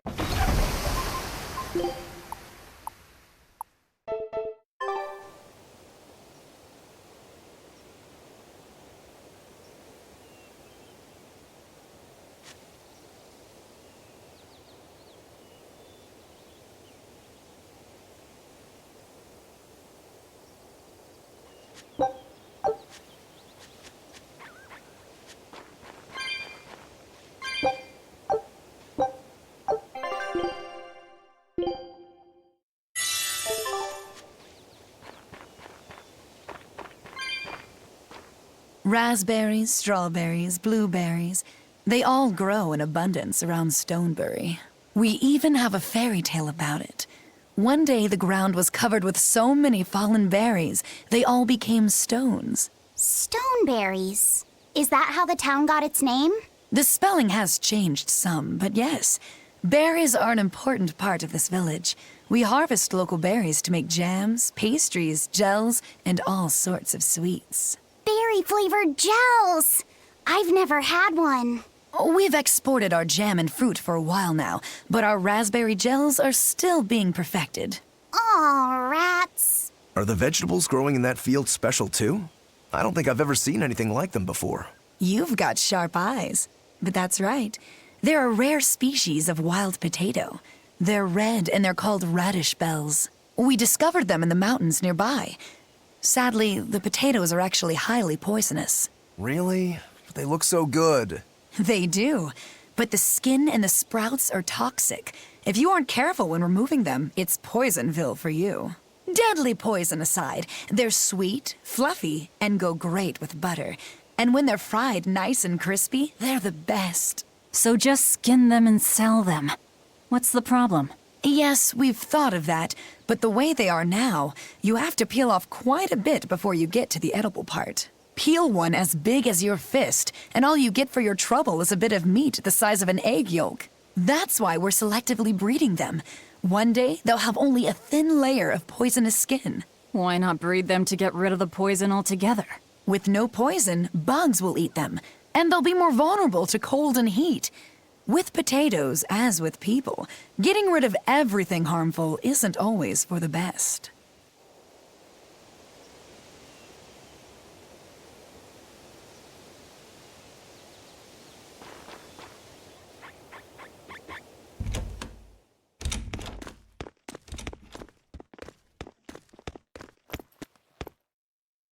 Savid. Well, hello, sailor.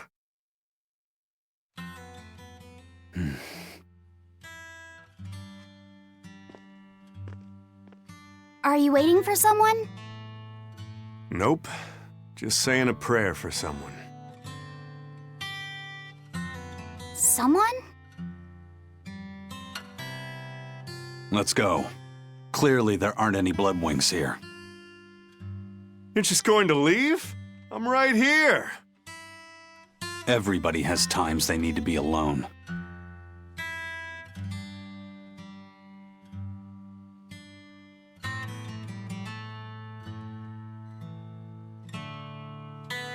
Fee.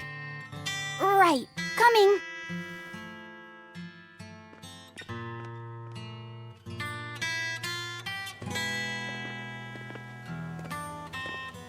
What do you think he was praying about?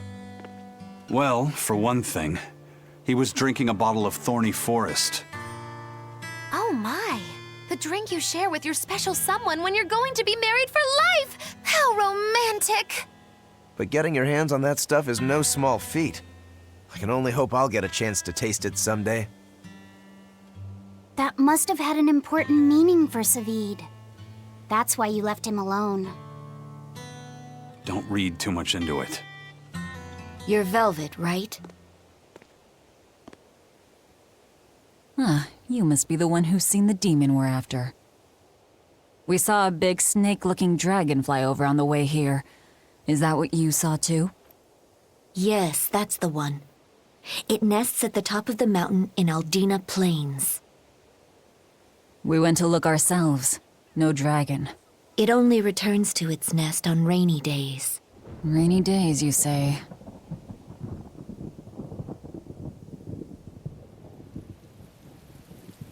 Oh, just look at what you went and made the weather gods do. This doesn't bode well. Not at all. Thanks. We'll give it another shot.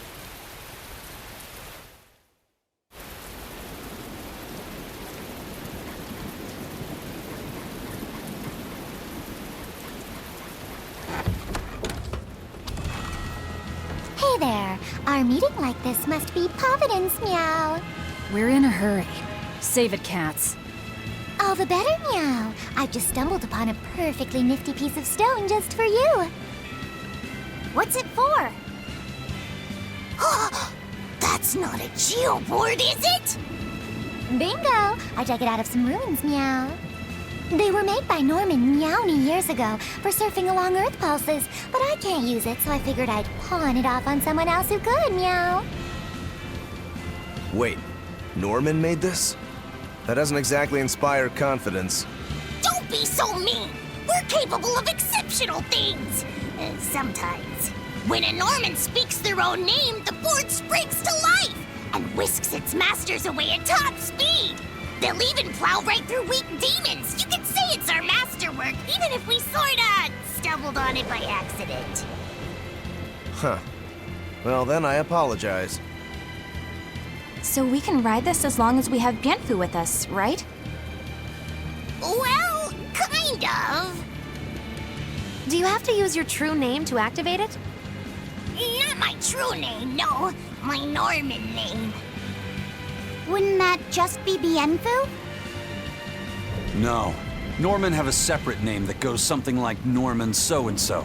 It's almost more a title than a name. Often the name has something to do with what they're good at.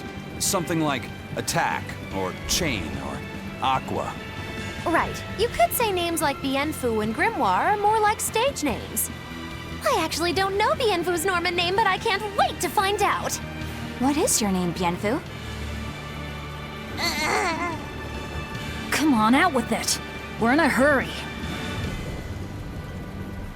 Norman Brave. Whoa, look at that!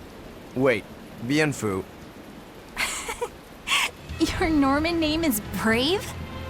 That is so deliciously absurd! Why do you think I've never told you before, Bien? At least the board works, meow.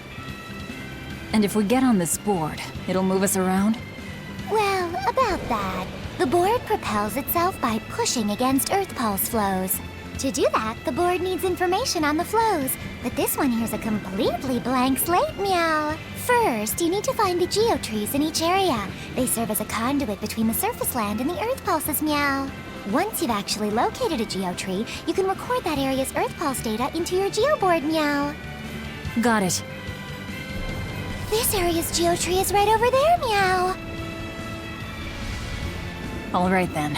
So long as we find more geotrees, we'll be able to use the geoboard to travel much more quickly.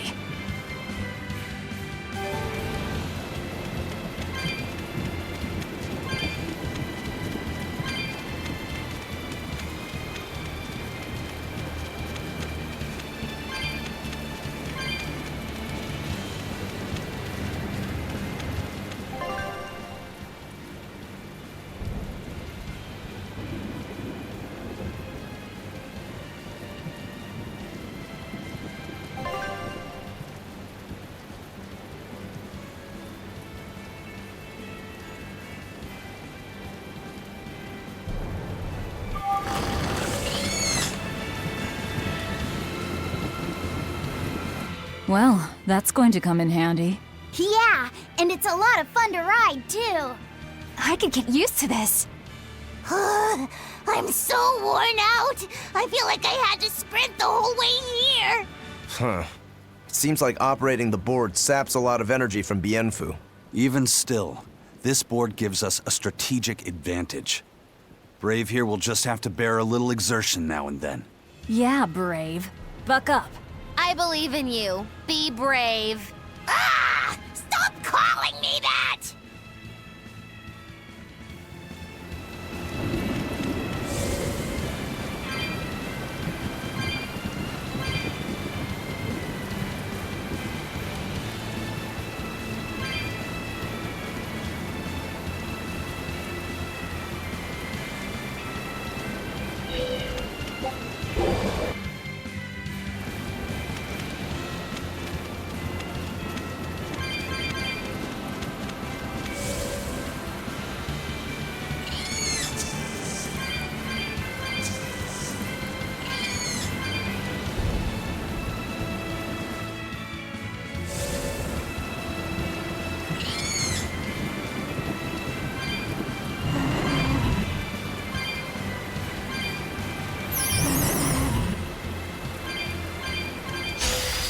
I'll finish this quick.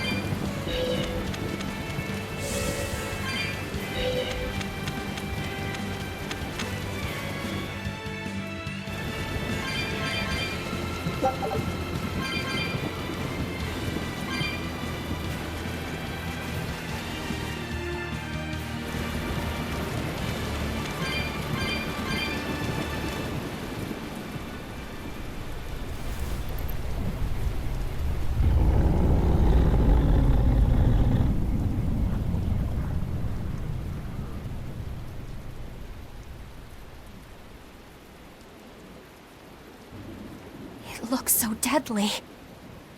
And just check out how much malevolence it's putting out. Which means it's not Etherian. Let's retreat. We've got no reason to pick a fight with something we can't handle. I do. Oh, you're up for it? What? What are you doing? She's right.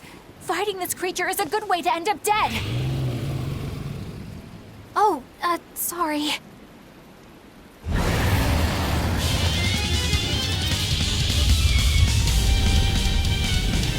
Well, no turning back now. No escape! Damn it, this wasn't part of the plan. Yeah, but training like this doesn't come around every day. Be on your guard. One wrong move and you're done for. I know, that's the fun part. Hurricane! See this? Pretty sharp! Blades of wind! Slice them! Is it fire!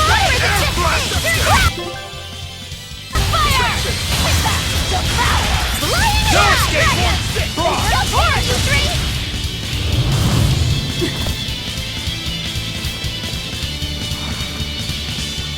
Yep. This one definitely puts up a better fight than your average demon. Is there any hope of actually defeating this thing? I'll do whatever it takes. That's my way.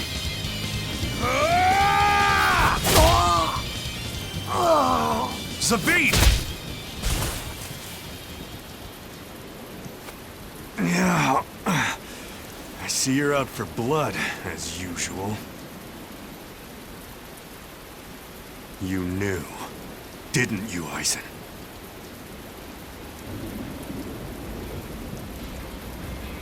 Out of my way.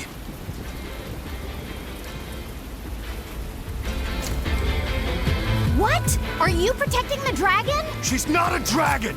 Huh? Back off, or I'll make you back off.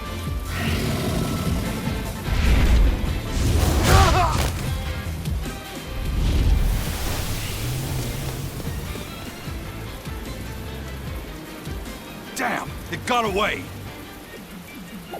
That hurts, babe. And here we hadn't seen each other in so long.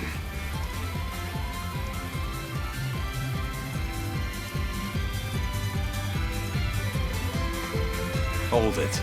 Is that dragon someone you knew? I told you, she's not a dragon.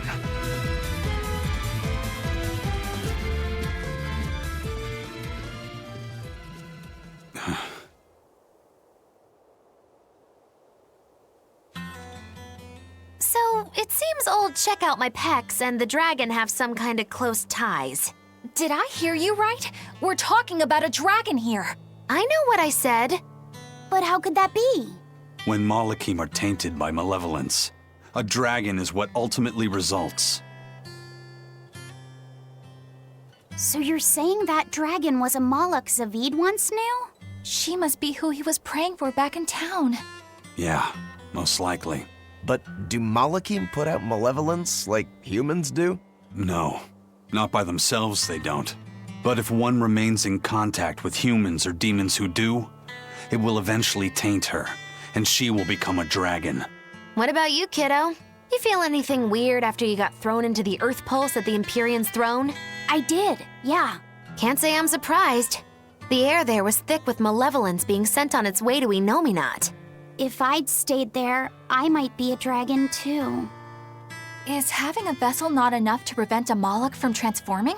A vessel can reduce the effect, but not eliminate it. By stripping their Malachim of consciousness, the Abbey exorcists seem to be able to inhibit the transformation.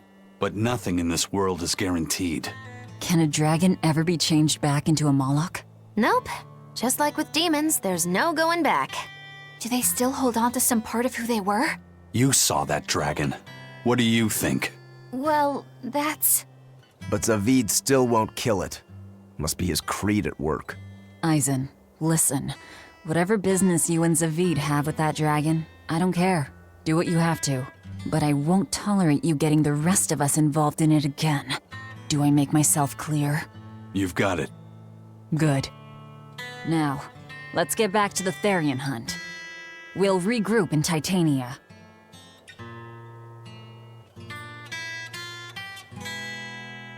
If what Eisen said is true, then could I wind up as a dragon someday? Or Eisen too? I don't know.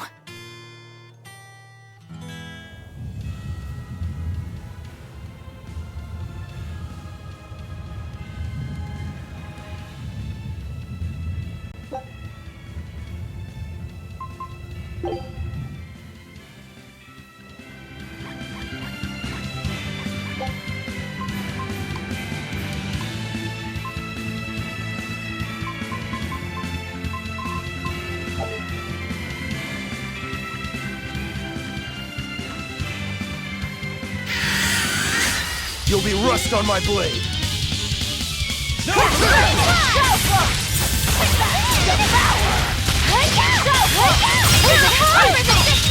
No mercy! Wounds I won't heal. Carve to the flesh. Lethal pay! Clear out!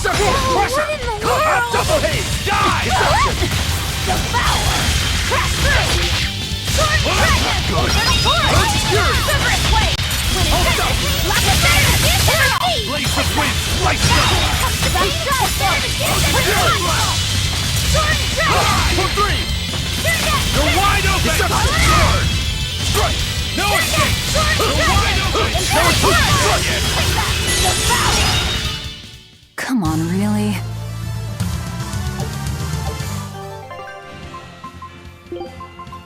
Eleanor, Not worth my time. No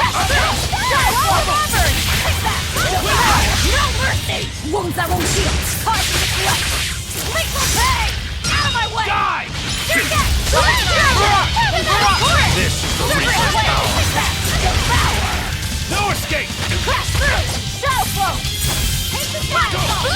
Soaring dragon! Pierce through! Lock and dragon! Out of my way! The pain? It's better to give than receive! Soaring dragon! It's better to give than receive! Soaring dragon! Crash through! Flow! Crash through! Shadow flow! Dragon land! It's better to give than receive! Shadow flow! Dragon land! is this also part of the Reaper's curse? It's an angel's blessing as long as we win.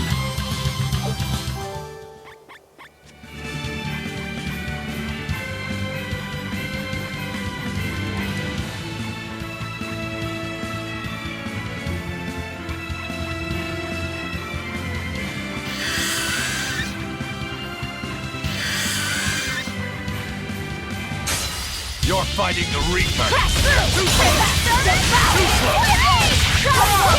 No mercy! Wounds I won't heal! Carve to the flesh! Lethal pay! Blade pierce through! Shadow flow!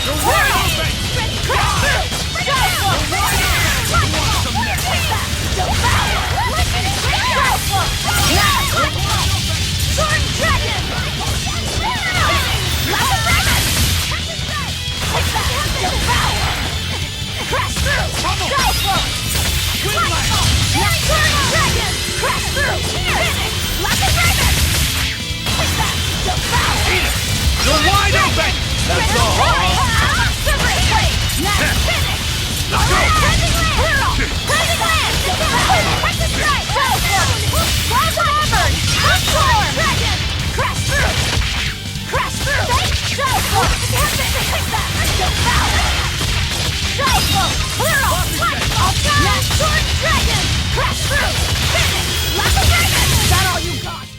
I'll cut down anyone in my way!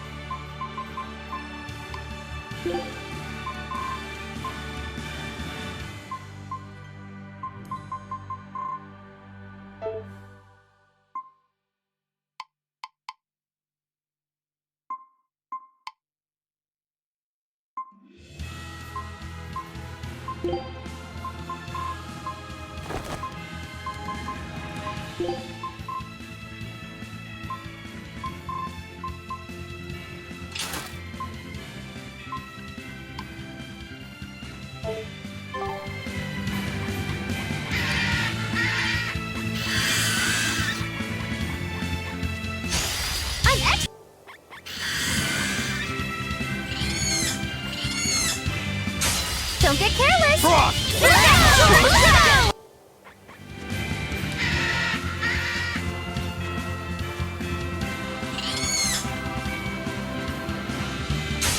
I'm ready.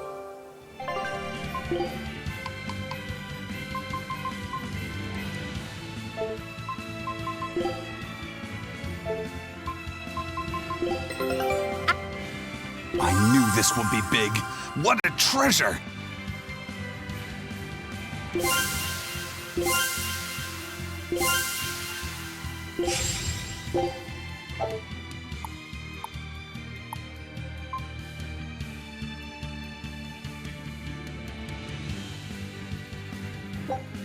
Scout ship.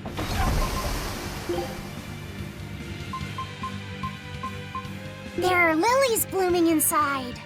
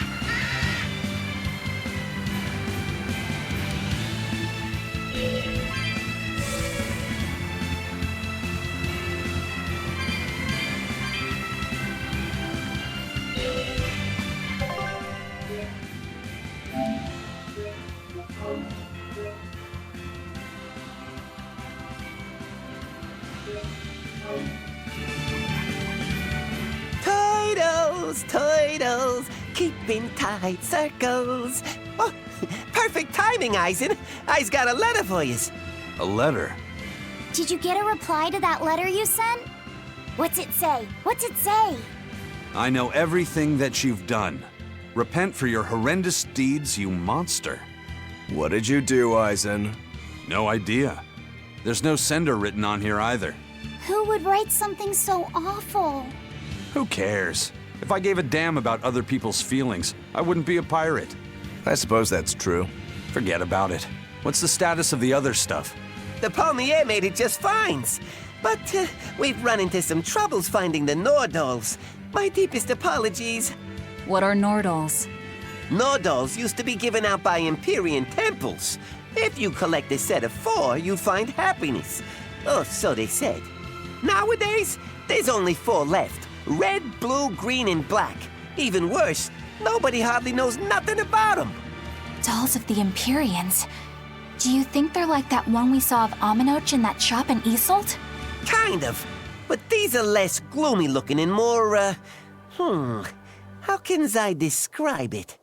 Something like a quiet radiance? A quiet radiance. That's perfect! I think I get it. I'd never have pegged you as a collector of religious claptrap, Eisen. Think they'll help keep the Reaper away? Probably not. But in the off chance they actually work, they'll keep her safe. Her. Hey, that letter Eisen sent off earlier was addressed to a woman, wasn't it? Our little Laffy set is growing up. No, I wasn't implying she was his girlfriend. Her writing just seemed more mature, and...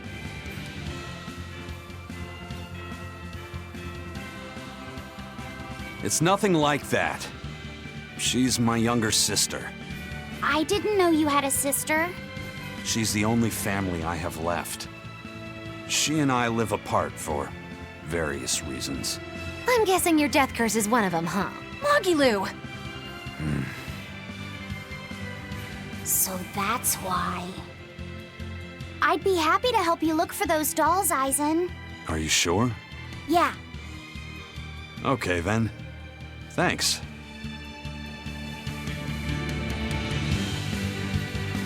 I saw Benwick and the other crew members get into a serious fight over whether cats or dogs were better. I don't get what the big deal is. I can't believe you could say such a thing! No conflict is more perilous than the one that has dogged mankind since the dawn of civilization! In the shadow of every war are the battles of dog lovers and cat lovers. Between each side lies a divide, maybe not all that deep, but unbridgeable all the same. I'd say we're lucky that the squabble you saw didn't escalate into anything more serious. I had no idea it was such a big deal.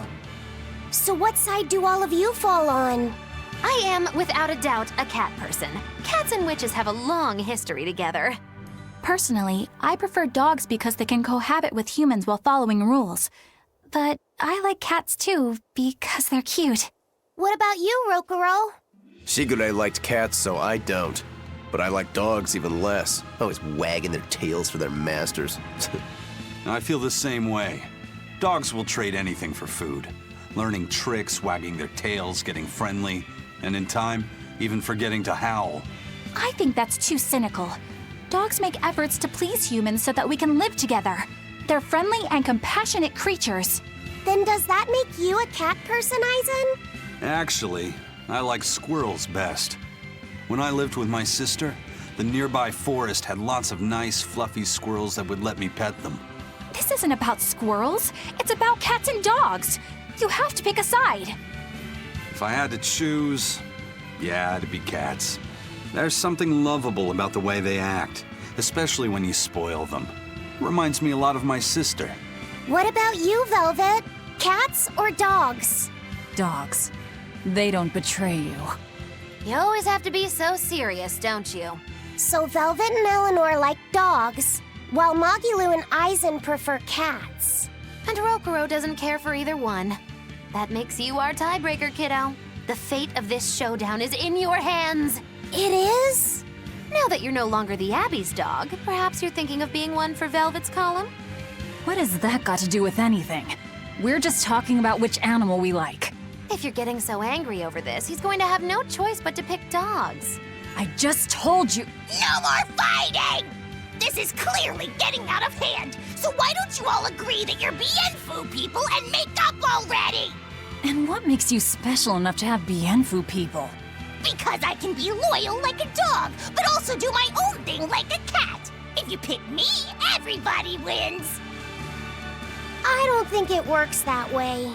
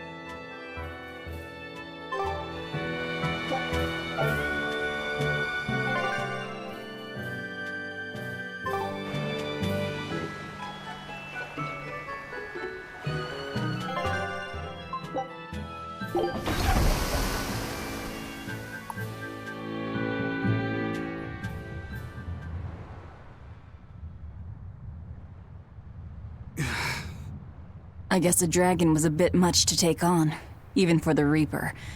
You should get some rest. We all should. I'll just get the crew started on readying the ship for our next departure. All right, you go do that. Laphicet, you should get some rest too. I'm fine. It's more important that I focus on finding an actual Therian this time. I'm going to take another try at sensing the Earth Pulse points.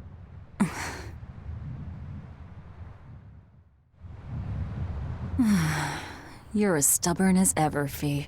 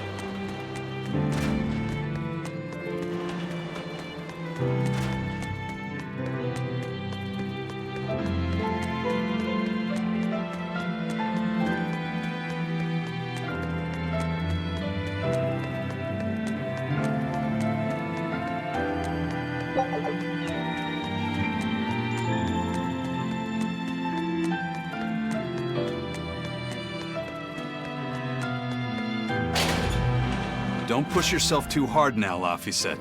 You hear me? I hear you. I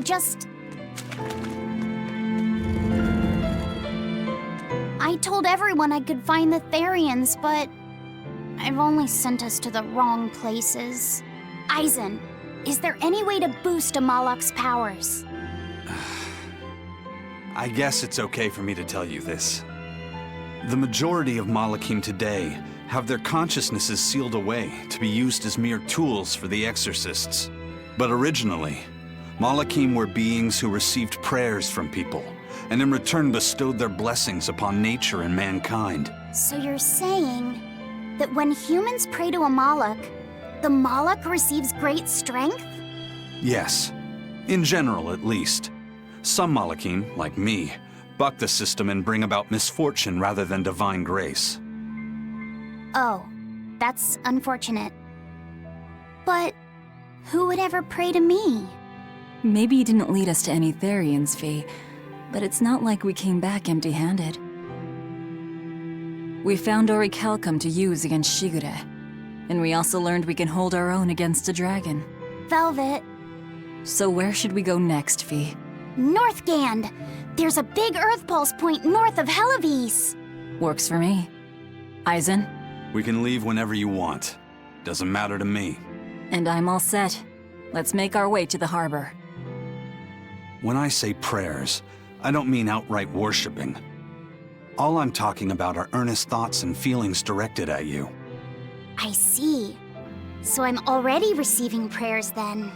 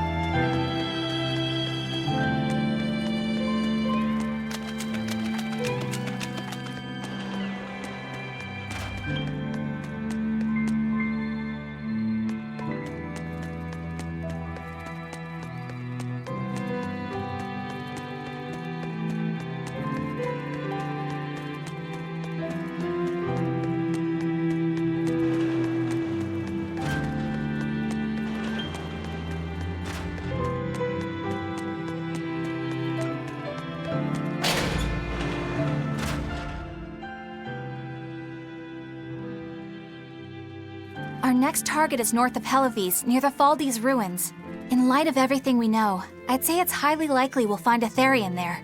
Let's hope! Then we should make our first stop, Port Helives. With the mischief we got into last time, getting into the city might prove difficult. Benwick, how are things in Helives right now? That shipping guild that used to handle our mooring is pretty much toast. But for some reason, the Abbey isn't watching the port as much as they once were.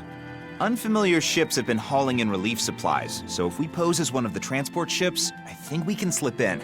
And if we divert some supplies to an unofficial channel, we might be able to secure a new mooring partner. Smuggling in relief supplies for our own disaster. Cheeky bastards, aren't we? It's what'll get us in. That much is true. It's a plan. Roger. I'll get right on it.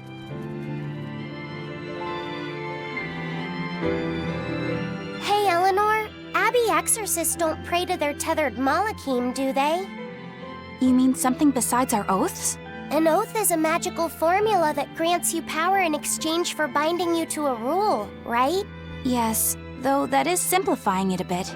When Malachim receive human prayers, they bestow their blessings upon people and nature. Eisen told me that we Malachim grow stronger when humans pray to us. Prayers and blessings? I've never heard of that. I used to think the same way as the other exorcists. Malachim are merely tools that allow us the use of arts. Yeah, that's what I figured. But Innominat is different. The exorcists all worship him. They have faith in his mighty power. And not only that, the people of this nation pray to the Empyrean for salvation, just as Artorias instructs them. Ah, I get it now. See the wheels turning, do you, kiddo? Huh? Artorias founded the Abbey within the existing Church of the Empyreans, so that he could direct the people's thoughts towards Innominat, so that even while they lionize Artorias as their savior, they are made aware of Innominat's presence behind him. Everyone starts believing in Innominat. The prayers of the entire world go to him, becoming his power. After the centuries-long decline of Empyrean worship, he becomes stronger than anyone today could imagine. The pieces do fit. Oaths, prayers, blessings, the demon blight. So much in this world is affected by matters of the heart. They hold magical power, both effective and meddlesome. We are truly going up against the rest of the entire world, aren't we? Don't look so troubled, Eleanor. I'm gonna do my best to get stronger, so believe in me. I am a Malak, after all. Oh, Laphicet, You've become so brave so quickly. Have I? But you're still cute when you get embarrassed. Hey, why's your face so red? Huh? My face isn't red. Huh?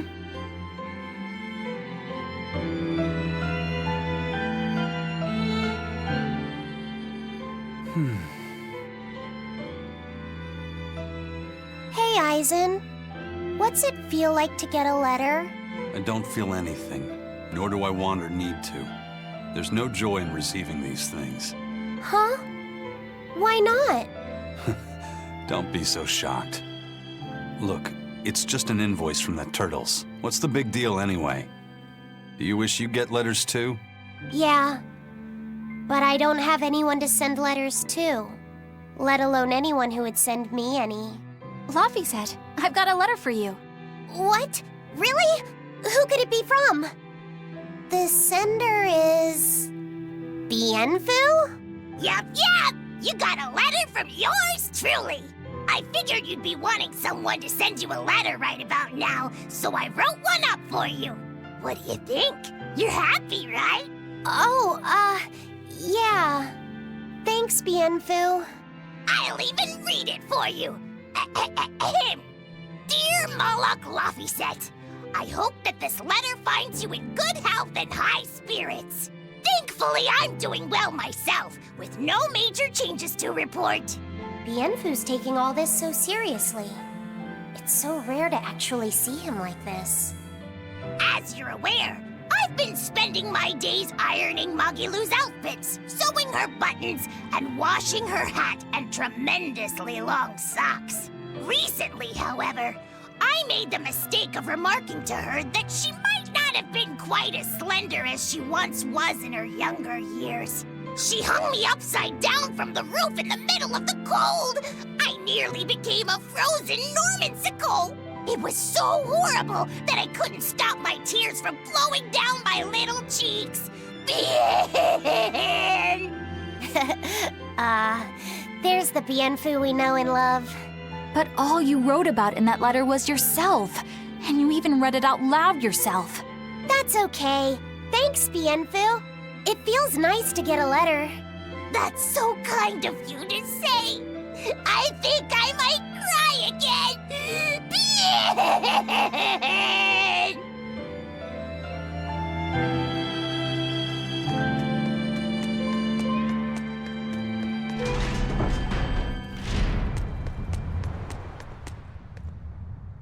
We've loaded everything bound for Helaviz. With that much trade, I doubt anyone will suspect us. Any idea who can give us cover for docking?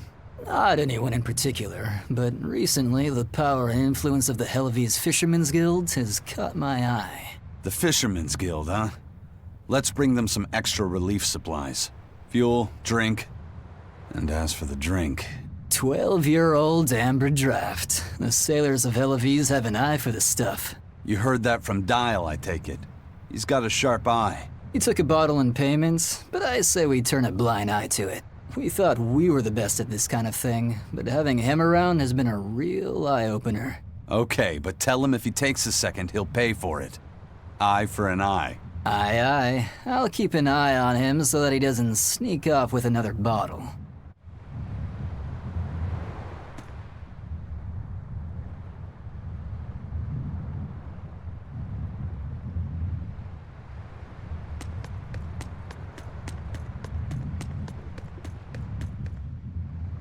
The supplies are loaded. We can make for Helaviz whenever you want. That was fast. If we weren't hard workers, we wouldn't be sailors.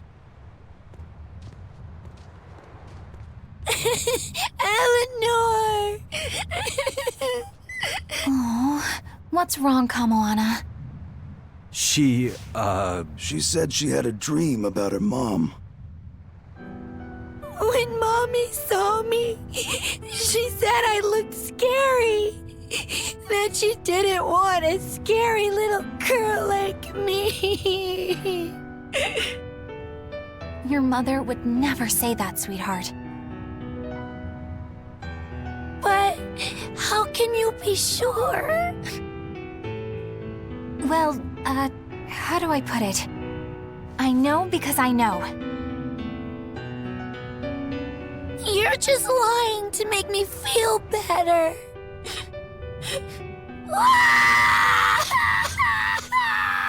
Aw, Kamawana, don't cry.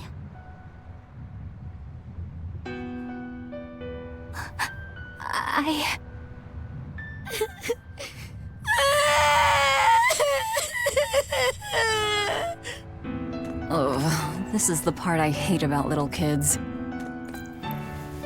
I'm not a little kid! I hate you, Velvet! I hate you! That's right, let it all out. Stop it! Stop it! Mommy! I saw my mommy! She didn't want me!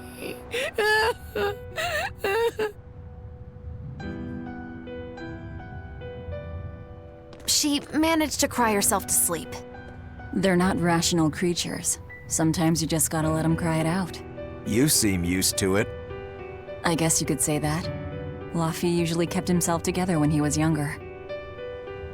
But when he was really little, he had times like this every now and then. And on that note, let's take off all we can. My liege, Dial, I leave Kamoana in your care. I'll do what I can, but kids as sweet and honest as her are harder to deal with than corrupt bureaucrats. An outlaw prince and a talking lizard are no replacement for a mother.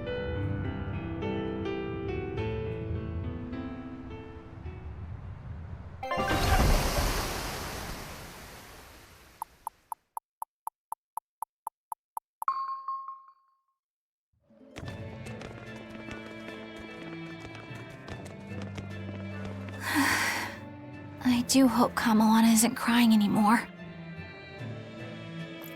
Yeah. Shush! How long is it going to be before you send in another exorcist to replace Lady Teresa? With these demons clamoring at our gates, none of us feel safe anymore. You have our deepest sympathies, but we were sent here on a different mission. That's what the last exorcist who came here said before leaving for the north. What could be up there that's worth all that attention? Surely we're not all being punished by the Abbey for what happened with Medusa, are we? That is not the case. Now, if you'll excuse us, we have business to attend to.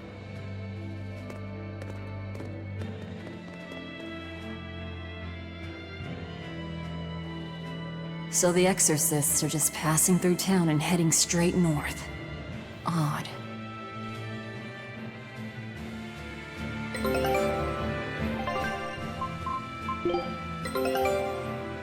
A new recipe! I've gotta try it! All right.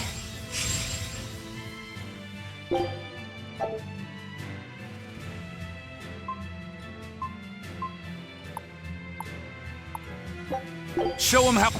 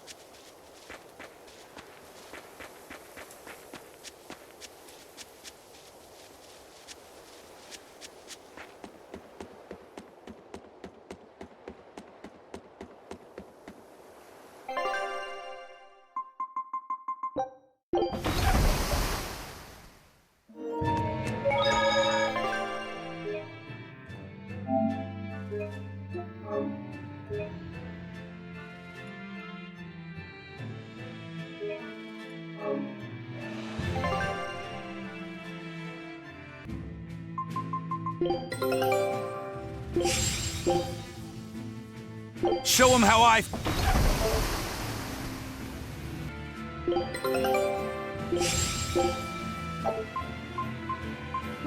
Scout ship...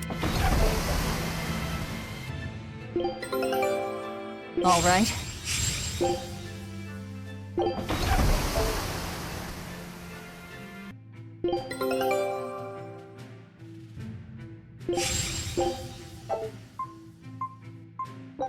Show him how I...